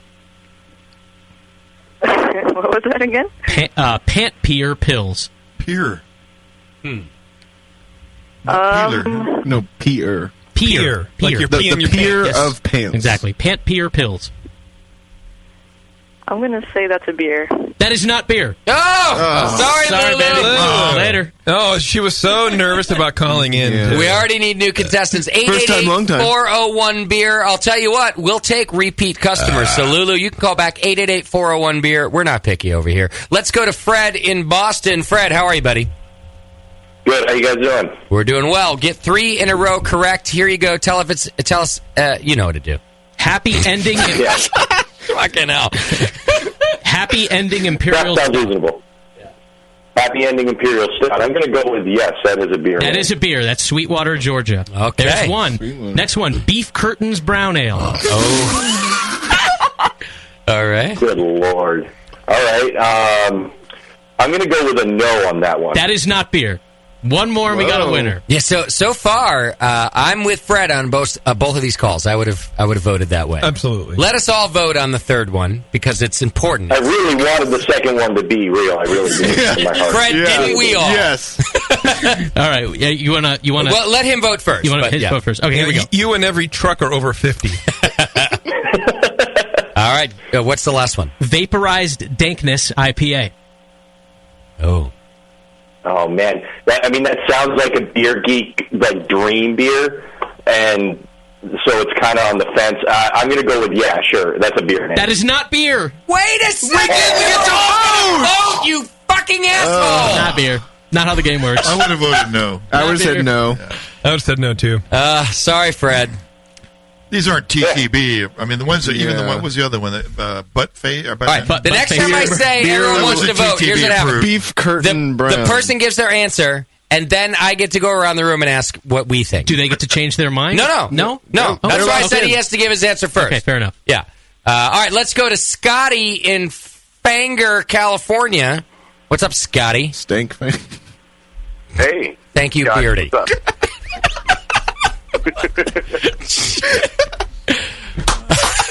He's getting a JP, slow clap standing O from JP. All right, Moscow. Sorry, the kid has talent. Give him the list. All right, Scotty, here's your first one.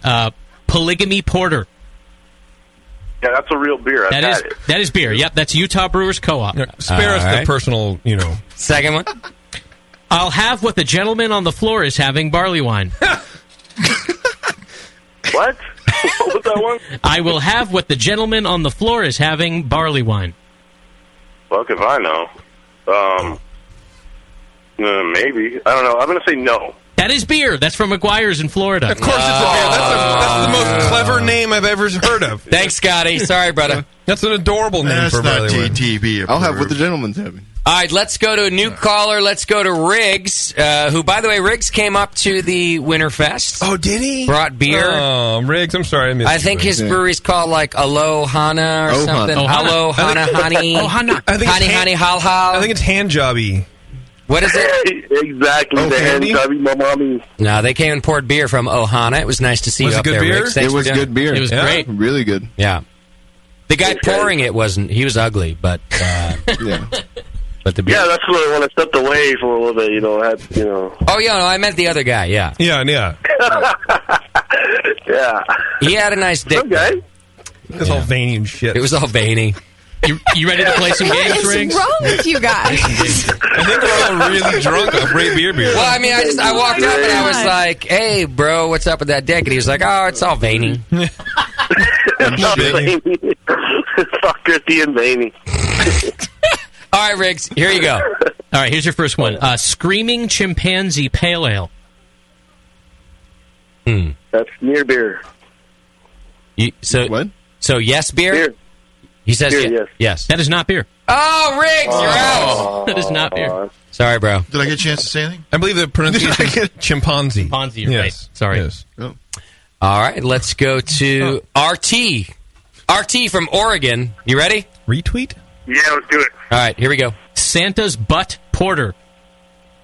Not beer. That is beer. That's Of course from, it's that's beer. from Ridgeway Brewing in the UK. Sorry, RT. It's the most, articulately brilliant advertising. I would have said no there. But It's probably Butte. 888-401-BEER. All you got to do is get 3 in a row correct, proving very difficult. Let's go I love how to... Bevo is working her ass off over there. apparently This is Beavis and great. Butthead live in the UK now and are naming beers. Let's go to Chris from Oregon. Chris, you ready? Hey, how you guys doing? We're Don't good. ask- don't Here you ask go. that. Tell if it's a real beer or not. Whiskey Dick Pale Okay. Ale.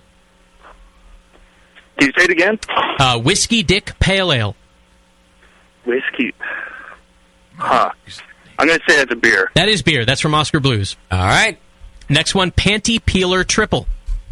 Yeah, I know who makes that. Yeah, that's Moon or Midnight Sun or something. Yeah, that's a beer. Yes, sir. Midnight Sun in Alaska. All right, Scott. Okay. This time.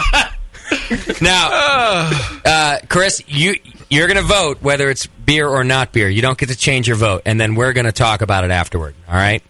Sounds good. Go ahead. Trailer Trash IPA. Yeah, that has to be a beer. So, I would also respond like Chris. It must be because it's too simple. Except that it's the simple ones that have been the fake beer so far tonight. Like Beef Curtains Brown Ale. Yeah, that's simple. Like Beef Curtains Brown. What is it? Trailer Trash what? Trailer Trash IPA.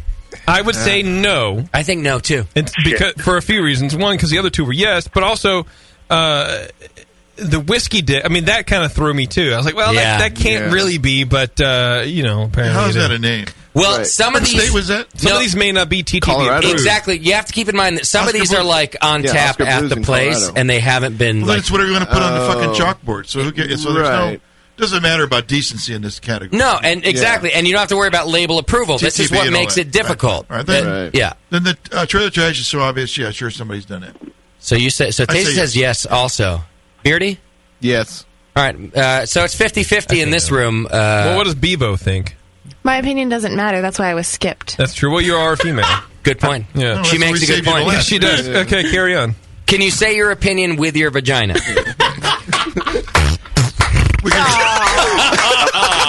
Bevo, please. I wish I could relive. Stop it! Bevo, please. Man. By the way, the microphone is at the cut in JP's neck. It's not at his mouth. It's literally at the... I'm like the caseworker from Beetlejuice. Oh, you are disgusting. I do not think that's a beer. Yeah, that's what I said. All right. Whatever. Maybe you should have surgery more often.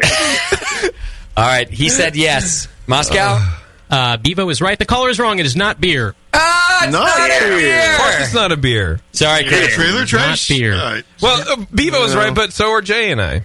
Yeah, Never but forget that. She said it with her vagina. Yeah, that's true. All right, let's go to Isaiah in Montana. Isaiah, you there, buddy? Yep. All right, tell us if it's real or not. Alrighty. Ill-tempered gnome, winter warmer. Ooh, I'm going to say that's a beer. That is a beer. That's from Oakshire, Oregon. In Oregon. Next one is sexy circus clown hef. Oh. Nothing like a sexy circus clown. Circus clowns are terrifying. Yeah, but one more time. Circus clown? Sexy circus clown hef. Sexy Turkish brown. What? I'm going to say that can be a beer. That is not beer. Sorry, brother. Good call. All right, thanks. All right, let's go to Kevin. Kevin in New York. You ready, buddy? Sure. Here we go. Vas Deferens Belgian Dark Strong. I'm gonna go with no. That's beer. Oh, God damn it. That's from Caldera Brewing in Sorry, Oregon. Kevin. All right, how many beers do you have left on your list? Probably 7 or 8. We're going to have to go 2 out of 3 eventually. Do one more. Maybe there's one more. We'll get it. All right, let's go back to, I think the Stu is back on the line. Stu? Yeah, how's it going? Here we go. I don't know. Pretty good. One more chance. Okay, I've been listening, by the way, just pulling my hair out because a couple of them I got 3 in a row on. Ah. All right, well, here's your chance. It's been fucked for me over here. Oh, my God. First one is botched sex change stout. One more time. I'm sorry. One more time. Botched sex change stout. You got it. Yeah.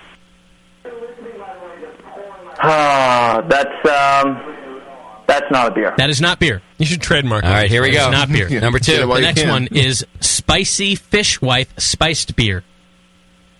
Spicy fish wipe spice beer. That's it. Wipe as in like wipe my ass. Wife, W-I-F-E. Oh, wife as in wipe my ass. Like the thing you don't Like have. a fish wife. Fish wife as in my wife wipes my ass. Got it. After I get out of surgery. Yeah. All right. That's a beer. That is beer. All right. That's from Slip Point in Washington. Yes. All right. Now listen, Stu. Don't fail me, okay? You got to get this third one. I don't want to fucking fail you. Trust me. What do you got, Moscow? Well, you should hire him. This is a tough one. Drucken Funk Sour Red. Oh. That's tough. That is pretty tough. Are you skipping around your list? Just give me a second. Hold on. Let me think about it. I'm standing in a corner. I'm envisioning it. On one foot. Where all the great thinking happens. All right, here's what I'm going to do. Yeah, sure. Go ahead. You keep thinking about it. Can you say it one more time? It's Drucken Funk Sour Red. Keep thinking about it. Keep thinking about it. We're going to give our opinions and let him then make his third. Because you're going to run out of names, and I'm going to run out of time. So here's what's going to happen. So you think about it. Drucken Funk Sour Red. I think it's a real beer name. I think it is, but I don't know if the TTB would let drunken be a part of it. It doesn't have to be. The TTB. Remember. Well, right, I guess on a some of these other ones could just room. be on a chalkboard. Yeah. I think somebody did it. Yeah. Really? Sure. I mean, Drunken Funk? It's like Drunken Funk. Sounds like somebody's rolling a dice that's got beer names on it. And they just threw that one. Yeah. So you say no. I say no. Yeah. Beardy? Yes. You say yes. I think it's a beer. Bevo? I do not think it is. No. Jippy? This one's tough. I say no. Also I say no. There's no way. There's no way, because I think, like Warren was saying, minus the TTB, I don't think a brewery would encourage drunkenness. Thank you. Especially not in this day and age. We're all too many pussies out. That's a good vote. So that's irreverent, though. That's JP, Tasty, Bevo really saying no, Beardy and me saying yes. Go ahead. I'm going to say it's not a beer, but can I say why? No. Okay. Yeah, go ahead. I'll just go fuck myself. That's fine. No, you can say no. You can say why. Not a beer, and why? The only reason I think it's not is because if a professional brewery is going to put out a sour beer, why would they make it sound like an accident? I mean, that name just sounds like a fucking mistake. Yeah. Okay. All right. Good rationale. Not a beer. All right. The stew says no. Moscow? For the win, that is not beer. I thought that was pretty good. I made that up. Drucken Funk Sour? Come on, that's good stuff. I voted yes. Hey, well, it's not a bad name. It's just not realistic for a beer. It's a solid 7.5. It's pretty good. All right. The Two in the stew and one in the poo. You're our winner. Send an email, jp@thebrewingnetwork.com. He's going to get you your Brewing Network stainless steel hop grenade insulated growler. And we're going to fill it with Beef Curtains Brown Ale. Yes. Yeah, I want that. Yeah, you do. All right, cheers. Thanks, guys. Thanks, brother. Cheers. Stu, you got it wrong, actually. We're not going to get the growler because you should have said the Beef Curtain Brown reference was sexist, and you nothing to do with us. Right. I'd like to point out that Bevo was 4 for 4 in her guesses. Thank you. Mm-hmm. I'm a smart girl. Sometimes. I prefer meat curtain over beef curtain. I really prefer you guys to not talk about this. It's so gross. Bevo, that's because you probably have beef curtains. Don't have beef curtains. Are you sure? I'm pretty sure, yeah. You know, Sam, no matter what. Sam? Justin I can have the prettiest, young-looking, perfect... No, you don't. And Sam would be like, oh, it's hurt. You could drive a caddy up in there. Okay, Bevo makes a good point. Sam would, no matter what it looked like, he would be like, oh, no. Oh, it's like a station wagon with the seat that looks out the back window. 6-lane freeway. You ever seen a pit bull eat a jar of mayonnaise? It's like throwing a hot dog down a hallway. Oh, my God. Well, that's a completely different issue. I love how fast Justin wheeled around in his chair to look at Sam. Sam's like, I can't even watch Arby's commercials because I get boners. I once sent a cease and desist letter to Arby's. Hey, that's my wife. You better cease giving me boners. Desist off the... Oh, man. Oh, Bevo. Oh, my God. Why do I let you guys do this to me every week? Because we're sexist. Yes. Apparently. Now answer the phone. Hey, and wash my clothes. Never Take mind. a note. You guys are dicks. We are. All right. Totally. On a side note, I kind of Fred want from Arby's Boston now. is still online, too. Is there one on the way home? I don't know why. Oh, just tell him he's... sorry. We already had a winner. Okay. You should talk to him. We'll play again. Call in next time. All right. Good game, Moscow. I liked it. Yeah, good times. All right, we'll play that again in the near future. Twitter game. The question was, if we had a Super Bowl commercial in 2015, what would the content of that commercial be? That's true. What do we have? My good friend Scott Shake It says a giant hop grenade emblazoned Godzilla reaches a silver bullet train, then devours Clydesdales. You imagine this is giant. Not bad, yeah. Yeah, it's pretty good, right? I see his vision. All right. Songful Chris writes, considering all the money the BN has, it would be a solid minute of Doc trying to explain each show. That might be a really hit commercial. That would be the better 2-minute commercial. Which would you rather watch? Bob Dylan waxing poetic about how everything should ship out overseas except cars? Or Doc explaining the Brewing Network. Right. I can't even understand it. I think I've seen Doc explaining the Brewing Network. I think you felt Doc explaining the Brewing Network. Yeah. Boko Brew writes, guys in ass hats and nutters, then a hop grenade explodes, and they turn into hot naked chicks. Yeah. That would be a waste of money, because it'd be like a... Every other commercial? Yeah. We'd find something wrong with the naked chicks. Hey, why was one of her boobs weird? She looks a little old to be in that video.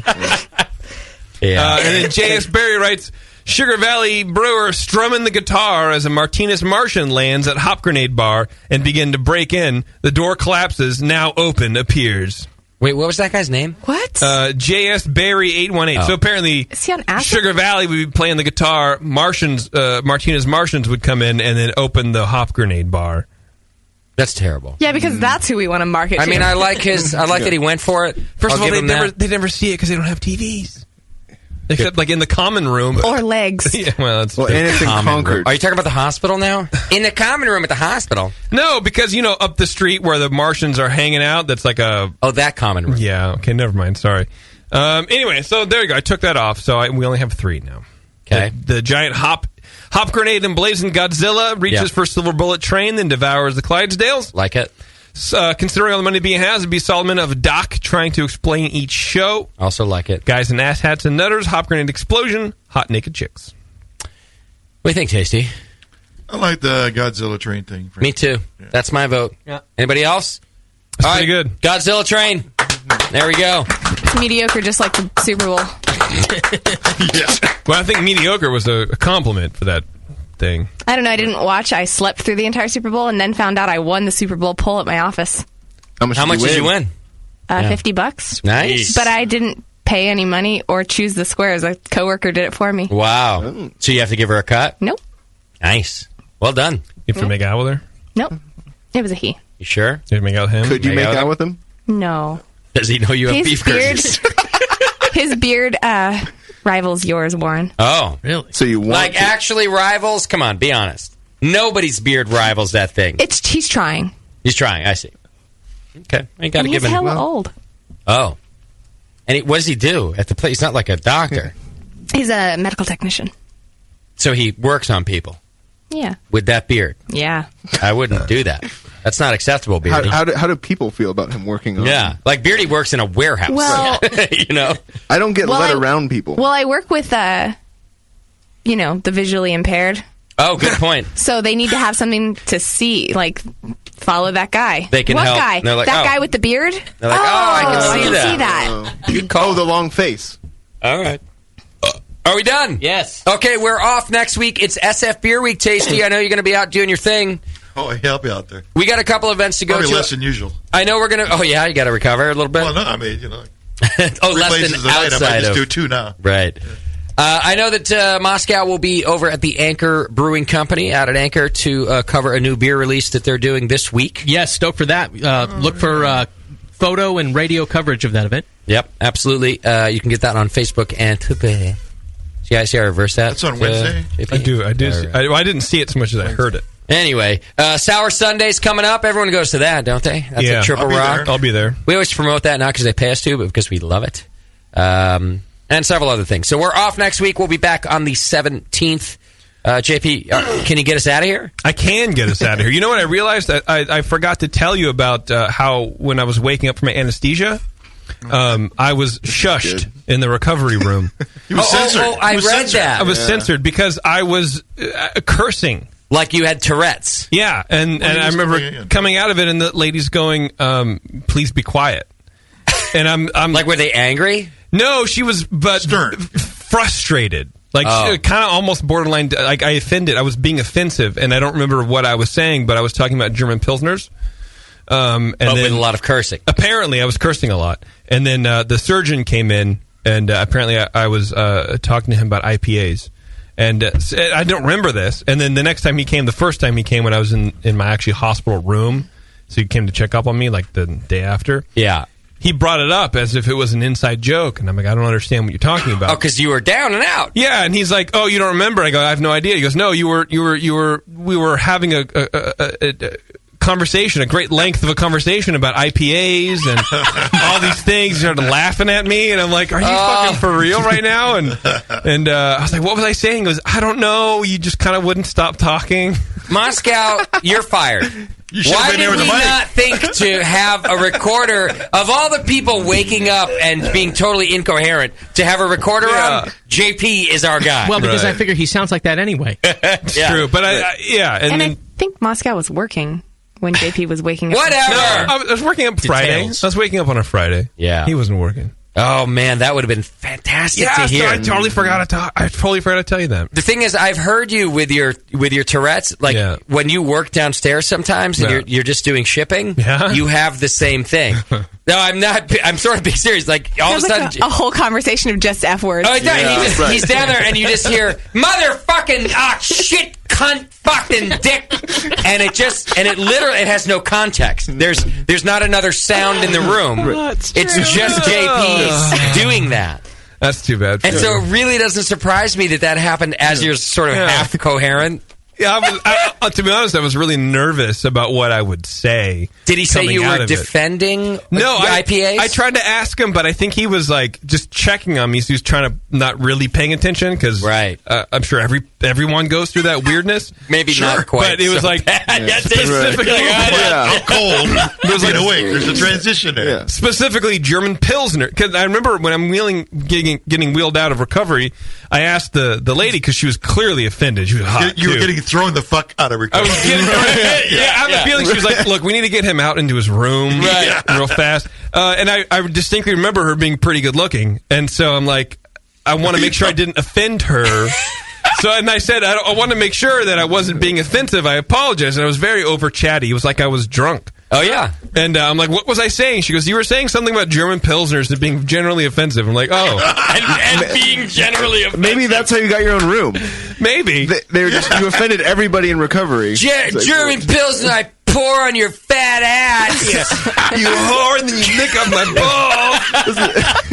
I mean, I can't imagine what I was saying to be, but I remember I can't either, but I wish I'd have heard it. Just like saying fuck and shit and motherfucker. I remember motherfucker. I remember saying quite often. Do you need any further evidence that JP is the miserable dick he portrays on the show? He's mumbling in a fugue state about German Pilsner sucking. Except that he's happiest when he's cursing, and so at that moment he's probably had a smile on his face. He was soothing himself. Yeah. Well, so the anesthesiologist before he came in, he showed me the syringe, which like that's going to help. Yeah, that's nice. Yeah, and he's like, I'm going to give you this to go to sleep with, and it's like having a couple beers. Apparently, he doesn't know how much of a lightweight I am, but he's like, it actually literally works on the same neurological pathways as alcohol. So you literally feel like you've had a couple beers, and you put in the IV, and we're wheeling to the thing, and I'm like, oh yeah, got you. Shit. So I was drunk, and so it felt like when I was coming out of it, it felt very similar. See, this is why it's fun to get surgery, JP. That part was fun. Yeah. The rest of it is, Not so then much. I wake up and I have tubes with pus and blood coming. That wasn't so much fun. Now, I totally agree. Yeah. In all of your lead up, all you were worried about was the surgery itself. Yes, I was worried about dying. So Yes. I did not have the heart to tell you. What you should really be worried about is recovery, because once you get there and they start to do their thing to you, it's kind of fun. Like everything else is rad. Yeah. It's this part that sucks. I was worried about that, but that's the weird part of me is I was honestly worried about what I would say coming out of recovery. Turns out that was founded. But not, I mean, like I'm having a conversation with my throat surgeon with an oncologist about IPAs. Right. Like, oh. You thought you'd admit all your intimate desires. You're like, and so the midgets, by the way. Yeah, I like when Taryn hits me, and I wish he would hit me harder in the nose. What? Sometimes she hits me right on the butthole with a broomstick. I don't know what it is. Or you'd say, I do, with Taryn in the room. Okay, guys, this conversation should end. Yeah. Oh, should it? No. He goes right for the fifth time. All right, Jimmy. But yes, I can take us out, I think, of the last effort. We're glad you're alive, and here's a song that I wrote for you. This sounds an awful lot like... But I wrote it. Thank you to our show sponsor, More Beer. You can get absolutely everything you need to make great beer at home by going to morebeer.com. Thanks to RateBeer.com for coming in and getting us drunk. Go check it out at RateBeer.com. JP is now cancer-free as far as he knows. Follow him on Twitter at MajorJip. For some good beer insight and homebrew info, follow Nate Smith at Nathan Homebrew, Mike McDowell at Tasty McD, and Warren at God Knows Where. Production director on the session has been Push Eject. Tonight's show has been produced by Scott Maskowitz. JP was holding his throat the entire show for fear of it spilling everywhere. Your call screener and Arby's model was Bevo. And your host was Justin Crossley. Be sure to find the Brew Network on Facebook and Twitter.